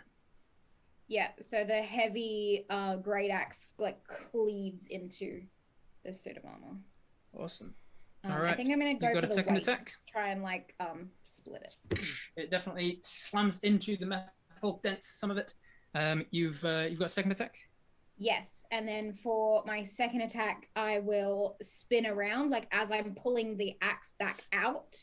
I do a backspin and hit it with my tail. All right, do it. And that is 17 plus 7. Hits. Roll damage. Hits. Nice. And that is 8 plus 4. Another 12. Another 12. Nice consistency. As you slam into it, wham, wham, both of them seem to hit and do damage. I'm gonna stay where you are. All right. And Valentine, simultaneously, as these stairs seem to trigger, everything comes to life. Terry comes rushing across the thing, and as she's rushing up the room, what are you doing? Everything's terrible again. How far am I from the end of the table? From the end of the table, about 10 feet. Okay, great. I would love to slide under the table And use my cutting action. The camera pans past Terry as she's coming charging down. It overtakes Terry and sees Valentine, and then immediately retracts as Valentine runs back towards Terry. The camera comes to the side and sees both of them as they cross one another's paths. You slide between her legs as she's running under the table. And I would love to use my cunning action to hide. Under the hide, Nice. make a stealth check for me. Oh, come on now. I mean, it's a 12. It just was almost on a 20 and it flipped over to the 2. I mean, It if a was 12 very beats their passive perception, we'll Hey, see. don't you have so the disc of plus 20? Oh, wait, I have If you guys want to use you've got your inspiration, and I'm you've got a gonna nat use my 20 if you want to inspiration. use it at any time. All right. Okay, well, that is a 13 instead of a 12. That is objectively better. You know what? Well, Scientists have come back on that. They're all in agreement. The numbers check out. And then your action to try and do something with them. I would like to use just like 5 more feet of movement to come out from under the table. Yeah, you hide across the other side and then pop up between the chairs on the other side. And I would like to aim my short bow at probably the hasted dwarf armor. You did beat his passive perception, so you get to roll with advantage. Oh, boy. Oh, well, that's a 1. Oh. Halfling? A halfling. So that's How many a 4. ones? Do you always roll halflings just because of all these ones? This is the first time I've played a halfling, and boy, am I glad I chose to. So wait, so with the first one being a 1, do I still have advantage? Oh yeah, because it was a 1 or something else, right? Okay, so I re-rolled the 1. Yeah, so you roll with advantage.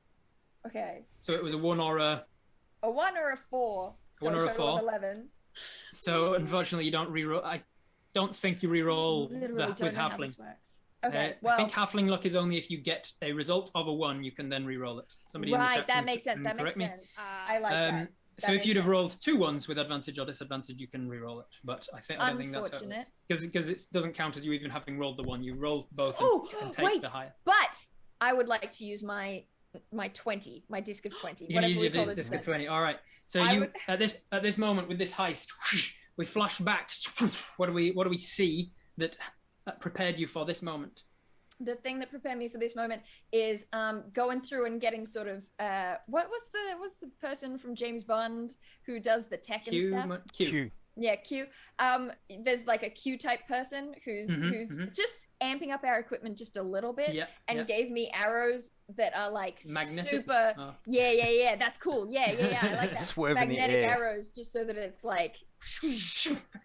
And they were like, in case you're fighting anybody with armor, this is you just need to trigger this little thing. You say the magic word, whatever, and it turns on the magnetic. It becomes a seeking arrow. So as you come up, you remember that, you say the word, and as it is about to go completely wild, it flies past the dwarven armor and then turns around and slams him in the back. It's an automatic crit with your sneak attack. And the way that I do crits is that I max out everything you could have rolled, and then I roll 1 more time on top of that. Holy moly! Okay. Nice. Let's see. Short bow is 1d6 plus sneak attack is 5d6. So that's 6d6, which is a maximum of 36 plus another 6d6. I'm so glad you can do maths. Plus another. So roll. 6. Yeah, okay. Roll 66 plus 36. Oh boy, this dwarf ain't going to be as quite as big of a challenge as I thought he might have been. The dice tell me that that's. I'm doing maths. I'm doing it. 23 plus whatever my. 23 plus 30. So 4. So 4. So 27. 27 plus 36 is 63. 63 points of damage from the dwarf. Oh, in fact, that takes him below half his health immediately, and so he has to roll a con save. In my games, I use massive damage rules. He makes it. If you do more than somebody's half the hit points or more in a single attack, there's a chance that something else happens, like they go into shock or something. Yes. He did make his con save though, so that no further effect happens. It slams into him. The arrow comes piercing out. It cuts a bunch of the leather straps that are holding some of the armor on. The pauldron comes going down to the ground. Clank, clank, clank, clank, clank. He's now showing signs of being bloodied. That's your whole turn. Movement, bonus, and attack. Very good. And you did that. So you went across in front of Terry, under the table. Terry took a strike, and then as Terry's spinning around, the axe is coming out. The arrow flies past the head of the axe, or gets pulled in a little bit by the gravitational magnetic pull of the axe, and then that slams into the thing, and cinematic as all hell. All right. Yeah. It is now the dwarven guy. Yeah, dwarf. He's just been slammed for all this attack. He is also hasted. He turns around to Terry. He holds out his hand, and the closest axe that is floating there flies over to him. He's going to take hasted attacks at you. That is 3 attacks total.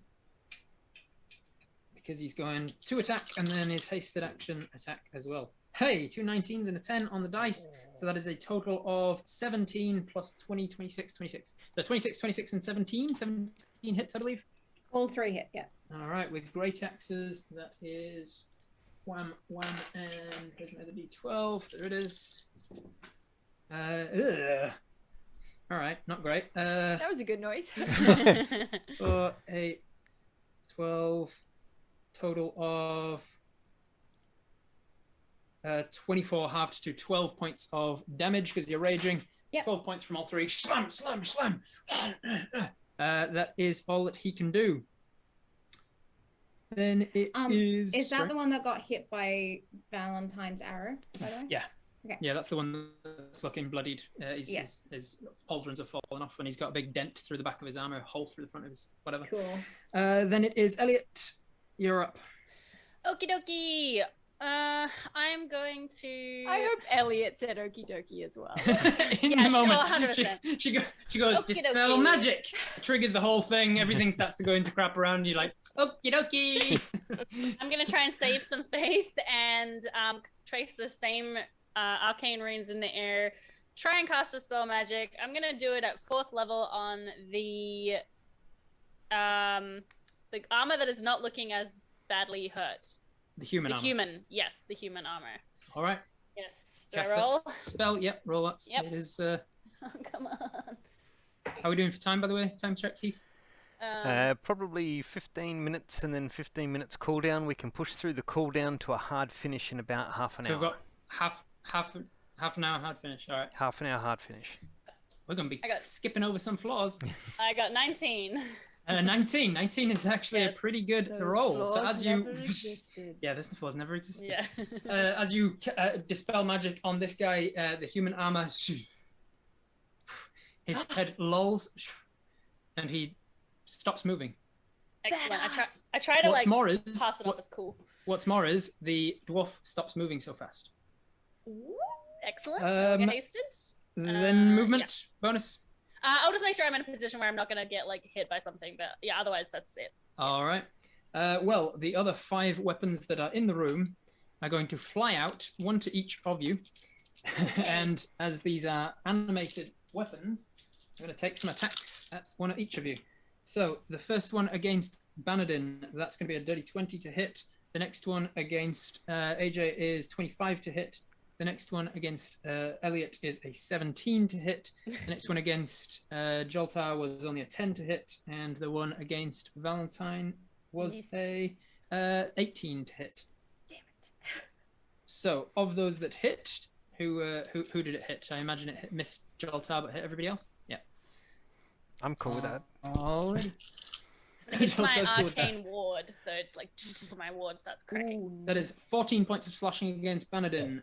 That is 8 points halved to 4 against the barbarian, 5 points against Elliot, and only 6 points against Valentine. Not bad, not bad. And that is the weapons turn. Banadin, you're up. You are silenced. Silenced. Can't hear you. You, Josh, are silenced. You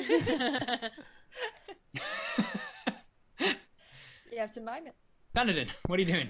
I thought the silent wizard wouldn't affect me, but apparently he's and just got me with his silence. Okay, seeing that the dwarven one is the only one remaining, what I'm going to do is I'm going to move forward, and as I do, as I'm moving forward, parts of my plate are like kicking up, and you see these like almost like these speakers or these membranes start appearing, and they glow that a dark ruddy red. As I bring my hands forward, they start to connect, and the same membrane appears in front of me, and I'm just gonna cast Shatter. Yes. Nice. That's a dope. That's incredible. Yeah. You can't keep getting inspiration from me. you cast Shadow. Make the roll. Okay, so it's only 3D. You can't exclude people from the effect, right? I can't, but I'm hoping I can position it in such a way that I can. Because of the radius of this thing, it's like a 20-foot square. Yep. There is this one and Terry fighting side by side. Terry's on this side of it. About 5 feet gap between him on the other side. Elliot and the weapons that are fighting. So you can either get Terry or Elliot. Terry or Elliot. Yeah. Okay. We're going with Terry. Terry can take it. I'm gonna yell out to Terry. I'm gonna go brace, Terry. All right, roll the damage, and then it's con saves, isn't it? Con save, yeah. All right, so that is three things are caught in it. Oh, nice. That is a 14 is the lowest, and then a 17 and a nat 20 on the saves for the weapons and things. Okay, 14 is the lowest. Yep. DC 16. Okay, so 14 fails, the other 2 succeed. Yep. How much damage was it? It's going to be 11.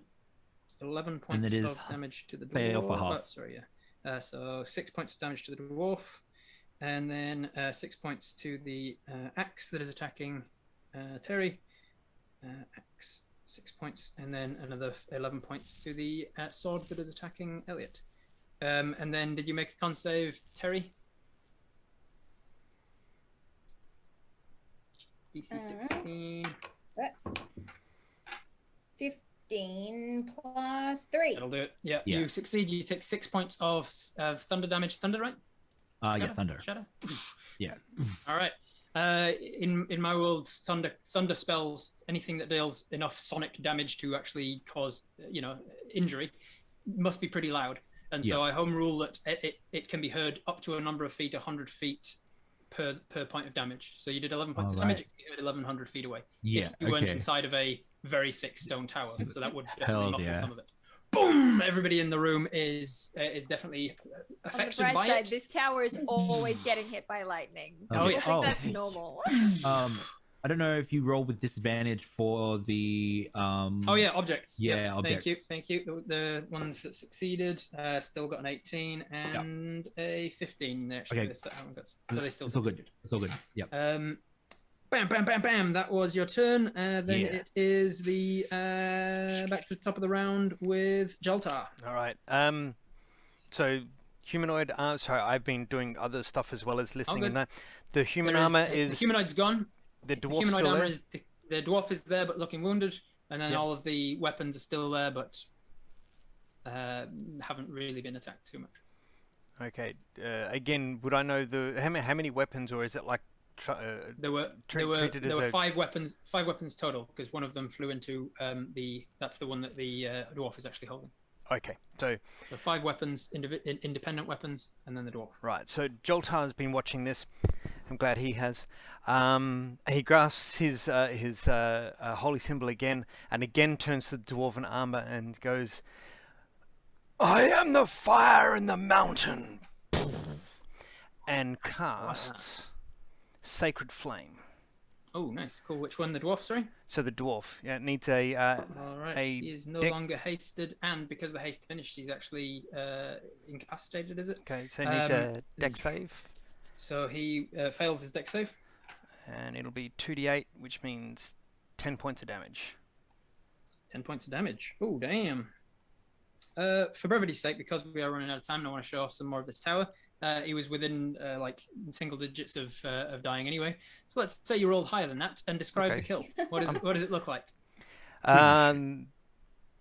The armor starts to glow from within, and you see these little slight tendrils of flame. You imagine the flame from the heart of the mountain surging out of this armor, and sort of gets brighter and brighter before the armor is no longer visible, and it just almost explodes, but not in a, doesn't knock us back, but like just, each individual pieces explode Yeah. from the form of it, and then falls and then down falls like into a pile of armor. ash, or ash and metal.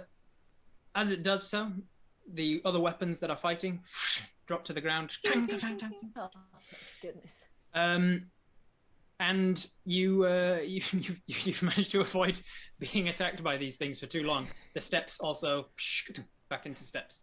Banadin, you walk over to this armor and you recognize that the things that were holding it open are not too dissimilar from your suit of armor and the magic that runs within yours. This was the dwarven one in particular. Seems to have been the work of someone that you remember from being incarcerated with them.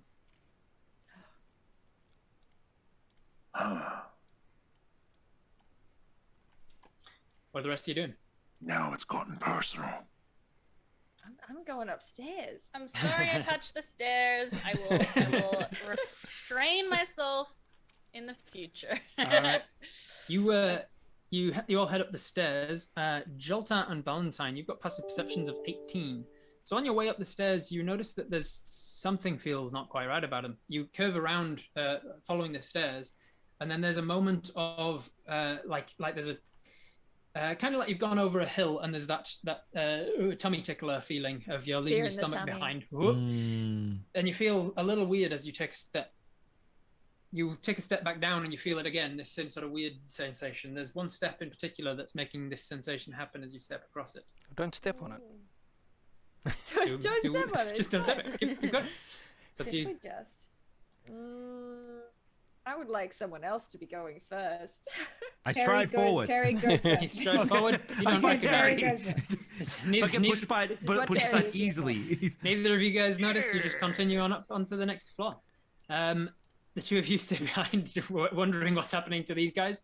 The two of you walk up onto the next floor, where you see that it is a large circular room with a 3-meter teleportation circle embedded into the stonework of the floor. There is also a red cape hanging on a wall. There is one ladder across on the other side of the room up to what seems to be the outer section, the actual part that's getting hit with lightning. You can go out into that room from here. And then there's another ladder that goes up into what seems to be the attic space. I believe that's everything from here. Yeah. I don't know what I'm looking at. Well, there's some sort of teleportation circle here. This is how he must leave and enter the tower. Right. I grabbed the red cloak. You grab the red cloak. It looks like a very nice cloak. Probably a little bit short for you, but it'll be all right. Looks like it's well made, well fancy. It makes me concerned that he's come back, that the cloak is hanging here. It's like a cloak you put on when you leave. You take it off when you come back. Or it's like a bathrobe. Plus, you put it on when you get home. The characters don't notice this, but as you're holding this cloak, the camera zooms into it from behind, and the audience is shown that this is the same cloak that we saw the man wearing in the very opening scene of the movie. I put it on just to try it. You put on the robe, and you feel like this this sort of shimmer down your body, as if this cloak has some sort of magical powers, but you're not sure exactly what. Does it look good, Benodin? Looks pretty dope. Suits you. Looks pretty dope. It's got quite a high collar, and then an attached hood that you can put up or down. Put the hood Red really up. makes your eyes pop. It's really nice. Thank you. With the bright white skin. Yeah, and it's the like bright red. it's very like Snow coppery White. red eyes. Red Riding Hood, obviously. Yeah. I would like to very quietly approach the ladder first to. So you've gone over the step that's making you feel weird? I have. You step over it again. You avoid stepping on it, but as soon as you pass over it, it still makes you feel a little bit weird. But you ignore it. And you I head don't upstairs. enjoy it. Yeah, and I would like to just, as quiet as I can, first go up the ladder into the little zappy zone. All right. So you go up into the ladder into the zappy zone. You notice the first thing that this is kind of in the style of a mezzanine. It's not quite. It's between the two floors. The attic above you, this floor that you're on. It's kind of in the middle of the two. Climbing up into that exterior room, you can see that it is a much smaller room. It's got the quality of like an eyrie, like where you house a rookery sort of thing, like where you house birds. It's got half walls all the way around. as soon as you step up, there's a lightning crack from a thunder crack, not lightning though. In the center of the room, you see that through the conical ceiling is the lightning rod. It seems to extend into this room, right down into the floor, and around the base of it, a large, maybe 3 foot wide blue gemstone that is just pulsating faintly with energy. On the other side of that blue gemstone, you see this creature, almost humanoid, about your size, seemingly made out of lightning. It's crackling and moving, and it seems to look your way as you come up and starts to move around. And I'm going to start climbing down again. Start climbing back down again. It gets to the top of the ladder and looks down. The strong people. Moves back around. Moves out of sight. What? There's a thing, you know, but like lightning, but it's like shaped like a person. That doesn't exist. It does exist. I saw it. It looked at me. Do I have any sense of what this might be? Is it like a? If it's been, I mean, how did you describe it? From how it was described, you would probably guess that it's a lightning elemental. Yeah. Okay. I'm gonna go up. Probably a lightning elemental. Well, I don't like it. Head up. Who said they head up? Sorry. Yeah. Jerry, you up the stairs. This thing, as you approach, seems to retract away from you. Seems to cower away behind the gemstone on the other side. Why is it doing that? I'm gonna walk up and reach for the gemstone. As you do so, he, like lightning, moves from one side to the other of this room, and it grabs a hold of you. Uh-oh. I'm gonna die. I'm in danger. That was a nat 20. Oh no. I'm not there. Here we go. Have you got inspiration left, Rob? Not Rob. Josh. You do have your magic 20. You got your nat 20 as well, 20. but it was an attack roll from me. So yeah, that's true. 20. So max that out. 24, 30, 35. 40 points of lightning damage. Okay. Now, I didn't prepare it, but I'm wondering if I could use my hero point to perhaps quick prepare it. I think I have. Prepare what? Absorb elements? Yeah. Yeah, I'll allow that. Use your hero point. Expend your hero point. It's for doing heroic things. So you expend your hero points. Your what is it? You've got something on your suit that like quick prepares certain things. You hit a button like the emergency button, like the blinkers. Dampening rods kick out of my armor. It's earthing rods slam into the ground from your thing. Some of the lightning gets absorbed. You take half of it, right? Is it resistance? So you get resistance to the triggering damage until the start of your next turn. 20 points of lightning damage. Yeah. And I also and then your gloves start to crackle with lightning. Not that it's going to hurt this guy. Hells yeah. Okay, cool. So how much did I take, sorry? 20 total. It's 40, and you have. I'm gonna immediately step up towards the creature and put myself between it and Benedin. Yeah, you can do so. If you want to push sort of between the two of them, I will say you take 5 points of lightning damage because you're kind of pushing into its space. It was adjacent to him. What are the rest of you doing down in the other hall downstairs? Panicking. Can I do an Arcana check just to be certain what Josh is thinking this is? I just want to see if it's a lightning elemental. The gem itself, though. Oh, the gem? The gemstone seems to be attached to the lightning rod and charging. Okay, cool. It definitely seems to be powering. It seems to be like a battery. Right. Battery. Right. I think as you're kind of thinking this, there is a lightning that runs down, hits the lightning rod down into this thing, and then the blue gemstone starts to light up tremendously. As it does so, this creature looks back over to it with kind of, you can't really see its eyes, but so you can't really make out an expression, but it looks back in that direction. Terry, the gem. I hit it. What's the way up? Did you say it was just a ladder, or what did you say? Ladder up to the room that they're in, another ladder up into the attic floor of the main tower. They are now in that side bit of the tower that you can see in the drawing. We get the gist that they're encountering something.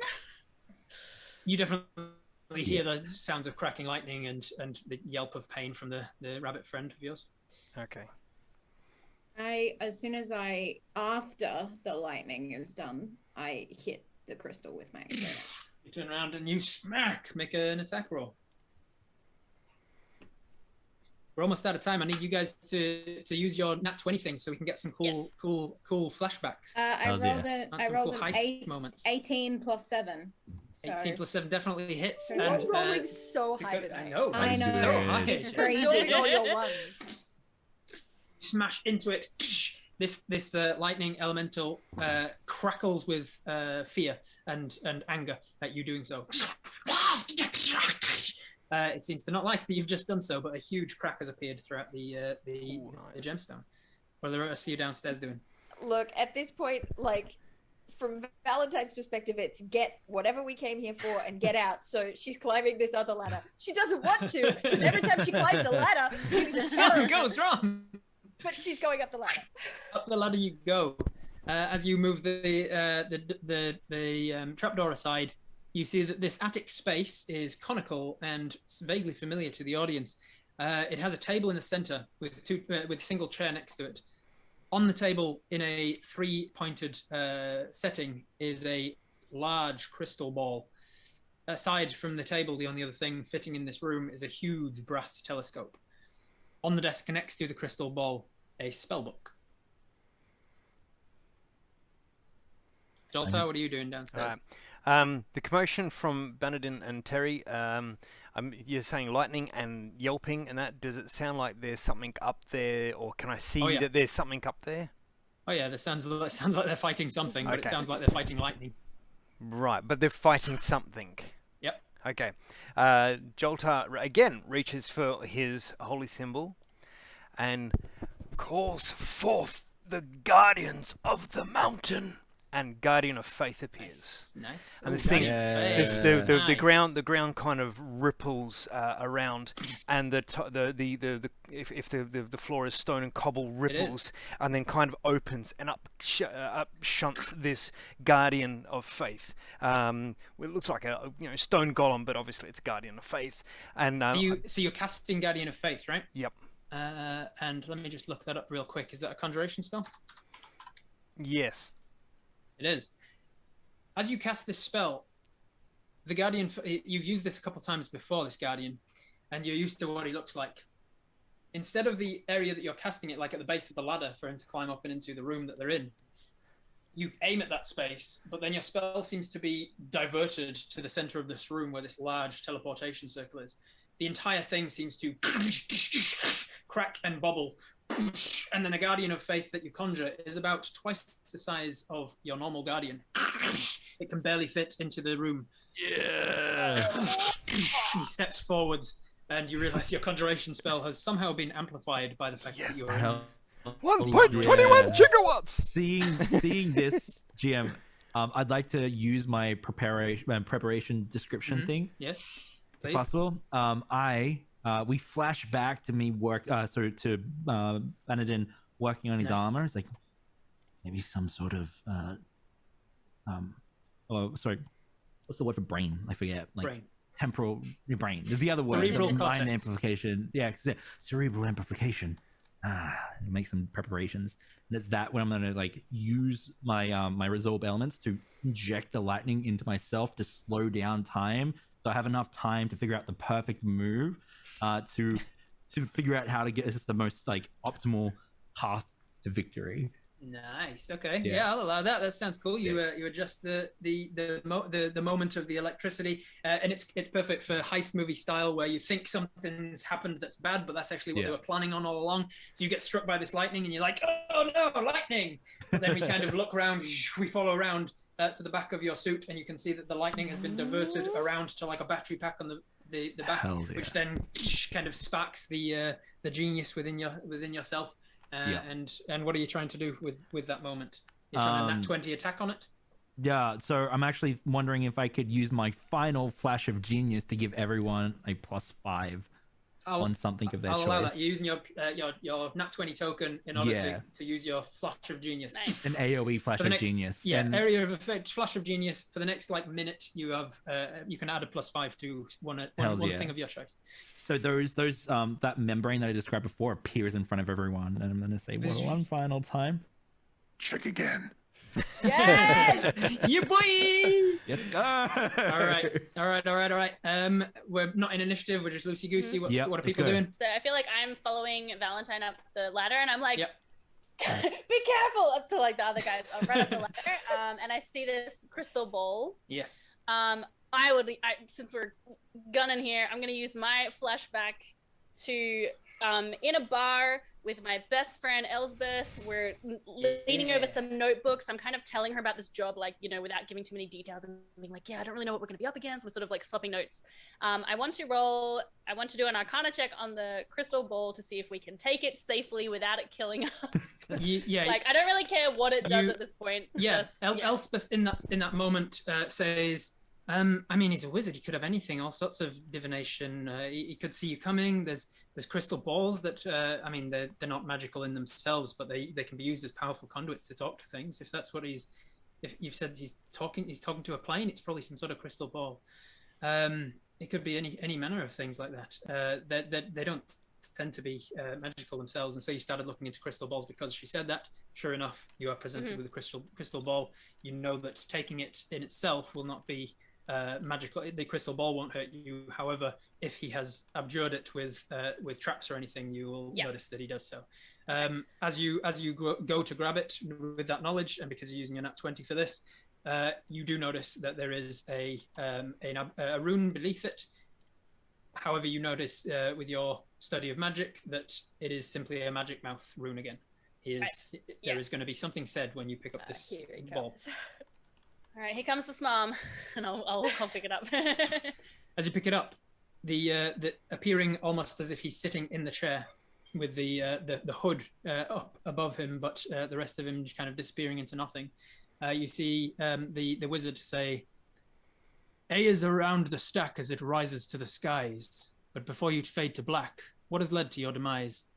And then the entire tower starts to shake. Oh no. I think that's our signal to leave. Yep. Go time? Yep. Okay. Time to go. And you let's go. presented again. Can I use? You want this spell book? Rob, can I use? I have not used my 20. I'm going to solve this riddle using my 20. Yes! Fuck yes! All right. I knew there was going to be another riddle, and I saved I'm it. holding on to it. As we flash back. What is it that's helped you in this moment? What were you doing in your preparation for this Oh, it was like 10 minutes ago downstairs when we did the first riddle. We flash back to earlier in this very show. No, Joltar remembers in his training one of the masters that he served was quite fond of riddles and would test him even when he just didn't want to be tested with riddles, and one of those riddles is the riddle that was presented, and he remembered the answer. Can I, as Dale, ask whether the answer is abjuration? Ooh, you are on the right lines, but it is not. You've thought of. So talk me through your thinking there. We've got a couple of minutes, so I want to hear your thinking. What my thinking? Why abjuration? Well, it's A around the stack as it rises to the sky, so the tower, and I'm guessing that prismatic wall is an abjuration spell. It is, yes. So what you have gleaned from your time in this tower was that every floor, including the abjuration outside, was dedicated to one school of magic. You had abjuration on the outside, you have enchantment on the ground floor, then necromancy, and then... I hated that one. We skipped over that. And then transmutation was the next spell, and the automatas. And then it was the steps that you skipped over, and as you realize you've gotten to the top, you've not seen illusion. Then there was conjuration. Then there was the outside bit is evocation, and the attic is divination. So with your A is around the stack as it rises to the skies. It definitely indicates that we're looking at we're looking at letters here. We're looking at something to do with the letters of the we're looking at the letters of the different schools of magic, and then you realize as it rises to the skies. So he's saying from bottom up, and so you realize that there's an order to this thing. Oh. What has led to your demise is the question. Is it his name? What is the? Spell it out. What are the letters? Take it away, the, Jolta. What are the letters of the different schools of magic? Enchantment, necromancy, transmutation. I'm blanking. Illusion. Sorry, because I've been getting ready for the handover. Sorry, someone else, please. Enchantment, necromancy, transmutation. You skipped over illusion to conjuration, evocation, and then divination. And the spell on the front gate said, "If you are still enticed to come into my wall." That's one, Rob. Woo! As you pick up this thing and shout, "Enticed," the tower stops rumbling, and then a voice behind you says, "Excellent, very good indeed." And then dropping the invisibility on himself, the wizard of this tower says, "Thank you for testing all of my security measures. Now I know what I need to work on. For your fantastic deeds, I will offer you one item to take with you.